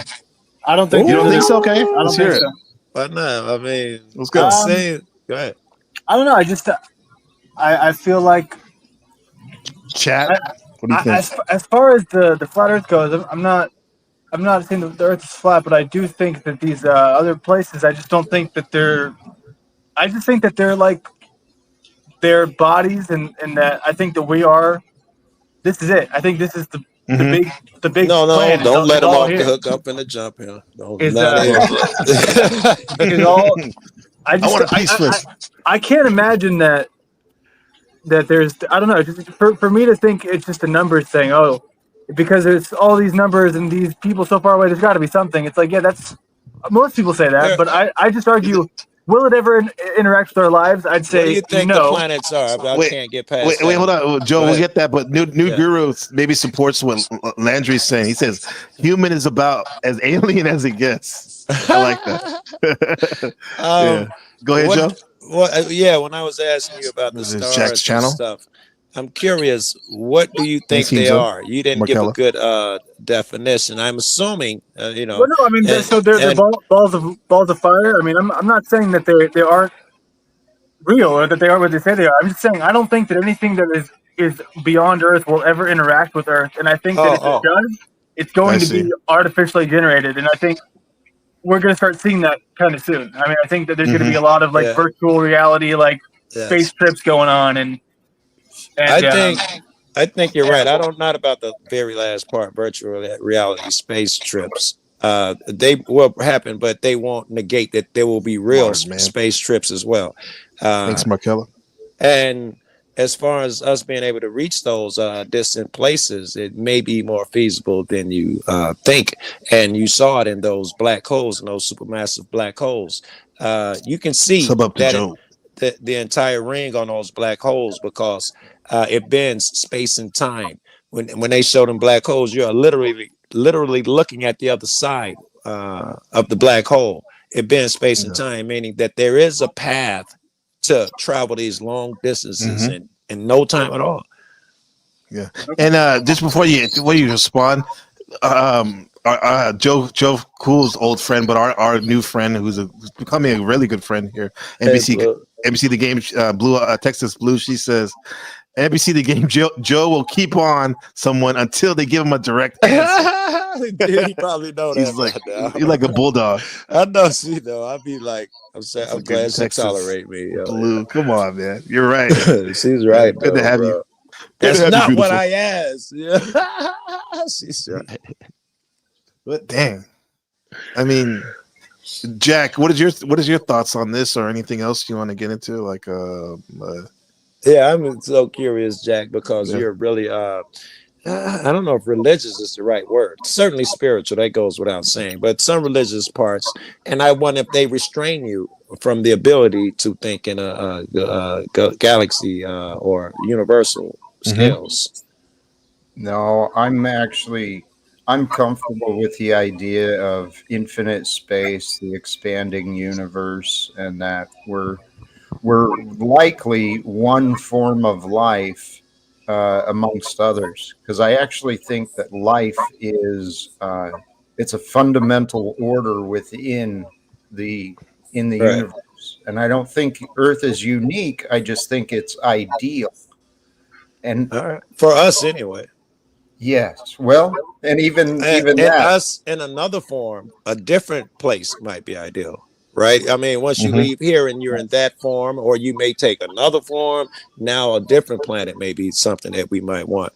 I don't know if y'all can hear that music. Those are my Mexican neighbors playing that music. they didn't even Cinco de Mayo. You gotta love it. Shout out to them. They're throwing the Blaxican music. Yeah. I mean, this is back to this nebula stuff. We're almost done with this. So go ahead, Jack. it's just I've also heard enough testimonies. There's been so many people with records of testimony throughout various times of life of having an experience, whether they're taken to a ship or in a real experience or some sort of experience. It's happening. Yeah.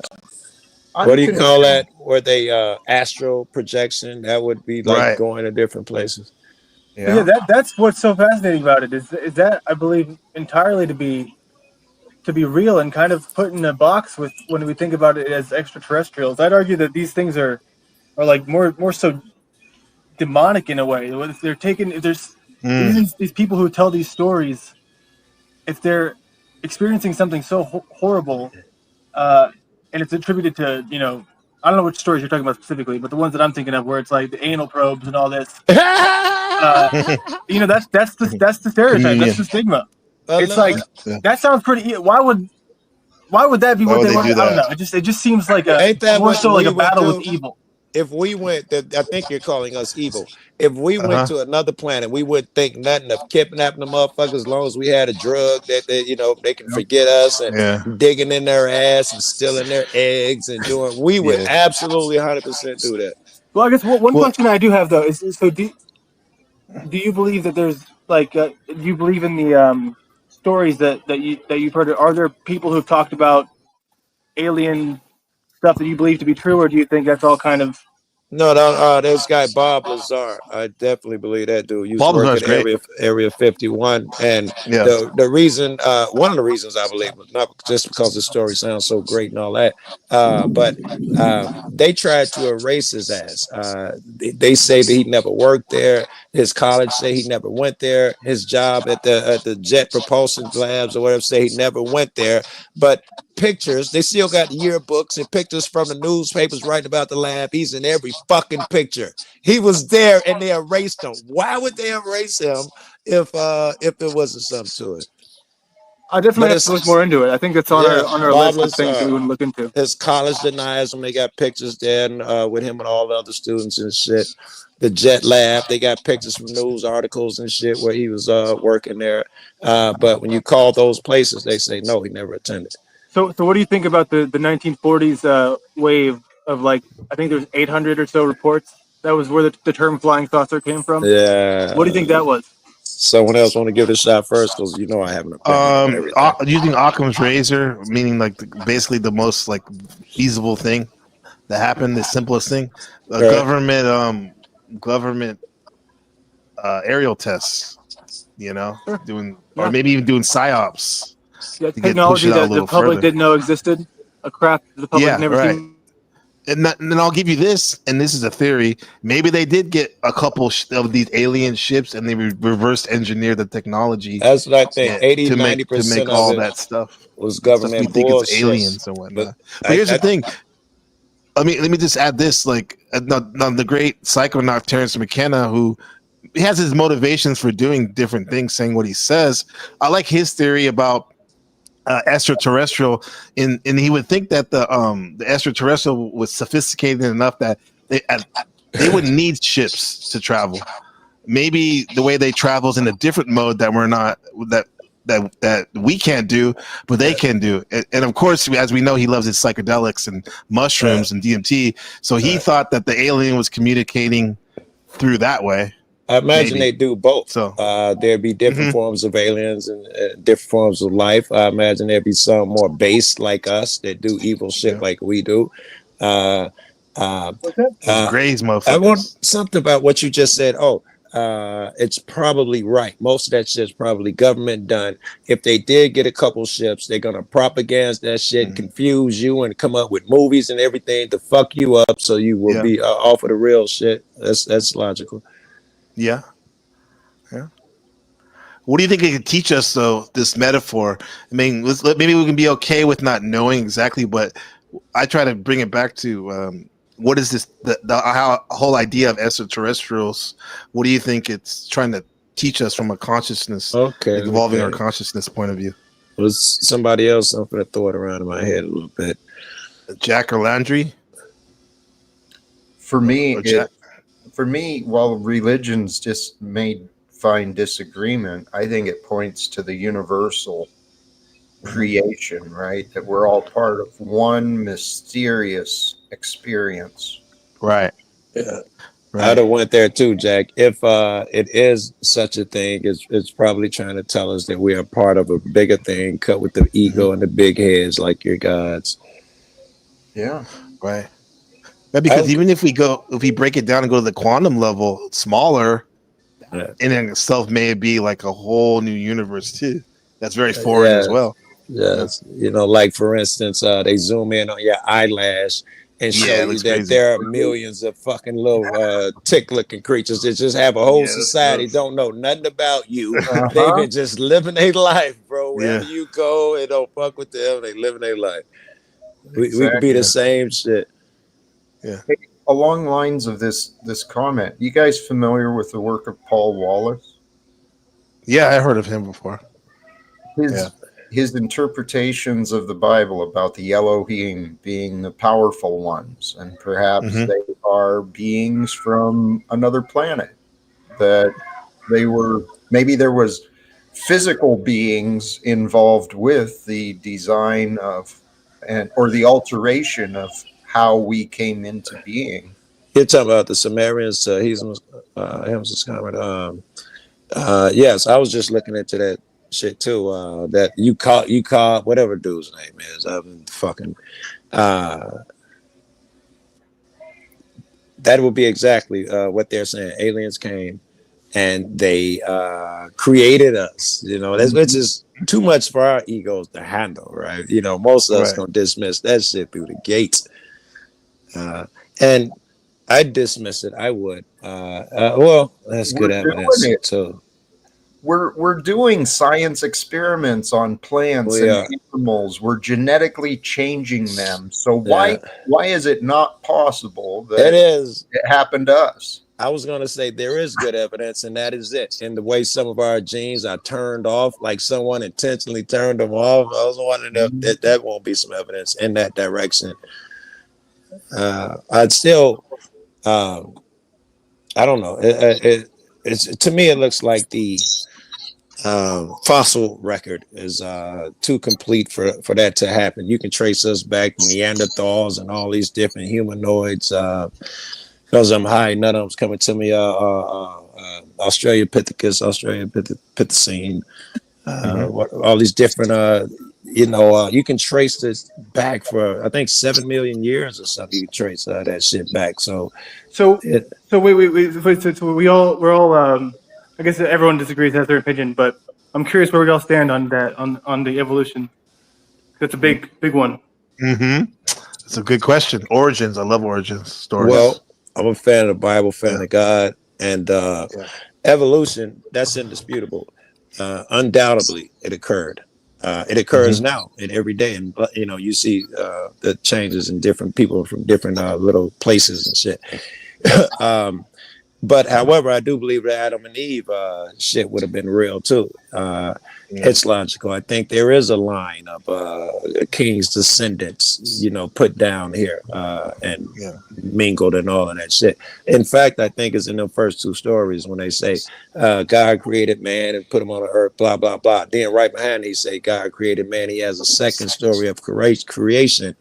He goes to the Adam and Eve shit. I think the first one was, the monkeys. And then once they got to man, started looking like us and Adam and Eve is when he introduced his kids and he was like going out there among them. Yeah. So you believe the first one, the monkeys, like Darwin says? That's 100%. Okay. I can't even argue that one. At least in my opinion, man. That one. Yeah. I mean, you can argue anything, I'd say. I mean, that's the best part of being a human is yeah. I feel like there's always something. I mean, everything that I believe, right. I got to make sure that I'm humble enough to know. I don't know for sure. I won't tell you anything that I know is certain, but I will tell you that I feel like it is. If a motherfucker arguing that it's not, he's arguing off of emotion. He probably. What do you mean? Your theory? Your Darwin's theory? If they're arguing that Darwin, that creation did not, evolution did not occur. Not necessarily. No, not that it didn't occur. Not necessarily. It doesn't mean that. Okay. The way that it would occur is also a factor. I mean, like how fast it would occur. What examples we see nowadays? There's just so much more to it to just kind of write it off as, this is 100%. I think there's way more nuance to it. Yeah, and I would say that Joe, you're definitely it makes sense, and that's like what you just said. So maybe like for you, the way you're saying it, it was maybe I would say it like to me, there's no way this makes the most sense, right? Not necessarily that there's no way to argue it, but. Well, I guess, there's always a small percentage, but you're arguing against a lot of evidence, including the evidence that you see with your eyes. You see people transform and changing, their body shapes and styles are changing. And you get an idea of how much time it takes because people are dark, close to the equator, and when they moved away, they became light. We know about these lighter races, so we know these things happen within thousands of years. It don't what about take Mendelian law? Mendelian law, dominant and recessive genes. What about them? If that wouldn't make it so because just like you can't get from black, I mean you can't get the lighter colors and then black, right? Yes, you can't get black from the lighter. So colors, I don't cause look at those Eskimos, Inuits in northern the Arctic Circle, like they're dark as hell, and they're not they're in the Arctic region and whatnot. But my thing is I don't know if I should let you land your plane, but I'll just say this: in my opinion, one alternative thing that's kind of attractive to me is almost like the Anunnaki thing that Jack was kind of referring to off that guy, in a sense that just like the universe being birthed into existence, there has to be some metaphysical jump off point that we have to give it to and be like, okay, we can't explain certain things, and I would have to say maybe the first being that was created, it just popped into existence, as some people say, it was born in the void in triple dark blackness, and then from there, now I'll take the Anunnaki thing in evolution, but I think that people manipulated some of the humans we have now, maybe test tube babies and stuff, and whatnot, type of thing. Like I don't know, because Transhumanism. that's what I think anyway. Give me a second. I think like there's some type of genetic manipulations somewhere in that narrative, you know. But because that's kind of weird for me. That's the monkey thing. I grew up with it, so it's embedded in my mind. But it's like I don't jive with that one. I don't think it's I don't know. I don't think it's that simple. You know what I mean? Mm-hmm. I don't know. That's what one thing that it's the same as the flat Earth thing. It's like this is when either side says that something is set in stone, done fact. Look at all the evidence. Here we go. What that does is that closes the door to the person you're speaking to, which I think is just kind of like poisoning the well in a way. Yes. Right. So a lot of people can believe in something, and it doesn't mean that there's no room for discussing it, because discussing it's the important part. Because say it is true. Which part of it is true? We can discuss that. We can Yes. we can have these conversations. We don't have to rely on others, because it is important to kind of pick these things apart, so it's not just And I think this or that. I think we can never be right, and we should acknowledge that these are all guesses. As long as we're talking about the quantum realm and all of that, all of these things that we thought rocks are solid, this is that state, this is where an object exists. It looks like all of that shit's made up, and the less real this place looks. So even when you argue, if you think you're arguing the fact that there's a car right outside my house 15 feet away from me, some smart motherfucker is going to tear that shit down. How fast are you traveling? Because how fast you're traveling affects your perception of the speed, the distance. By the time I told you this, by the time you hear what I'm saying, it's in the past, right? These planets we're observing, these things are, if it's 500 million light years away, that thing could have exploded 100 million years ago. We don't know it. We're looking at something from 500 image from 500 million years ago. You can't even say the sun is there right now. It could have blew up. It takes 8 minutes for the light to get here. There's nothing that we're sure about. You're not even sure about you being when you were a kid. Memories and stuff, let alone that. So what do you think, Landry and Jack? Well, Jack said the other. About what?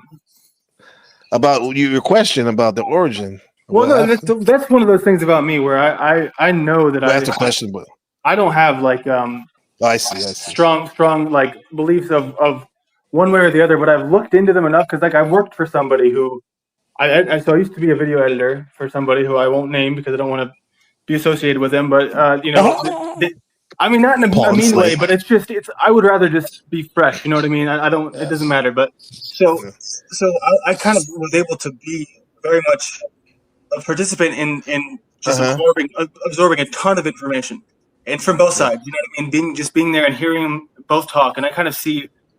So I've seen it a lot from both sides, and I've really seen like the evolution thing, and I've really dug deep into the kind of the errors in not the math or the logic, but just kind of some of the things that you see, and you're like, huh, that's not as straightforward as it sounds. So I'm here to say I don't have one dog in the fight either way, but I'm just not gonna like be. I don't know. I just don't like hearing things like put in a way that's like, yeah, this is definitive. But when you know that there's like a rabbit hole to go down. That's like like Jack with his not Jack, Joe. Remember you said you don't like when people are the authority like when they're trying to that thing. That certainly sounds like sounds resonates with that.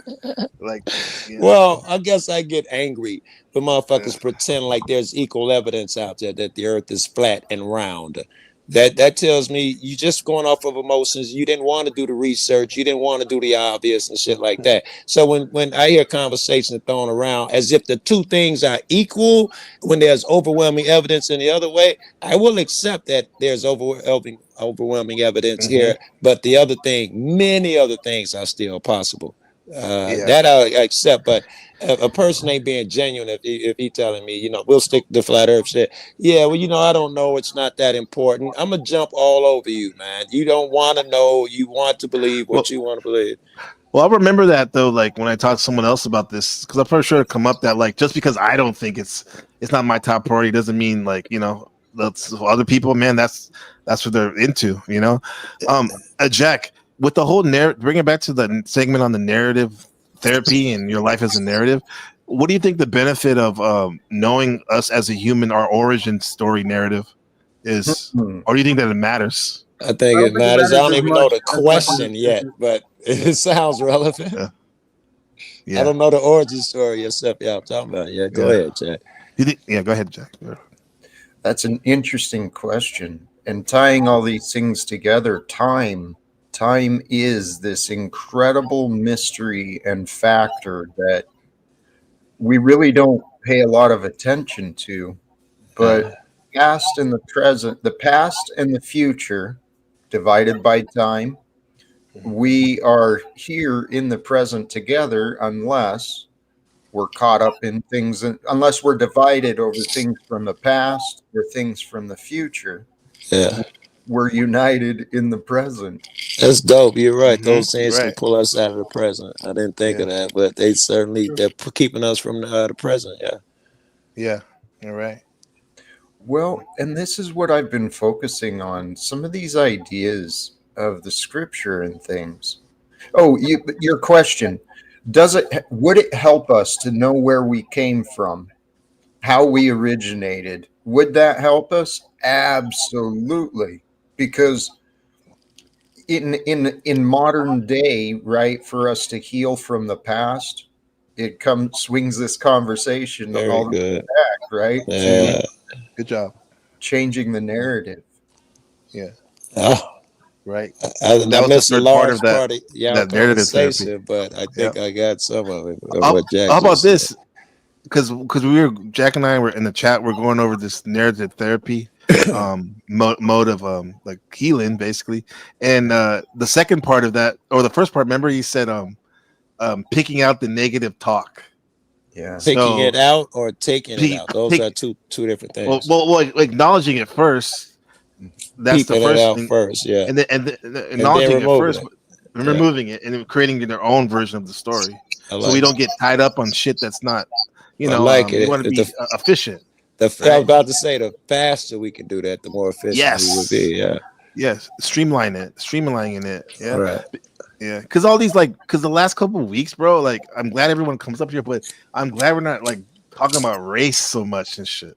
Right. Like, a lot of these panels are like they fucking get beat down. It's important to me at times, but this is like goes beyond that because I'm mixed.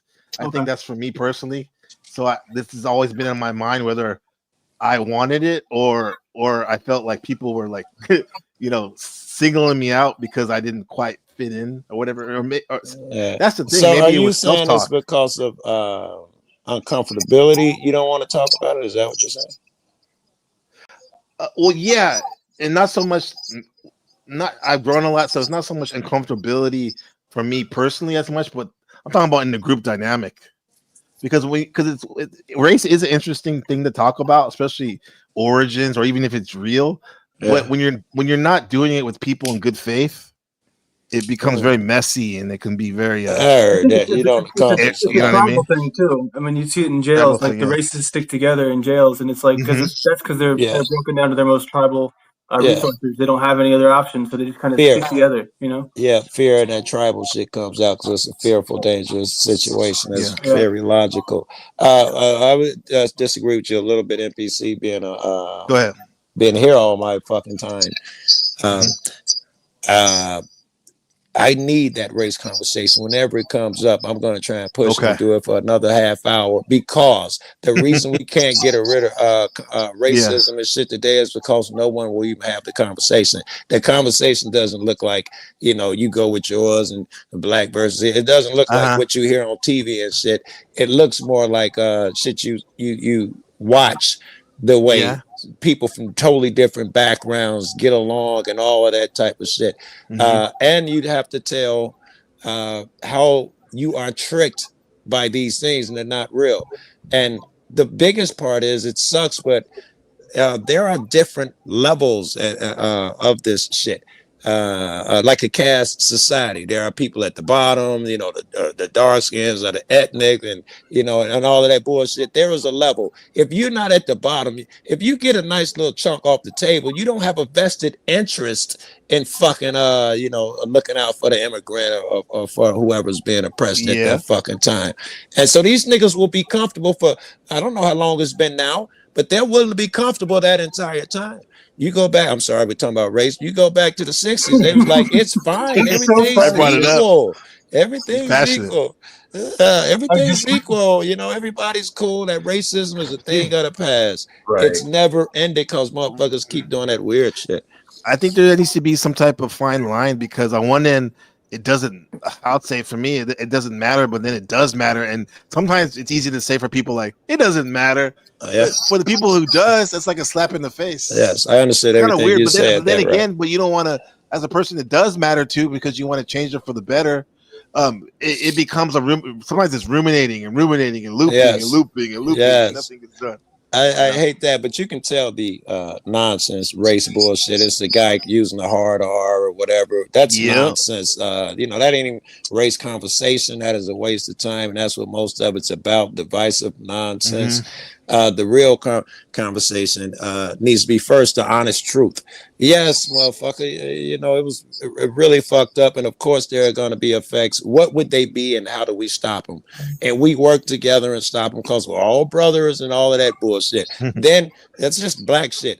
And you'd have to look at the fucking immigrants. You'd have to look at the Israelis, Palestinians, and all of that shit. And how do we heal these motherfuckers? What are they going through?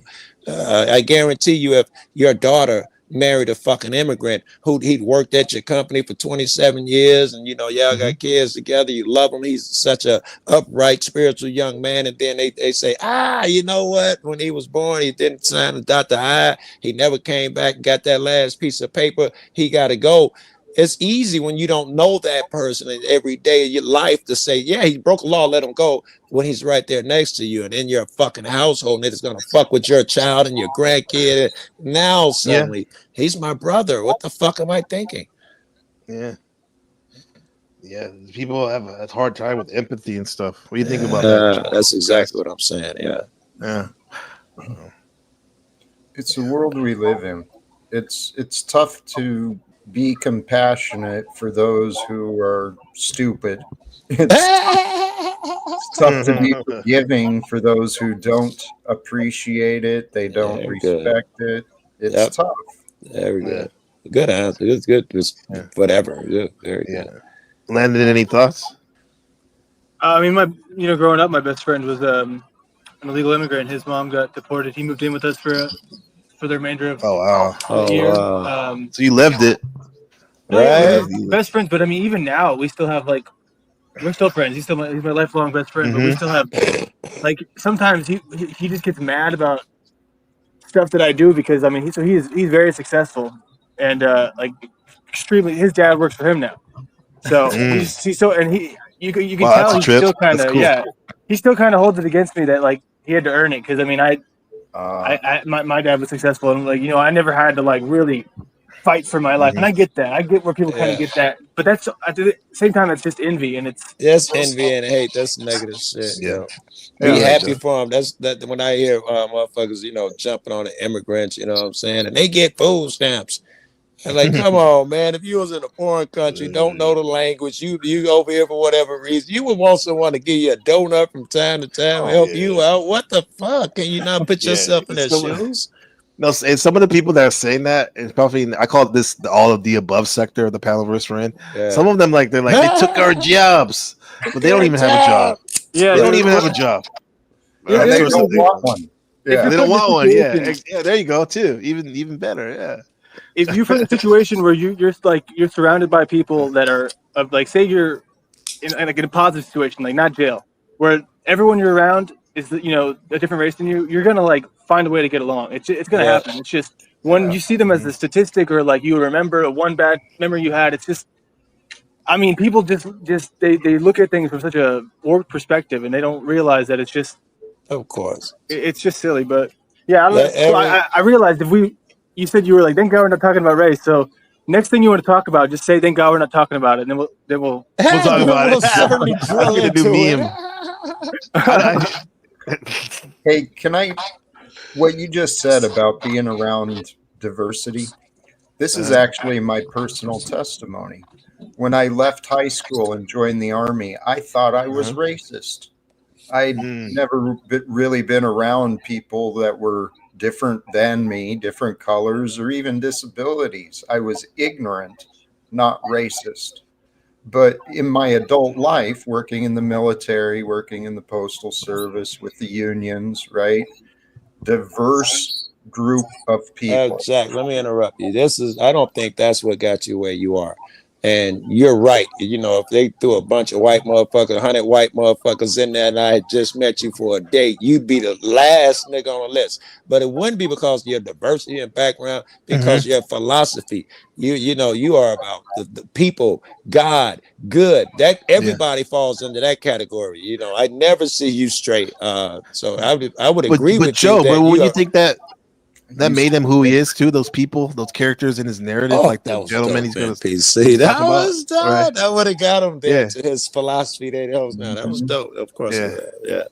I had to make a lot of mistakes along my way to figure out what was right. Right. Yeah. Hey, this is I think a good time for me to ask this question, because I was asking it earlier, but I didn't really get any responses, because we're trying to do this activism. And I mean, I know there's the cliche ways of, making a sack lunch and little kit full of like, toothpaste and shampoo and all that stuff. But what are some other ways you can make a change just in the real world? I know you can always donate to this organization or that organization, but I'm talking like where you see the results. You know Joe what I mean? Cool, man. That's what Yeah, I dude. got you. I don't know if you know Joe Cool. Interesting enough, on the success of the Paddleverse, he has the most subs points on the board, 140 something K, right? But now, but even better, he's literally in the field doing activism and keeping the police honest. Yeah. You know, And you say, what can we do? I tell you that some bad police, that's one of my guys, is cop watch in effect tonight. One of my cop watch buddies is sending me what's up right now. I guess we're going out tonight. Yeah, I've on a lower level, when I'm around, people don't even get tickets. And this is the west side of Chicago. I've seen them give guns and alcohol. In fact, shit that would certainly get them a case. They'll give it back. Guns. And yes, guns, and tell the motherfucker to drive off. So I've saved a lot of, they don't get traffic tickets around me. That's dope. So that's activism in real life. Even bigger though, because I do the YouTube shit, the bosses watch my vids. When these people do stupid shit, I don't even have to say nothing. They sit them down. They change the policies. They tell them, watch the video that I'm working on now. You got to hear them come out. We called it on the radio. We was videotaping. It says, all right, everybody, be on your toes. The cop watchers are out tonight. Everybody be on your best behavior. We're making a difference, right? And the video, we got a few of them that night, but one of them that I got from that night, this sergeant is this dude is upset. His friend just got taken off in the ambulance. They were getting high together. And he wants to check on the police, don't want to let him. So he's yelling and all that bullshit. And so they decide to, they're going to take him down and cuff him. And, he's like, fuck is y'all doing? I'm in front of my house. And then they tell him, well, you ingested what he did. You're going to have to go to the hospital. So they're going to put him on some type of shit. I don't know what they fucking do. But they're going to force him to do that shit. But the sergeant, they didn't just beat him up and put him in the car. No, he sat out there and waited. It was, I don't know, 30, 40 cops out there. Like, what are we waiting on? He's going to tire out, and then he's going to walk to the paddy wagon on his own. And he was pacing as fuck. Then when they got there, he didn't want to go. He let different officers talk to him. He brought a female in for her energy. I mean, he tried every fucking thing, and dude walked in there under his own fucking power. All of that was cause of activism and cameras and the shit going out over the radio. You can make a difference. Empowering, yeah, absolutely. And Jack, did you Landry? Did you see what Jack when he went to Washington to the Capitol? You saw that was amazing too, because like, I mean, regardless if people you love Trump or hate him or indifferent, like it was kind of ridiculous to spend the taxpayers' money for that. What was going on, and I'm glad Jack and those other folks, like those Veterans for Peace and the other organizations, went out there. Not only went out there, but actually shared, expressed, what they felt that people needed to hear. And that's a big deal, man. That's a big deal. That's how you set brush fires in the hearts of men, through your mouth, through your words. So that's a big deal as well. And the bigger you can expand your audience, it used to be through written word. You had to have fucking some type of newspaper, something to go out. And now, because TV and shit was just beyond our abilities. Now with this bullshit, you have another option. You're your own publisher right now. That's what you're doing on your channel. Right. Do you absolutely, Jack? Do you see yourself like maybe incorporate, not to give away your game plan or something, and because you made a big change in moving from the West Coast to East Coast. Do you in your travels, do you see you incorporating anything different than the way you share your message? Because and you're also you're spending time with Rose, meeting people, who knows a lot about media and whatnot too. Not just Rose, he met a bunch of motherfuckers in his travels at this point. Yeah. Well, and Landry is one of the newest people I've met. Newest one, yeah. Oh, you met him in person? Not yet. I'm talking about in person. Since you've been traveling, you done met Flo. I've seen you alongside of motherfuckers. You've met people. But they about to hook up in like next week, probably, right? Oh, Landry? okay. You're gonna meet him. Right. Okay. Yeah. Which is cool, and then now Jack introduced them to us, which is great, man. That's where we know Landry from. Okay. Yeah. Yeah. So Jack. So Landry, are you gay like Jack? Hold on. What? Did you guys go? Jack was about to say something. What did you say? So it's funny you say that because somebody already commented on my video with Jack saying that I'm gay. So I'm like, well, I guess this is my. I mean, whoever said that must be obsessed and gay themselves. Kind of like. I mean, my daughter doesn't think I'm gay, but that's all that matters. Oh, like this guy. Like this guy kept talking about gay shit on Flow States. I had Mug Nexting. Girl, we was just getting ready to get to the gay shit. Yo, can we unpack that Vegas night where y'all were in the club when y'all were hugging up on a train? What's editing, and that's an editing thing. Like, why do you keep bringing that shit up if you're not interested in that? That's kind of weird. Chuck, right? Yeah. Chuck. That was a Chuck. That was that's the Locksmith first guy Jeremy. pops in my head though. Was Oh Chuck yeah, he brings says a that lot shit of up all the he says a lot of suspect stuff. Now, with that said, Jack, did you want to expand or like what's really going on with you and your media and stuff, or just your message, getting it out? I know Jack understands. Well, we're gonna hear everything I've been learning. It's simple and it's obvious. It's the way, right? What was the term you used earlier? Not Maya. Maya illusions. What? Well, the middle path. Yeah. Well, the middle way. path. What I'm The way, learning yeah. and what's been happening with me, it's one choice leads to another. Very good. Mm-hmm. Yeah. And I'm learning as I go. Things have not been working out the way I thought. They never will. Yes. Well, like the capital steps. I thought I would get to go. I thought I would be one of those who was put through the process and taken off to jail, but my destiny turned out different. And it turned into this chance to talk to Don Lemon and the Jolly Good Ginger. And Something you could not have planned. You could not, in your plans, when I was like, Jack, what you gonna do in DC? You never thought I'd be rapping with Don Lemon and what's his space. No. Yeah. On Time Magazine as well. Right. But Joe, what you were just saying about you've created this credibility of yourself and reputation of you and what you're doing that people in uniform will reach out. They'll stay in touch and stay in tune with you. Right. Well, Jolly Good Ginger just today shared a video short about himself and his relationship with Leader Jeffries, the leader in the House. And Very good.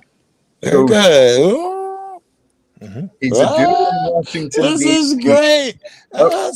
Somebody got to write the book. Jack's too lazy. We got to get him a fucking writer, biographer. Joe, I made that choice a long time ago. I don't want to write a book. I want to live a life others will want to write about. Yeah, but this is a great story, and I want to see it and visualize it or read it. This is a really good story. Well, maybe you And, can write it, Joe. You're good with your words. Yeah, I got some. You can dictate it. You can dictate to you. Dude. Oh, let me see that again. That was Yeah, I dope. was That's about to awesome. say, Yo, I think that was me. That's dope. With the That's cup. dope. That's hilarious. Magic That's Cups, man. awesome. Thank You made that, dog. That's Dude, there's a amazing, bunch, bro. man. Like it's like I Brilliant. said, it's I still got to fix some, but it's done, and I got a electronic version too. The program that shuffles them and everything. Yeah. You don't get like Jack beat up. I noticed on the somebody you were debating. It wasn't Flo. I guess it was probably Snaps, and he was trying to pigeon you as a religious guru, and I was like, "You're very smart. You didn't take that bait." He wanted to argue, are you a prophet and shit like that. This little painting there and shit is just gonna give you more motherfuckers who, Yeah. Are you a guru in general? Right? You said you weren't even a guru, right? He's a guru. But What maybe he you said weren't or to not, some people. yeah, You he's never Dude, that's know. just like he's got the guru. If you like put guru into like in AI to come up with an image, it would generate a Jack will Jack like come up. Anyway, yeah. it would look Yeah, like yeah. him anyway, right? I mean, that's just like I feel like the age, the beard, the long hair, and the glasses. Like I go by the way he talks, right? You listen to him Jewelry now too, man. This for thing's 2 blinging. fucking minutes. That's true though. The way he and, talks too. Yeah. you know that he's on some spiritual guru shit. Shout out to Max Extreme in the building, aka Hormaxer. I appreciate. We got some characters here, Landry, in this panel. Well, I mean, it's all good, man. Yeah. Happy to be here. I There's told another Jack that I guru think in he's got a chat. good story to tell, and I think that I want to be able to help him tell a story. So awesome, man. And Jack doesn't even know his fucking story yet. That's what's so great about it. Come on, Joe. No, I didn't mean that in a bad way. I mean that I in a got good it. way. It took me a moment. And Okay, I think yeah, I don't mean that in a Well, let bad me- way. Your let me, shit's gonna be bigger and better than you, whatever the fuck shit you got planned. Joe Cool, the legend, OG. I humbly will use some of my little bit that I know about astrology. That's proven well with me. When dealing with the Leo, you gotta give some praise, a little bit, some praise, some more, but not fake, of course. There's No. but like genuine, like NPC when I was in give the some kitchen carrot, earlier, not always rod. when I was in the kitchen earlier, I think when I was making them tacos, I was listening, and I was like, "Fuck, NPC Oh, is those much tacos. better at this shit than I am." I don't mean this in a negative way, but handling people like you're degrees and degrees and degrees ahead of me. I'm like, and I'm competitive, so I don't like that. But then again, I learned from you too, Joe, because sometimes I need to take the rod out. and handle punishment. You do it. I think it's blue. I got to. got to glaze Texas. I love you. We love you. Do not But I got glaze. to glaze Joe Cool sometimes. He's amazing. He is. Yeah. Fucking OG. He's a star. Definitely. Yeah. That star could learn some patience, and what I was learning in the kitchen was I don't have to challenge everything. I'm like, There you this go. nigga is as smart as I am. He's very well aware of the shit that's flying past his head. He is just chilling. You gotta learn that skill, Joe. You don't jump every time motherfucker says that. That's bullshit. Yo, you can't do that guy, bro. Yeah. Brother, that's more confirmation of the thought I was just going to share. That Joe is a wonderful example because he's a star, yet he's a very humble man. Very humble. Yep. Very humble. Yeah. And that's something to admire. I like it over here because you cats don't know me as that. I'm just Joe Cool.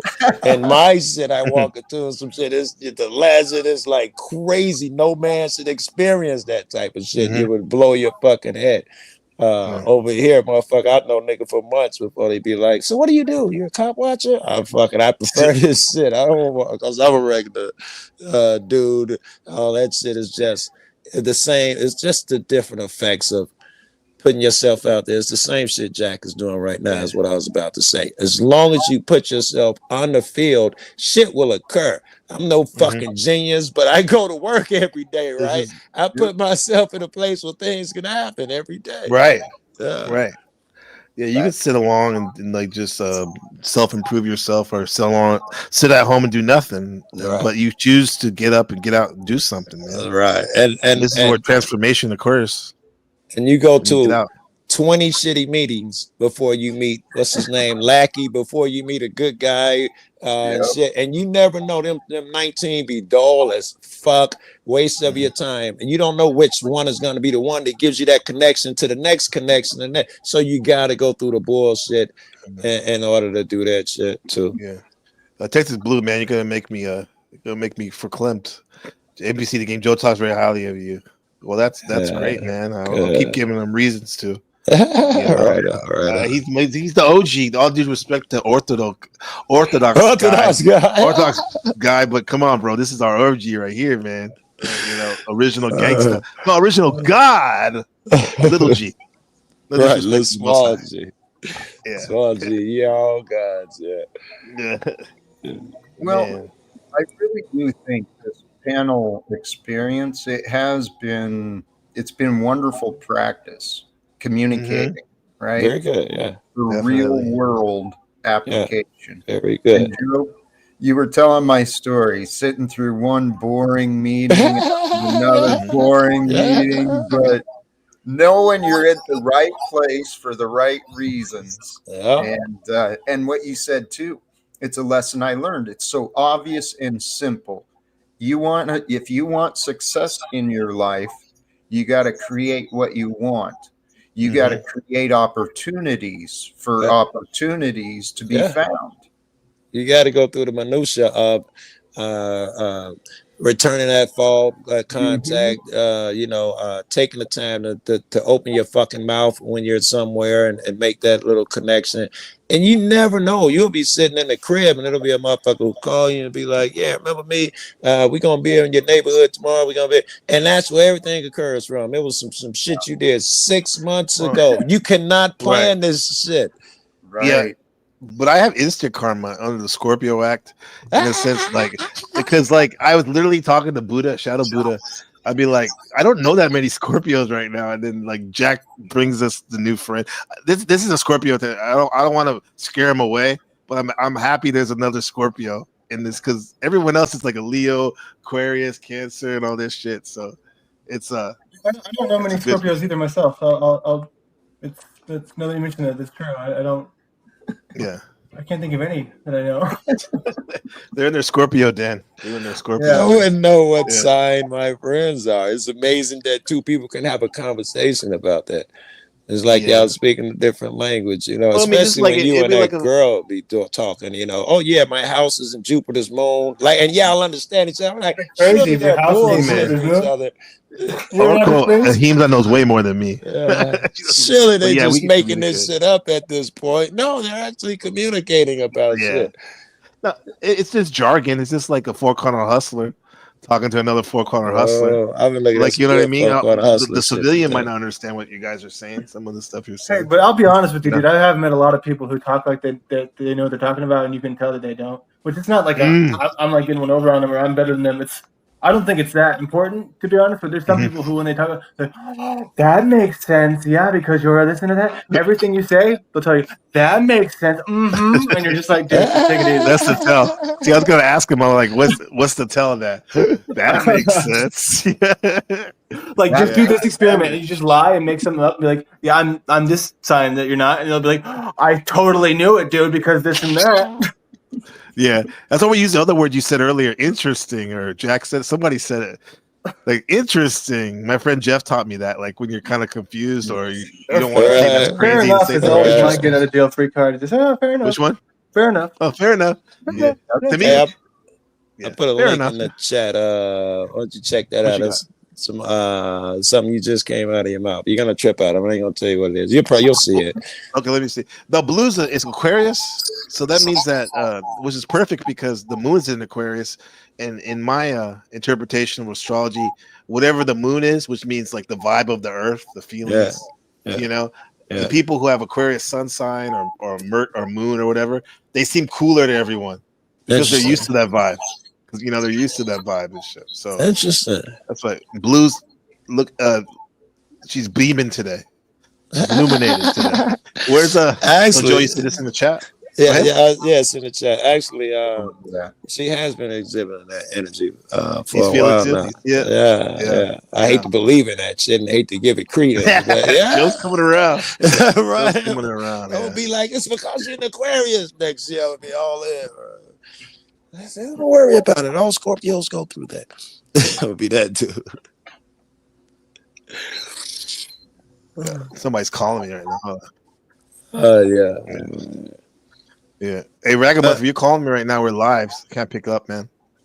We'll call you after the stream, brother. Hey, Let me play this TikTok video, right? Okay. It's a TikTok video. Yeah. Think it is. I don't know. This is all Joe Cool. So if it isn't any good, that's his fault. But if it's great, I'll take the credit as well. It's from something you just said. Oh, about 5% stuff. Yeah. We'll see. Let's see. Here we go.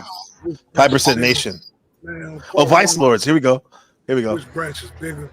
Man, on part one, we want, I just said what I felt, you know what I'm saying? See if you can I understand said what he's saying, I guys. said what I believe. I didn't say what I said just because I'm a folk hustle member. I said what I said because it's a fact. You can't forget, man, the west side of Chicago, Foles, the most populated branch. Chicago Heights, the most populated Okay. branch. Man, Canton, Mississippi, the most populated branch. South Bend, Indiana, the most populated branch. Michigan City. I'm following what he's saying. South Bend, Indiana, Foles. South Bend, Indiana, Foles. Foes mean Four Corner Hustlers, right? Four Corner Hustlers, yeah. Columbia, Mississippi, Foles. I'm talking about I understand that the CVLs. It looks like the 5% Nation, the symbols. No, I Nation should of God's come Earth. from Islam. Every state. That's what I mean. That is Islam. That's where we get our 5% Nation is it's the black. It comes from the Nation of Islam. Yeah, I'm saying the Vice Lords do too. Every state. Okay. Fine. Yeah. I'm talking about a whole Same color city. scheme too. It's like, no. And that goes for and branch. I'm talking about. What is the context of this video? He just talking about. I heard NPC say something about the Folk Corner Hustlers, and this dude's telling motherfuckers, you want to know who the biggest branch of the Vice Lords, Folk Corner Hustlers. Yeah, it's an example too of jargon, which just means technical words that if you're not in that particular field, you might not understand what's happening. Let's zoom in since you said that shit. You see the letters behind them? Let me get them. Break it down for us. We're all about the symbols that teach us. All right. I'm high, so I'll do what I can. But let's see. Wait. Let me back it up a bit. I got too close. Yeah, you just get that shit out the screen. There you go. I'm zoomed in. I can see it. All right. CVL. All of these would be Vice Lords. Conservative Vice Lords. EVL. Those are different sets of it. Different subsects of them. Yes, execution of Vice Lords, TVL, traveling, UVL, unknown. I can't see that one behind his head. IVL, insane. RVL. You said that'd be what would be RVL be? RVL don't ring a bell. Folk Corner Hustlers, that's my gang. Cicero, insane, Vice Lords. Cicero, yeah. If you know, like. So Four Corner Hustlers is a subset of Vice Lords. Yeah. There used to be a dude that used to call into our show years ago. His name was Vice Lords, and he used to be like Vice Renegade. Lords, and he would talk That's shit. the R. Renegade. That's the R. Yeah. Now, Joe. Yeah. Thank you for breaking that down. Like, what's the significance you think of being in someone being in the gang, bro? It's exactly what Lackley was saying earlier about the mob mentality when you get Who's prison. Lackley? Whatever the cat Landry, yeah, was saying. I think that was him saying how you do the mob mentality when you get in prison because it's scary there. That's the reason you join the gang. These streets are scary. You walk out there and you see everybody, all these other kids look comfortable as fuck. and you immediately can get a boost and get an N and walk the streets if you join with them. And it ain't like, you know, nothing heavy. You're just hanging out with your friends. All them folk on hustlers anyway. So one day you're gonna be like, yeah, I'm a folk too, and you know, Right. it just happens that way. But it's that, I forgot how he called it. He did he say mob? I forgot what his words. He said mob. Yeah, he said mob mob mentality. Yeah. But yeah, that's what it is. Well, we can say the same thing with like what Jack was talking about. He was a veteran, being in the military. It's one big gang kind of. Yes, and they'd see they had yeah. that brotherhood. If he saw another military dude, they'd share something instantly that other people don't share. Yeah, and the vocabulary, like you pointed out, the jargon, huh? Yeah, the jargon, right? You can stop, but I just wanted. I thought that was interesting. No, that's that cool. I had that saved, and you was talking about the folk on the others. That's perfect right there. never- Jack, you could talk in the military like that jargon between you and a fellow person who's in your platoon or unit, and like the civilian won't even know what the hell you're talking about sometimes. Yeah. I hear it all the time. They be like EEO something. They got all these fucking things that they do apparently. It's short for something. Yeah. Yeah. That they Do you guys see that with in our relatively unique YouTube spaces? Like where like Landry or Jack, even Joe, Yeah, where run into because that. you guys like maybe other fellow YouTubers or panel or chatters, they know what you're talking about. Yet you sometimes we don't try to not dumb it down, but make it so maybe new people can understand. Do you think we need to? There's ever time to like what think he's about saying? that? Is there times and places where you run into people who just absolutely speak the language? Yes. Where, but then it's like, if you want to include other people that new people, for example, You had to translate a bit. you have You to can't say I translate it went or to be mindful of PT that. and had EOD at 0700, and Yeah. then my VP came in with a TCRF, and I was like, "Holy cow, we got none of that. We didn't understand anything that y'all just said."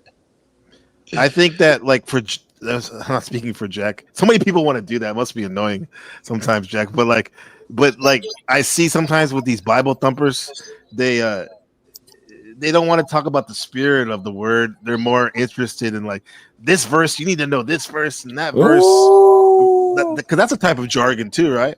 Yeah. Oh, wow, Jack, that's You know what I very mean? interesting. Lead NPC. It's a content, yeah, for sure. You, Jack, being who you are, you're gonna be misinterpreted as because you're a fan of Jesus and all of that stuff. That you're supposed to quote scriptures directly. Do you find the pressures and shit in that area? Good question, Jeff. Expectations. It was your question. I'm just rephrasing it. Yeah, it's a good question. It's our question now. All right. We co-created it. I've faced a lot of rightful criticism that Right I on. don't have the scripture memorized as well as I could, but to be honest, it's been a conscious choice. I don't feel that is.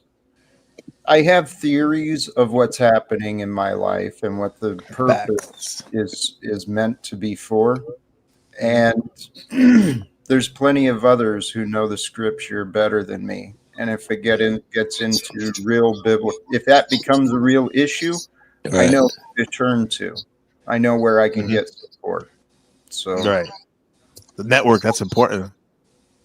That's But important. honestly, I think what's happening is we're living at this time of a shift, and there's new meanings, new lessons that are coming through. Okay. And if it's possible that I'm playing this role as a new messenger, right?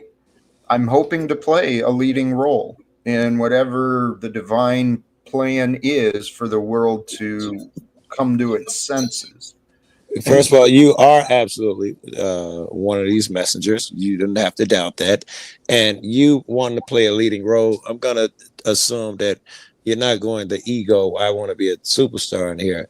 I want to be a great doctor. That's what I'm thinking. I'm assuming you're saying when you say I want a leading role. I mean, I want to be active. Yes. Not I want to be famous. Well, I hope that in my preparation and my studies that I may be used for some pretty important and unbelievable things. Right. I like that. I like how you phrase that for sure. I see the commonality in that.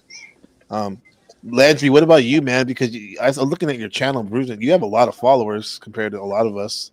Well, And it's not really valid because it's not active viewers because those were from a different time. So my channel is pretty dead right now. I'm trying to bring it back to life because it was active like 11 years ago, and then I brought it back to life 4 years ago, and then it died again. so you and had paradigm shifts. It sounds like, right? Paradigm shifts, maybe. But Can the thing is, can you go into that maybe for a second? Yeah, but real quick, exact just same, to jump on what Jack was saying, how he wants to be leading role. I've always wanted to be. I feel like I shine in the background, so that's why I think that me and him are together really good. Is because I don't think that I shine as a leading role, and I never really wanted to. I feel like I see like when I was working for that guy who I know one day it'll get out, but I'm not going to mention it right now. But when I was working for him, Gary V. When I was working for him, he like I felt like I had all these really cool ways I could help him out, but he was so like he just wanted me to edit videos and that's it. But I was like, man, I feel like I could really elevate the brand, and I never really got the opportunity to. So You that's what I'm shouldn't starting get to the do. opportunity, motherfucker, because you just sat up here and told us I'm okay with being in the background. I have to say he sensed it. You weren't ready. You're not ready now. Make up your mind. Are you ready to be that guy who edits and tears shit up and makes your own decisions, or no? You sound like my linebacker coach in high school. Now go get him, girl. Bad cop. I'll call you bad cop. I'm a good cop, Joe. You're a bad cop. So that's the thing, dude. I can. I mean, that's bad I can edit videos and it can be a job, but I mean, I'm looking for more than that. Is what I'm trying to say. I like to be your own ideas, creative your own skills, right? Your own ideas. I get a sense that you feel like you can pull it off. Get him, Jack. Pull what up? Get him, Jack. Yeah. I do think so. Get him, Jack. Yeah. What I heard him saying is that he knows who he is. He knows what he wants to do. He found a place where he thought it would work, but it turned out he was being underutilized.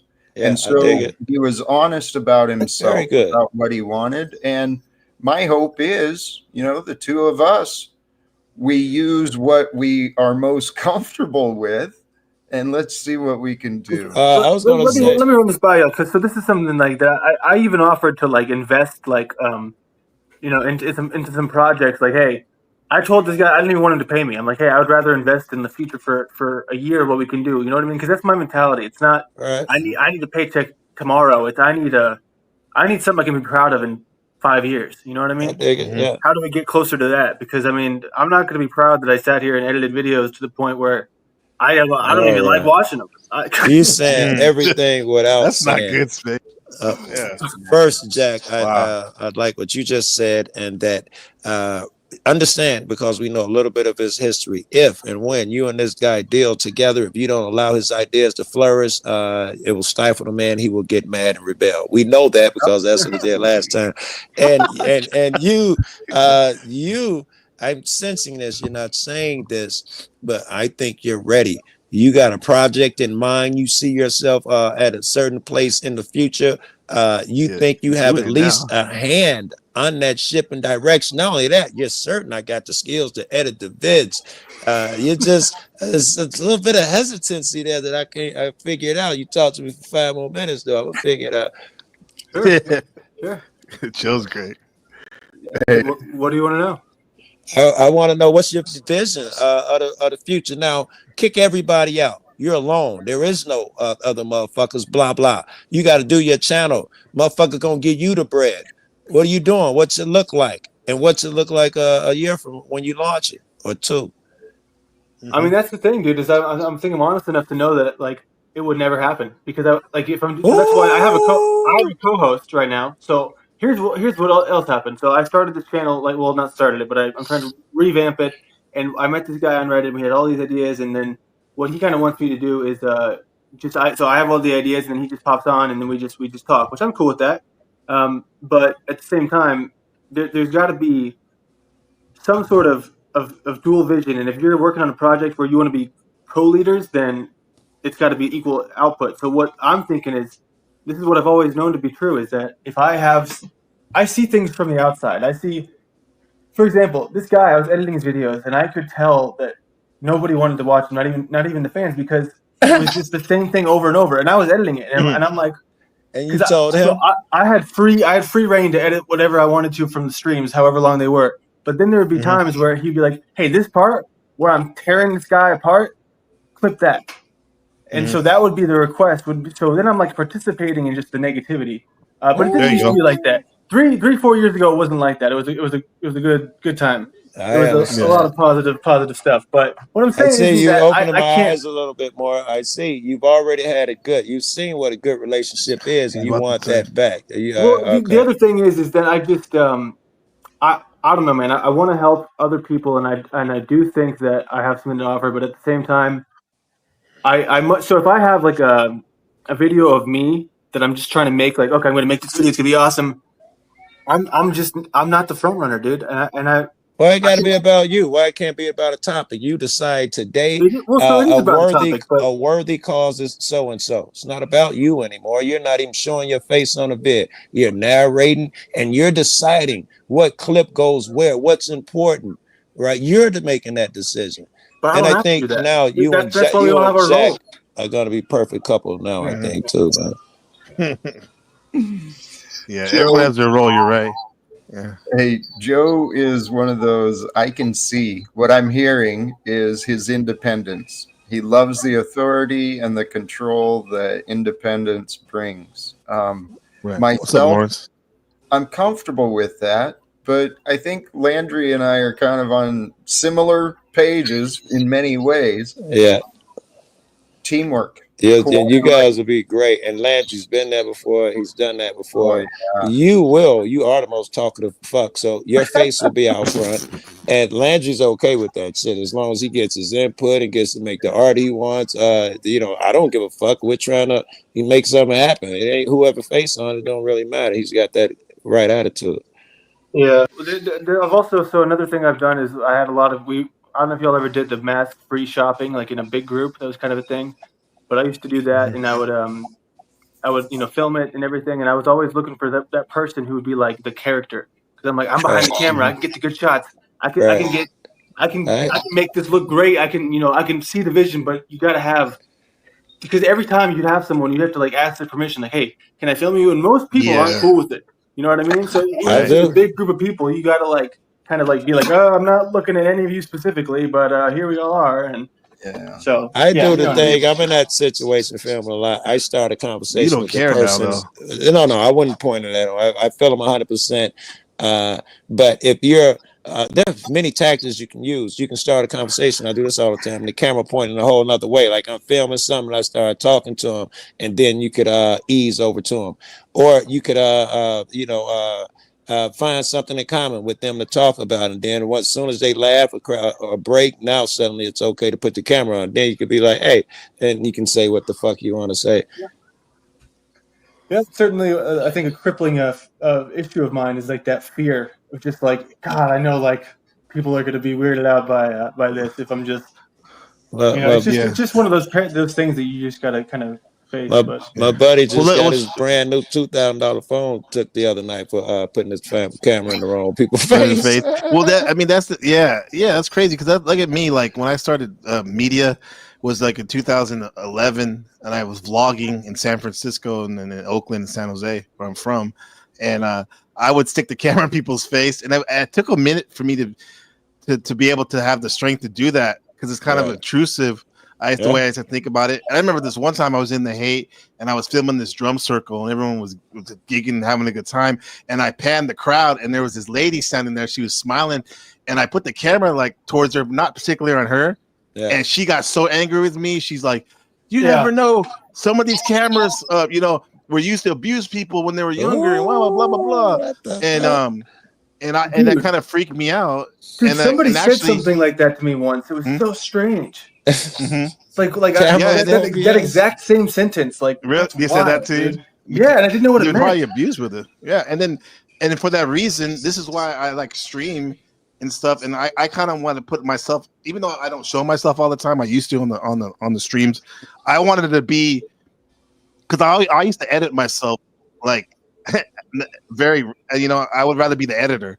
Like, for example, let me just show you this real quick. This is what I used to do. Glad you not like, yep, I know exactly what you mean. Watch this shit. This is me. Like maybe like 10 years ago, right here. This It's like we're just Jamie, you know what I mean?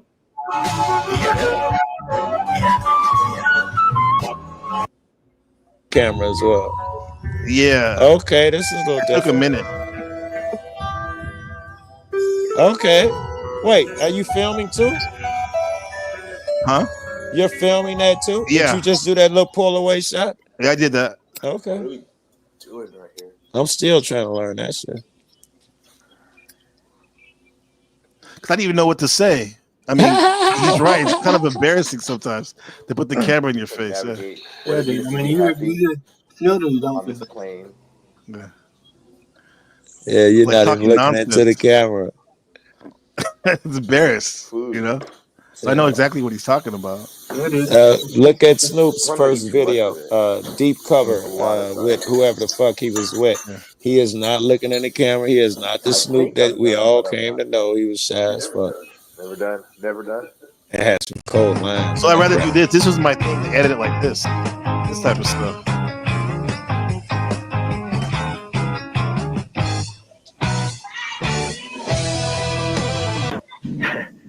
Master, he must be dreaming. No. If he is dreaming, then he must be asleep. And if he's asleep, then I will wake him up. Oh. It's pretty deep, man. The alchemical stone, the lapis, symbolizes something that can never be lost or dissolved. And then I would play like a Carl Jung audio. That's how much I didn't want to show myself. How many So years I understand ago what was you mean. that, did you say? That was 2011, 2012, actually. Oh my goodness. Yeah. Some of the intro though was newer. Do but, you like, still but edit? You don't edit anymore, do you? not so much, but I'm gonna start doing that because I'm gonna incorporate like real-time vlogs on the Landry, street now. there's your next buddy, Landry. There's your next hookup. Yeah. You gonna be editing fucking NPC shit. You're gonna see NPC in Taiwan. I call it Blaxican in Taiwan. Oh Vlogs, shit. yeah.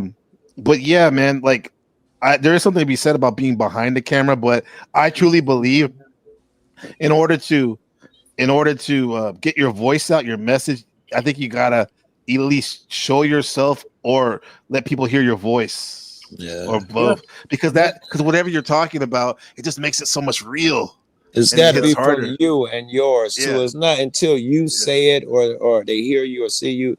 It's not yours. You're repeating a motherfucker. Until when they hear it from your voice or your face and you look in the camera, that changes the game. That changes everything. Right. Yeah. Yeah.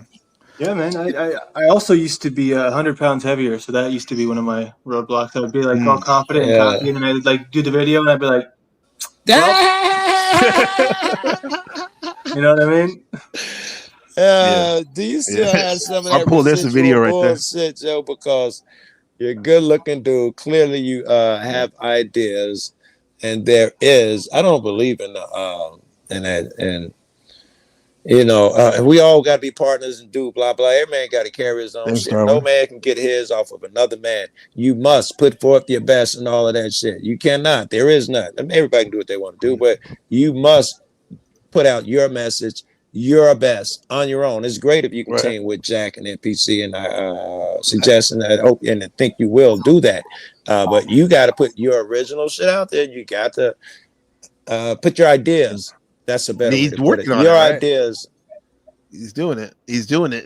And I think this is why, Joe, you're right, but this is why us four are grooving right now. It's because even though we're coming together like Voltron, we have our own unique platforms too. Yeah. Because no disrespect to people who just panel and don't create on that's great. I mean, we love you and you're valuable. However, there is something to be said when creators, you know, get together. I think it's like stars getting together and shit. No ego here, but like There is something about that. And okay, if you're a creator, you're already doing something. You're taking that extra step, and extra step. Yeah. And when two people come together, it ain't just 1 + 1. Suddenly it's 3. When 3 people come together, it's like 5, and it's like exponential. Hey, Margot. Yeah. So when a bunch of creators come together, it is better fireworks. It is. Like, for example, this in your background, that's my friend from the Netherlands, Justin, Dimitri. We made this little cartoon. Yeah. I mean, right here.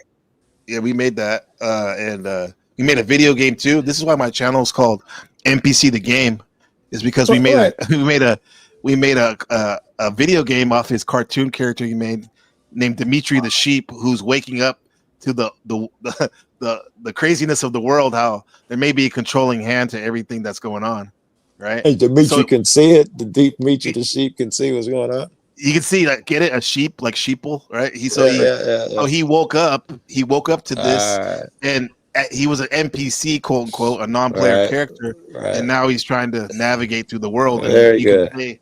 And I think a lot of us are like that. We're waking up to what's going on, in real time right now, right? So that's why we say NPC the game. It's a game in a sense. I love it. Once you find the rules of the game, you can have fun with it. Didn't you say you had a channel about mushrooms or something? Was that you? Yeah, it got nuked last 3 days ago. Oh my God, that's I had almost recent. 1,000 subs. Yeah, and it got nuked. Yeah, it was sad, man. It's kind of like the way you think, right? You are really like earthy, like Jack and shit in that fashion. Yeah, and it makes sense that you would have partaken in shit. But the thing is, I haven't taken mushrooms that much. I've only done DMT a couple of times, allegedly. But the point is, my thinking is like, I smoked a lot of weed in my past, and from Northern California. But I think it's because once you go to those places, you can kind of bottle that. They did a study, CIA or somebody said that once you do acid or one of these things one time, you are 80% less likely to follow orders, do as told, and not think for yourself. Just after one. That's what happened to you. You can't take it. Yeah. I'd make that shit illegal too, right? If I'm trying to control niggas' minds, you can't have that shit legal. Good knowledge, Margot. What up? Hey, Margot, I didn't even see you. Yeah. I was just this conversation reminded me, one of the guys I met at the campground in Colorado, that was his profession, was helping people with mushrooms, finding the right dose for them, and actually helping treat them with, he was a modern medicine man, is what I saw, right? Right. Shaman, huh? Yeah. There's a great story about a guy who That's awesome, popularized it here. His daughter was having seizures, and he heard that shit would do it. And he had took some himself before he would try it on his kid and stuff. And then he had got good with the doses and shit. And he started to control her seizures. And then, of course, the man found out and told him he had to stop. He like, fuck that. I'm not letting my daughter go back to 100 and 200 seizures a day. That was a big thing about that shit. Let him be. Let the guy be, man. This is the thing. Oh, sorry, go ahead. New Guru, I'll let you know it's beta right now. It's on beta test. Where can I play that sheep game? You playing it every day in real life. But exactly. That's what Joe said too, but I'll definitely let you know when you can play the app game. Yeah. But you were playing it every day. You got it. I would go out and play it in a little while. What's that? Mr. Chamberlain, you're about to say something. I was just going to say, because another thing I saw Jack talking about was how he wants to talk to Donald Trump and everything. And right. So this is it's a short story, but somebody was like hacking my computer once, like 2 months ago. So in order to scare them off, I tried to make, or I did make this my desktop wallpaper, which is my dad and George W. Bush, because they did a lot of work together. So, so I thought, hey, I can't get you to Trump, but I can probably get you to Bush. Yo, I love it. I like George Bush anyway better. I like George Bush. He was funny, dude. I'll be honest, man. He's that's evil, awesome. But dude, that dude was funny. There you go, Joe. You like that, Joe? He was the first beer president who you wanted to have a beer with. Was Bush. Yeah, Bush. He's a Cancer, sun sign. Remember that too? Yeah. Hey, Joe, what do you think about that though? That's a good network right there. Yes, it seems. Jack? What do you call it? One of his Like favorite. we love Jack so guys. much. We're like a parents, like group parent. No, I don't mean it disrespectful, Jack, because Oh, you're right. you're a I man of know. autonomy. But you I know, know. we hella care about you. All Right. we're Right. like, I'm getting all emotional. So I need to Right. There's a word for when two things line up that is not coming to me right now, but that's Synchronicity. maybe that's Yeah. Synchronicity is but good. that's a great one. Carter, this seems wow. like all this is part of a synchronicity. Now the Texas Blue, can you get it, Jack? Carter's passed away. We have to do a seance. He's about to say, can you get Jack a hookup? Yeah, dude, Landry, you had the receipts, bro. He's like, my daddy, you know, he's very successful. He got pictures with W. Right? Yeah, man. I mean, that's cool, man. You and Jack gonna just have me at a barbecue. The old man gonna, hey, I brought my friend with me, and Jack gonna get his shot. You know what, man? It's your father, James Bath. Dude, this Landry, your childhood was supposed to have been interesting, bro. Wait, what about what? Your all of our childhoods were interesting. I bet you saw your childhood was interesting. Some of the people, the circle you had and stuff. So. Yeah, man. You know, it's one of those things where. So, did y'all ever see the No Obama bumper stickers? Yeah, You never did. So those are pretty popular back in the election against. I think it was the first one against what was that guy's name? McCain. Died. McCain, yeah. When he goes, no, he's a Muslim. Obama's a Muslim. No, ma'am. Yeah, I thought that was great. Yeah, but I mean, all these billboards you see, sorry, not billboards, what do they call it? And the yard signs and all the bumper stickers, all that, political stuff. That's big money, man, and that's what my dad's always worked on. So he makes most of his money in like the election season, and then he just fishes the rest of the year, Right.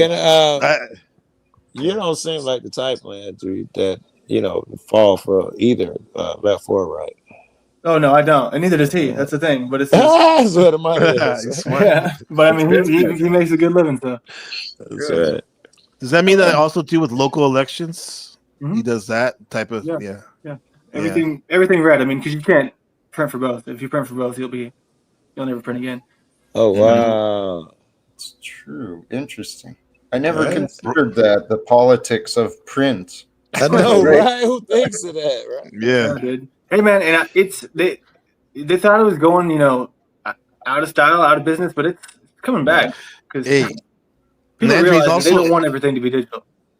It's also too becoming into pop culture. You remember that Haktua girl, whatever? I do, yeah. Right. Well, she sold a hat in the font in the print as Bill Clinton's ads and signs, like Haktua for president with that same stuff. So so it's interesting, like when people take things that we're used to, like like that style of, for example, of the political ads and signposts and stuff, and then put their kind of like guerrilla media and put something that like sparks someone's consciousness or something. That's my $1 million idea. It's still not developed, but it's I've been working on these tarot cards for now, just to kind of like give some practice as far as if I print them, if I run them, if I get them done right, and then I have them like, hey, I made this, it's done, it was successful. The process was, because you have to take, when you're designing these files, it's like you have to make them print ready, and everything on your computer is not print ready. It's just for digital view only. So you have to like really learn how to use like the Adobe tools, or else it'll print and look like garbage, and you won't even be able to sell it to one person. So I've been trying to like learn that with this practice thing I'm doing. But my $1 million idea is, man, there's got to be some sort of value that you can bring to the world in like a physical. I mean, I think I don't know why I think trading cards, but some sort of like truth trading cards. No, that's what we all love, that baseball cards. And it's the thing is, dude, in the same. So I've been around these places and I worked in these places, like, because I mean, when your dad owns this company, you go and you see the trenches, you see where all the illegals are doing all the hard work. They're working on these machines, so I've been in the trenches. I've done that, because he's like, hey, if you want to learn the business, you got to be in the trenches. So I've seen. I mean, these same print shops, the binderies is where they cut it into the pieces. They do the Bigs. Is that the company's name? The sports trading cards. So Tops. Bigs too. Bigs is that's like sunflower seeds or something. I don't know. Yeah, but Tops. So I've seen how they make them, and I'm thinking the same sort of thing where because there's all these different. There's holographic, there's foil, there's Mhm. all these different kinds of paper that they use to make some more rare than others. So like introducing the topic of like truth and the stuff that we're passionate about into this kind of form where there's like rarity involved and it's like a collector's item. I feel like there's something there, but I still gotta figure out what it is. All right. You I'm remember glad the you hung Illuminati in there, series bro. cards? The game, the Illuminati. Everyone geeking off their mind. You know about What is that, it? right? The Illuminati No, I don't. cards, bro. Oh, that's Jack, tell something I him meant that. to bring up to you before. Yeah, Shout out to I Margot. don't- I love you too, Margot. You're I great. don't know all the lore about it, but there's a I'll deck show you. of cards that's all Illuminati signs and symbols. And it's like the Simpsons. It's like the Simpsons. How the Simpsons Yeah. was predicted programming. Same thing Yep. with these cards, bro. Let me. I gotta show Show you. me a this shit. card now. They're very valuable right now. They came out in the That's 90s what or I'm saying, something. dude. It's the long game with print, and this kind of thing. If you want to make something that's like it's a cool concept, you kind of like the goal is to put it out in the world, and then you see the real returns in 30 years. 6 years. Oh damn, 30. I'm just saying. Well, when you think about like Pokemon cards now, those Yeah. early ones, dude. Yeah, that was 30 yeah. years ago, and those are worth like Yeah. ungodly amounts of money. All right. You're gonna like this, guys. Good looking out, Jack. Let's see. Card game was released in 1994, but some of the images on the cards have pretty eerie similarities to current events, and the internet is buzzing about it. Let's find out why. Landon, I'll Back put the in video in the back for you. 1994, Steve Landry. Jackson released a card game called Illuminati New World Order, inspired by his original box game Illuminati, which was based off of the 1975 book The Illuminati's Trilogy, written by Robert Robert Alton Alton Wilson. Wilson and Robert Shea. And of course, the world went wild. In the introduction to the rulebook of the game, Robert Shea, author of the book that inspired the whole thing, wrote, "Maybe the Illuminati are behind this game. They must be. They are, by definition, behind everything." According to the rulebook, the game can be played by 2 to 8 players, and depending on the number of players, it could take anywhere between 1 to 6 hours to complete. Or, according to conspiracy theorists, it could take the rest of your life. Why? Well, because it appears as though each card played in the game was actually a premonition of something terrible to come There in they the are right years there, that followed the release Landry. of the game. And See, by and the that's, year that's the thing, dude. Those are ugly. So the potential to make something Compared to the beautiful Jack is, Tupac card. you know what I mean? Though it's just like compared Right. to a lot of stuff like that. That's what I'm saying, man. These kinds of things are so just mass produced that they don't take time or care to put effort into the art, which is like, but they still explode in value. So I just feel like there's potential for something good, man. I don't know. No, you got it. You're planting seeds, man.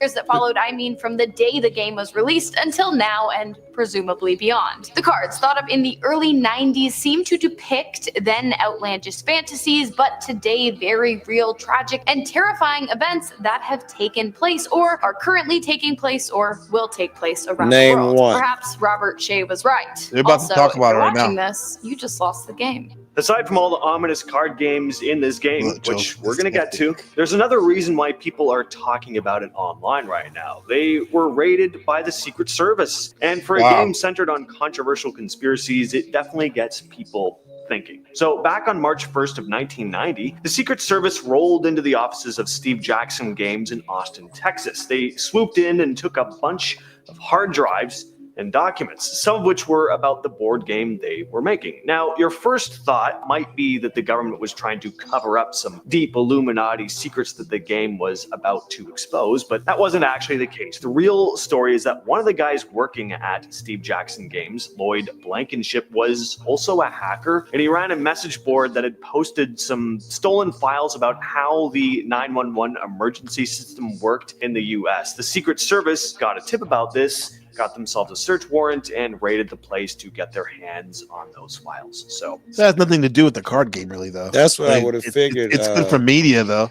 It's good for their marketing, right? Like, ooh, they got raided by the Right. FBI.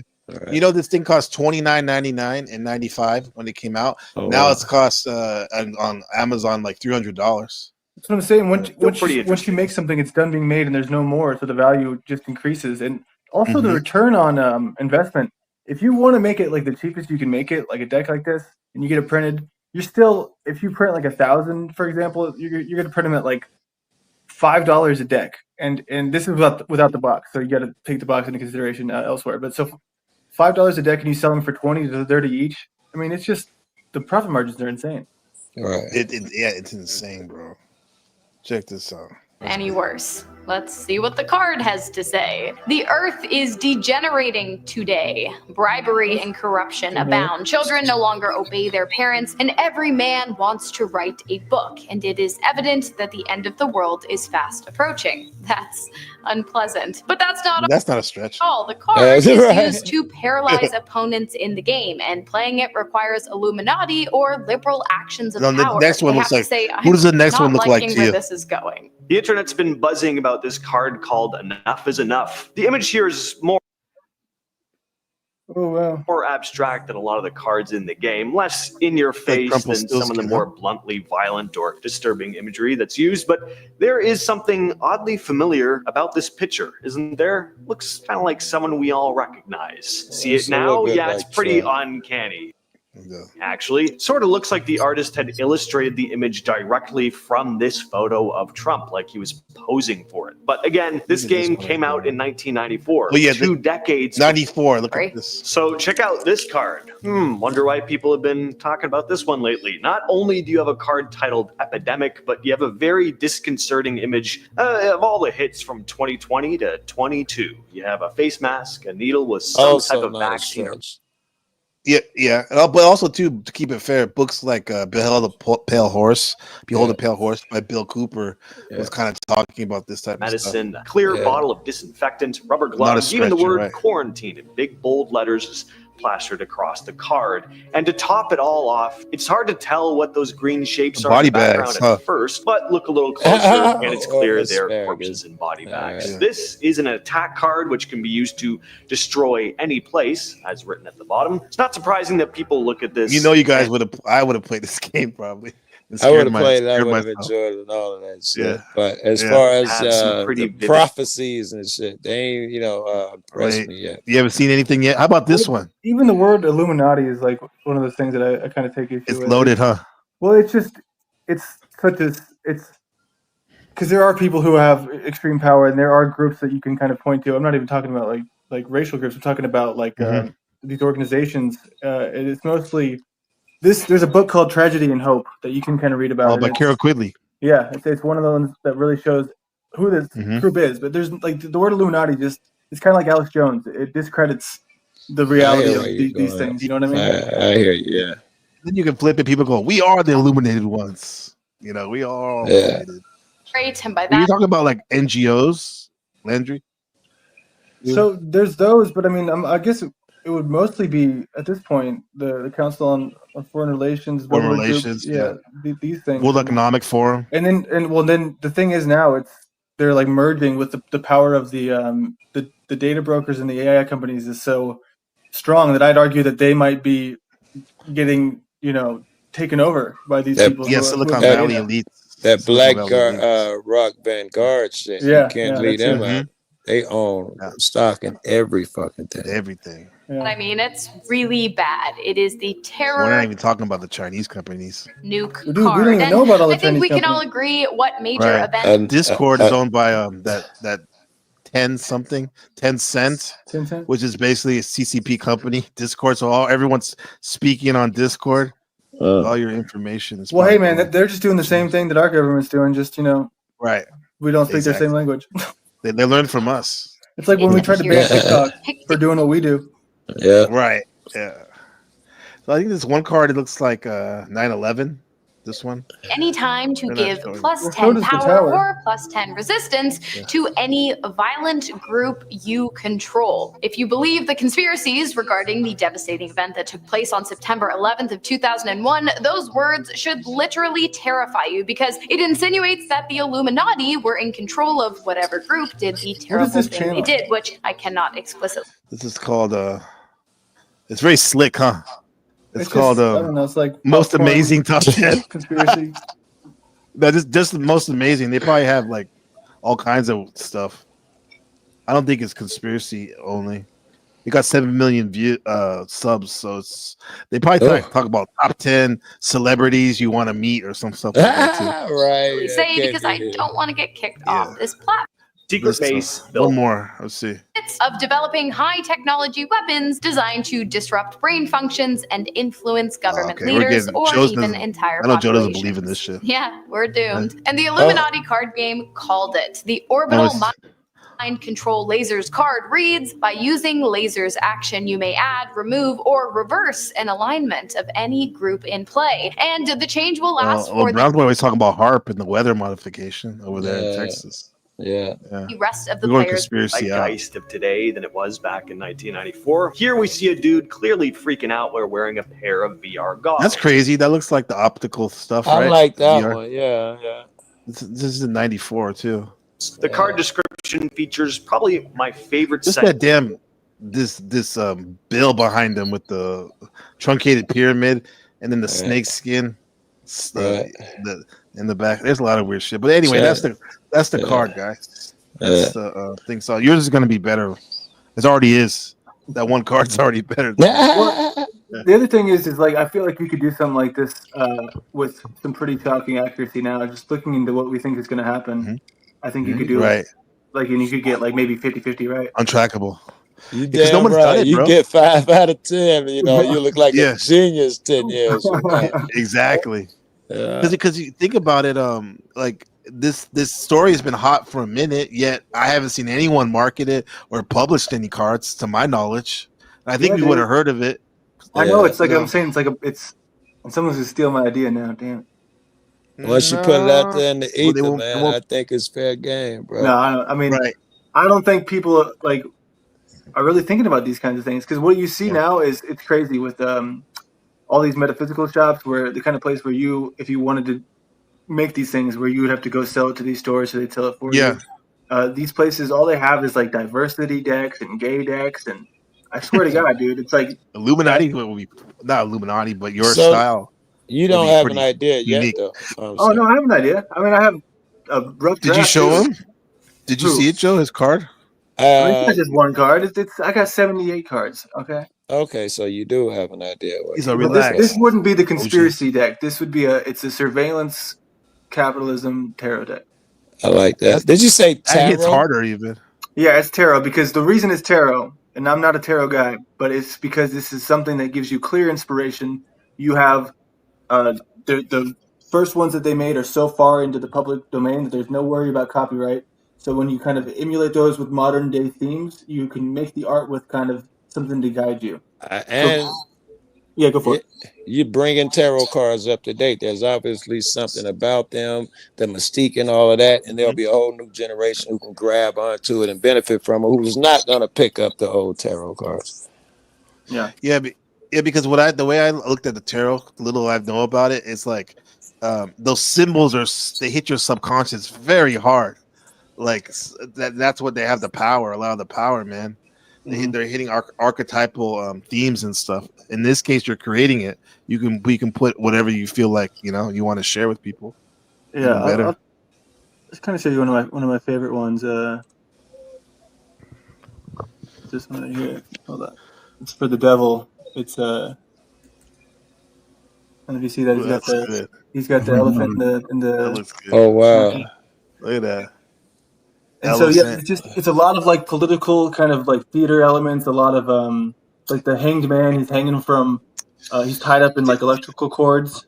You know what I mean? Yeah. I like the vintage theme too. Yeah, it's vintage, but it's modern. So it's like it's the combo. It's duality. It's nostalgic. Yeah, it's familiar but current. Current at the same time. For 2 of cups, it's 2 ginormous fat dudes with a giant soda, big soda. That's a good one. Yeah. That's what I'm saying, man. It's like, but I never, I gotta like always find, because I wake up and I'm like, this is the dumbest thing I've done. I probably put, I don't know, 50 hours into these, like maybe more, probably more. But it's just, you start to go crazy and then you hate it. Like, why am I doing this? Welcome to the world of being an artist and a creator. Yeah, man. How much? You're gonna be your toughest critic. Landry, is only a couple more you have to make to complete it? No, they're all done. I just like there's so many that I think can be better. I see. You know what I mean? Okay. Yeah. So you have your first draft basically, kind of. No. Yeah. The first draft. Not even that? Way past that, dude. I could tell. I've edited them and some of them. Yeah. I've been trying to, like, somebody else I've been talking to who's like really into tarot. I've been like bouncing ideas off them, and then they have an idea where it's like, well, that's great, but then I like rethink my whole thing, and they're like, then it's like, wait a minute, is this my project or is this your project? You know what I mean? Oh wow. Your cards there, do they directly represent something than the existing tarot card, or are they different in some way? They're very different, and that's why they're so. And I've been kind of the people who I have showed them to. A lot of the feedback is, hey, these are a little bit too depressing, which I understand, but I like it though. Yeah, I mean that's kind of my goal. Like, it talks to me, speaks to me. Yeah, everything else is a But happy. that's a. What about tarot cards? Do they got a balance? Yeah, Tarot yeah. cards. Yeah. Well, and for There's all for kinds the of ones. there's some that are definitely more positive than others, but I guess I can show you the one of. I don't know a lot about tarot cards. I don't know if when you this go is the there and Jack they one. read, do they say Really most of Jack's the all time. times you're gonna have a good future? or You see that, bad? Joe? What do you think about that one? I'm looking at it. That's the one we saw That's earlier. Jack. Yeah. That's good. And I looked up Prince of Cups. I love it. Oh, yeah, Thank what you. does it mean, Jack?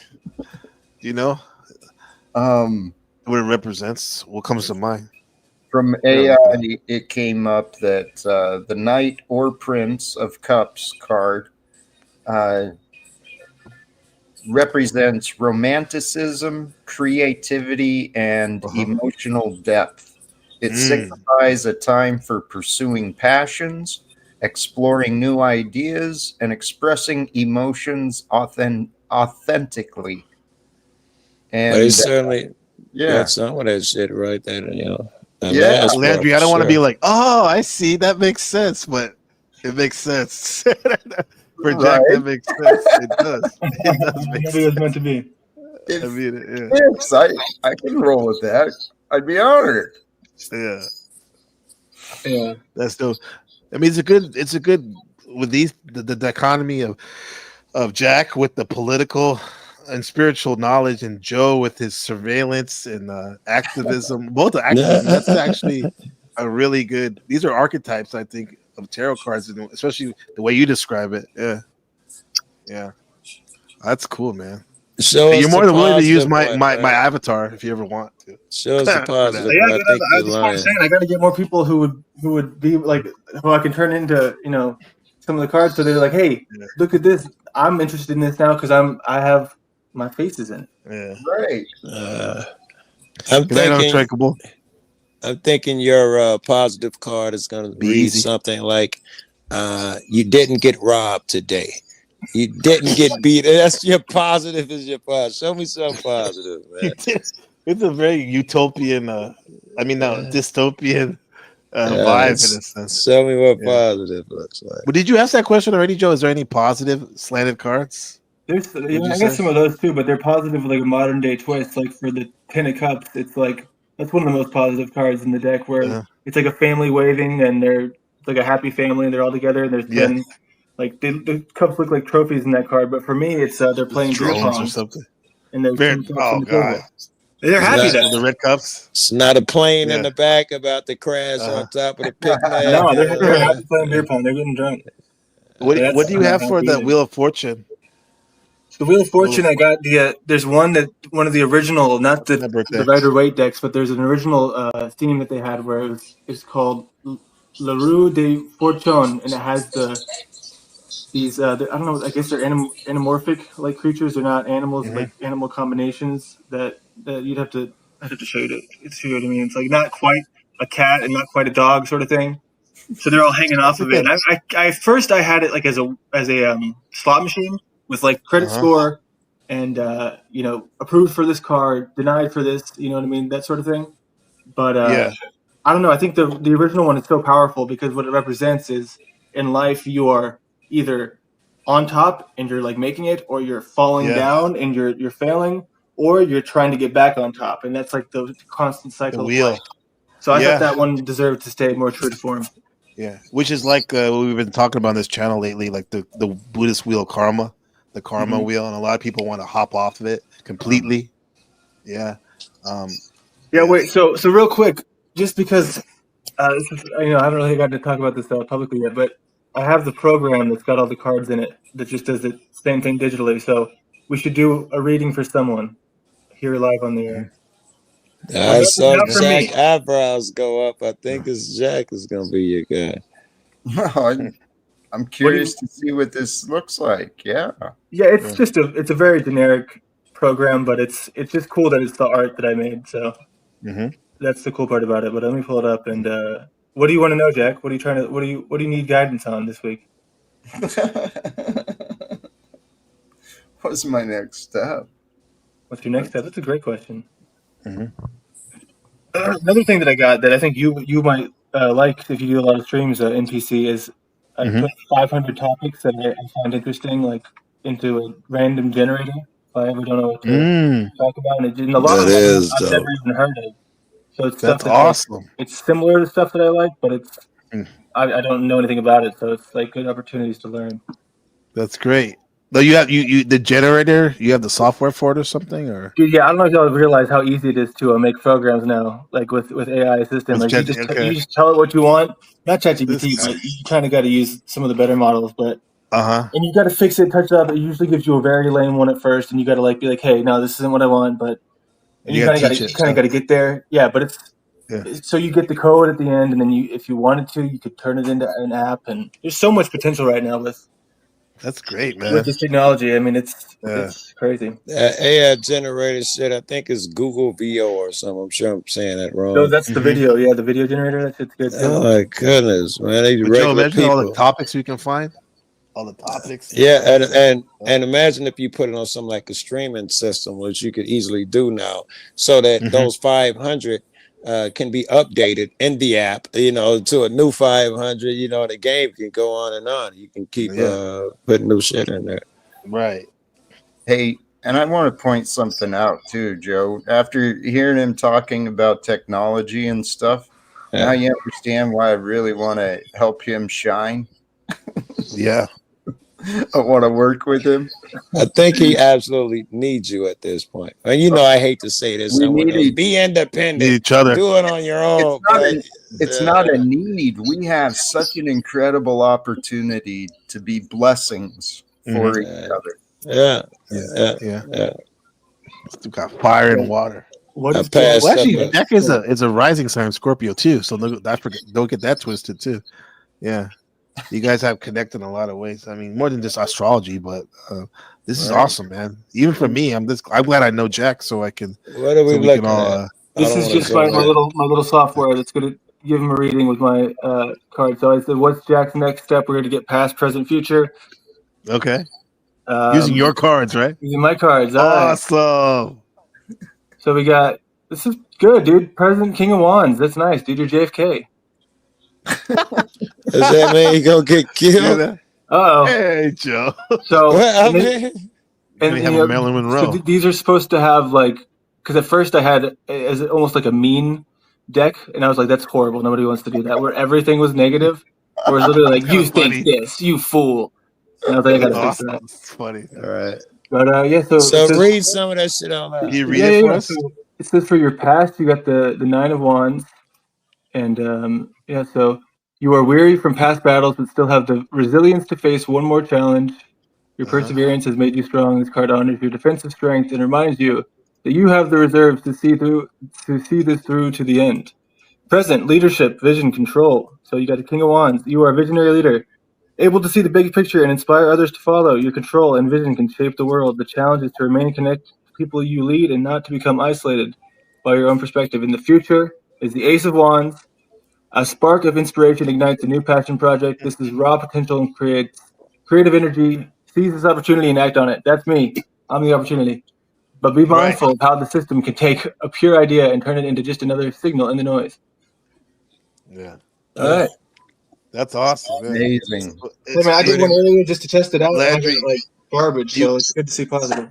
You got a request, Landry. Texas Blue says she wants to be next. Is there any way you can do one more? Do it, duh. I mean, it takes it's just a program. Yeah. All right. What's your question? Just like past, present, future, or what you want? Yeah, I think you'd have to add something first. She'll probably type something in right now. Yeah. She jumped on it, man. Hey, you're talking about VO3. Something funny that I was doing.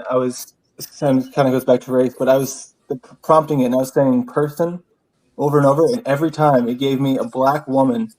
And once it gave me a white woman, I did 10 prompts, but the word person will not get you a man, and it usually won't get you a white woman. So I think it's kind of messed up that they make Is it you. woke? I don't know. I think it's just overcompensating because it's like, well, yeah, we someone's got to include tweaking them. it. Yeah, someone's tweaking it because they got criticized. But then you got to be that guy who's like typing this into their keyboard, white man doing this, and you're like, oh my god. I feel like a fucking clown doing that. Comes up behind you. They're like, "What are you doing?" Like a racist dude. Like, what you say? Black man runs the world. What's wrong with the black man? No. I just needed to be a black guy. I didn't mean nothing by it.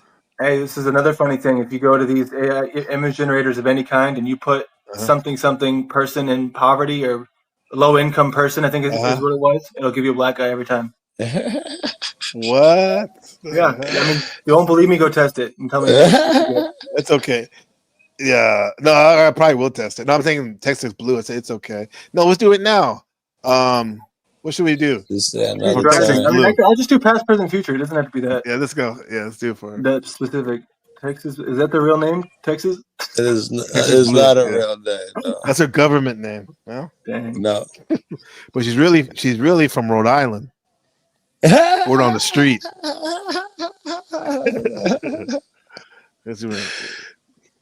We call you the Welshman. Word on the street is you're Irish, my man. That's from the movie Made with Vince Vaughn from Chicago. I would have had to see it, and I'm thinking of a couple Vince Vaughn mob flicks. It's funny. You got to see it, dude. It's a comedy. It's hilarious, Joe. Made. I would have seen that. It was him and his buddy. They were like John Fabergé. Yeah, Swingers. Yeah. And then, Puff Daddy too. Go ahead. What does it say, Landry? Oh, I mean, I don't know if I want to read all that again. Can I put it in the chat? Yeah, you can put it in the chat. Go ahead. But it's past the moon, present 7 of Pentacles, future 2 of Wands. But while we're talking about all this stuff, fire. I also wanted to bring this up. My battery getting low too, man. My battery cash. I need to. I got to go chase the police anyway. I got to go chase Ben. All right. It's been a good talk, y'all. Your job might be harder than mine. He's been doing the sports camp for this is going on. It's going to be a 3rd week. Summer camp. He loves it. He's doing good. Swimming, basketball, all that, man. Yeah, that's good, right? It's actually really good. Yeah, I remember as a kid I had the apprehension of doing something new at a camp or going away for a while, but then it'd be like, yeah, it was the greatest shit ever. So. Yeah. Exactly. You don't want it to lead. You don't want it to end. At first, he was kind of scared because he's the youngest one a lot of times. It's only in 1st grade. Yeah. But luckily, this camp's only like 10 people through the Y. And the counselors are really nice. That's really cool. So that they speak, I don't know. Speak Mandarin Chinese. They speak at the Y. So your son's fluent, then, huh? He's fluent. Yeah, he's fluent in English and whatchamacallit. Chinese, yeah. It's finna roll up line. Are you making a program right now? No, this is the other one, the topic generator. We got the builder. Oh yeah, I need that, man. Yeah, I could send it to you very easily if you want me to. Please the mystery of ball lighting. I don't know what that is. The rare, unexplained atmospheric phenomenon that has baffled scientists for centuries. See, that's something to learn. Yeah. You know what I mean? That is dope. Let me see. Landry, I'll put my email address in the chat. Sure. I mean, yeah, but it's getting late. I guess I'll jump off. And thanks for the conversation, y'all.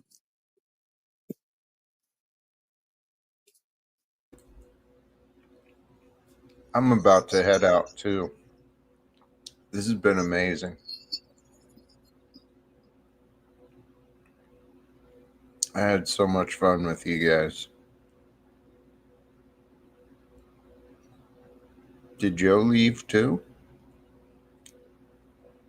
I was muted. I mean, yeah, you're right. I think we deserve it, man. It's been an epic. Been a lot of fun, man. Yeah, we need more of these. Hey, thank you for creating space and putting all this together. Absolutely, man. And we couldn't have done it without you, man. I mean, put it together, but we need the sun that we can revolve around. You know, we are that. Blessings Yeah. to you, brother. Have a great night. All right, Peace. Jack. I love you. Take care, brother. Peace.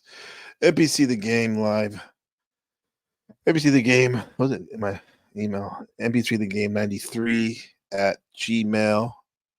I'll put it in the chat and the other chat up here. Put it in the back, even though no one's back here. Yeah, hit me up. We got whatchamacallit? Yeah, Austin Murphy. That was the fucking epic. Appreciate your support, our pool. Praise God. Anybody want to hit me up on for the build? There's my email address. And here's Discord. Maybe you can get a tryout. Our Discord. There we go. Shout out to Neurojack. I see you somewhere over there. Yeah. Let me make sure my email address is right. How many of you guys know your phone number? Ever since we have these phones, a lot of us don't even know our phone number. Right? You know my email address. I have a couple. Let me see. This is the working. Okay, that's right. NBC the game live. Let me get the game 93 million miles from the sun. Gmail at Gmail. Leah, great to see you. Hello, Jack Talkadiism. Hello, Leah. Much love from Australia to Taiwan and back. You know your number, Markella? Well, you're a real one, yeah. Winning stream for sure. Absolutely. Our pool, Texas Blue. That's right. Your father is Japanese. That's right. Perfect. Yeah. Ball lighting. Yeah, I know, David Wayne. What the heck was that? Charles Darwin, be right back. I know. Just glance over that ball lighting, huh? I sent you. Thank you, Modern Men Lost Again. Appreciate you, man. You are always when I'm about to lose faith in the panel verse or whatever. Something like this happens. Yeah. Let me see.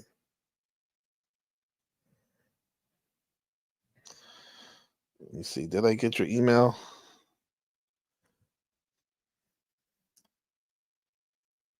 I said, oh, I don't see it yet. Oh, Jack Talcott, you bought me coffee too? 3 coffees? Wow, Jack Talcott, appreciate that.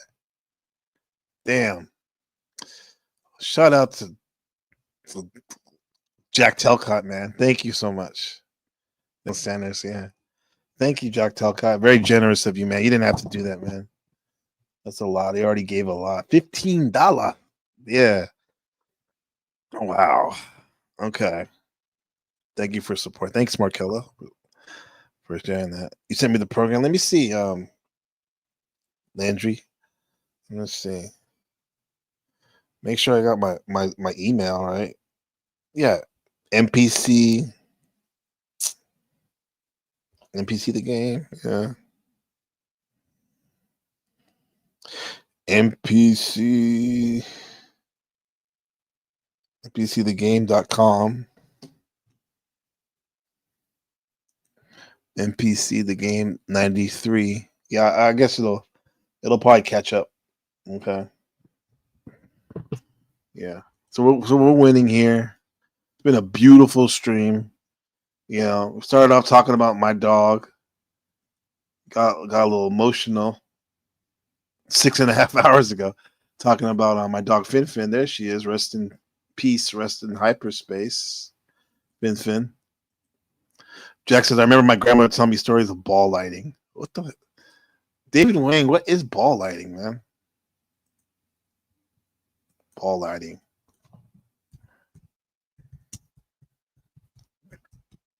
Okay. Oh, wow. What is this? Ball lighting? Ball lightning.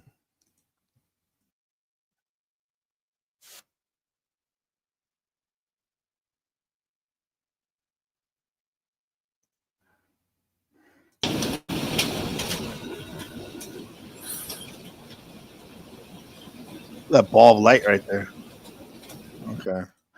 All right. Interesting.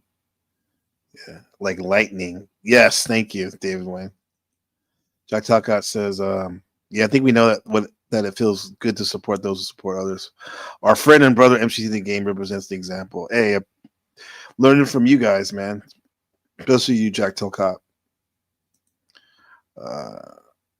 Yeah. With the numbers, man. Luckily, we have those smartphones. So, yeah, peace to everyone.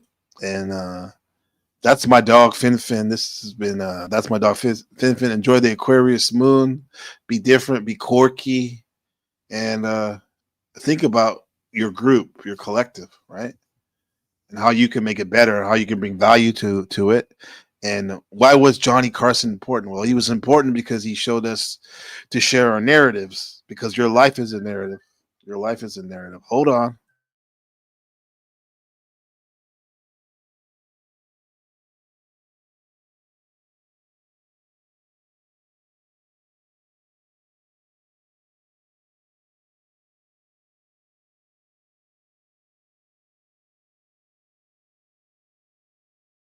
Yeah. So yeah, it's lunchtime. Got the call for lunch. Much love, babies. My beautiful people. Yeah, man. Your life is a narrative, and that's my dog Fin. And I love you guys. Texas Blue, Joe Cool, Landry, Jack Telcott, Markella, Arpool, everybody, man. Browns boy, David Wayne, Charles Darwin in the house, Leah, Austin Murphy, enjoyed that barbecue, Untrackable, everyone that's been hanging out, Nude Guru, Miss with the great comments as usual, Miss Margot, much love, Just Becca, Lawrence, everyone in the house, Shadow Buddha, Masamu, Mama Sue, everybody, bro. Yeah. Good people. I'm blessed to be in your presence. So let's do this again. Yeah. Very nice stream, huh? See you, folks. And we'll see you next time here on NPC the Game. Much love, guys. Check out this outro. I love this right here. What? Once again, let's start this again. I love this outro. Okay, check it out, baby. NPC the Game.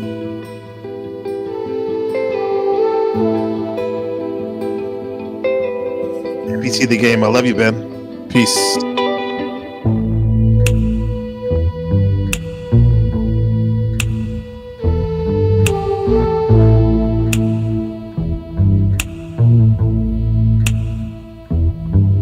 I got too many hoes,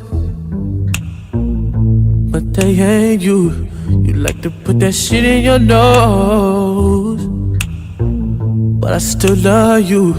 Be doing shit that nobody knows.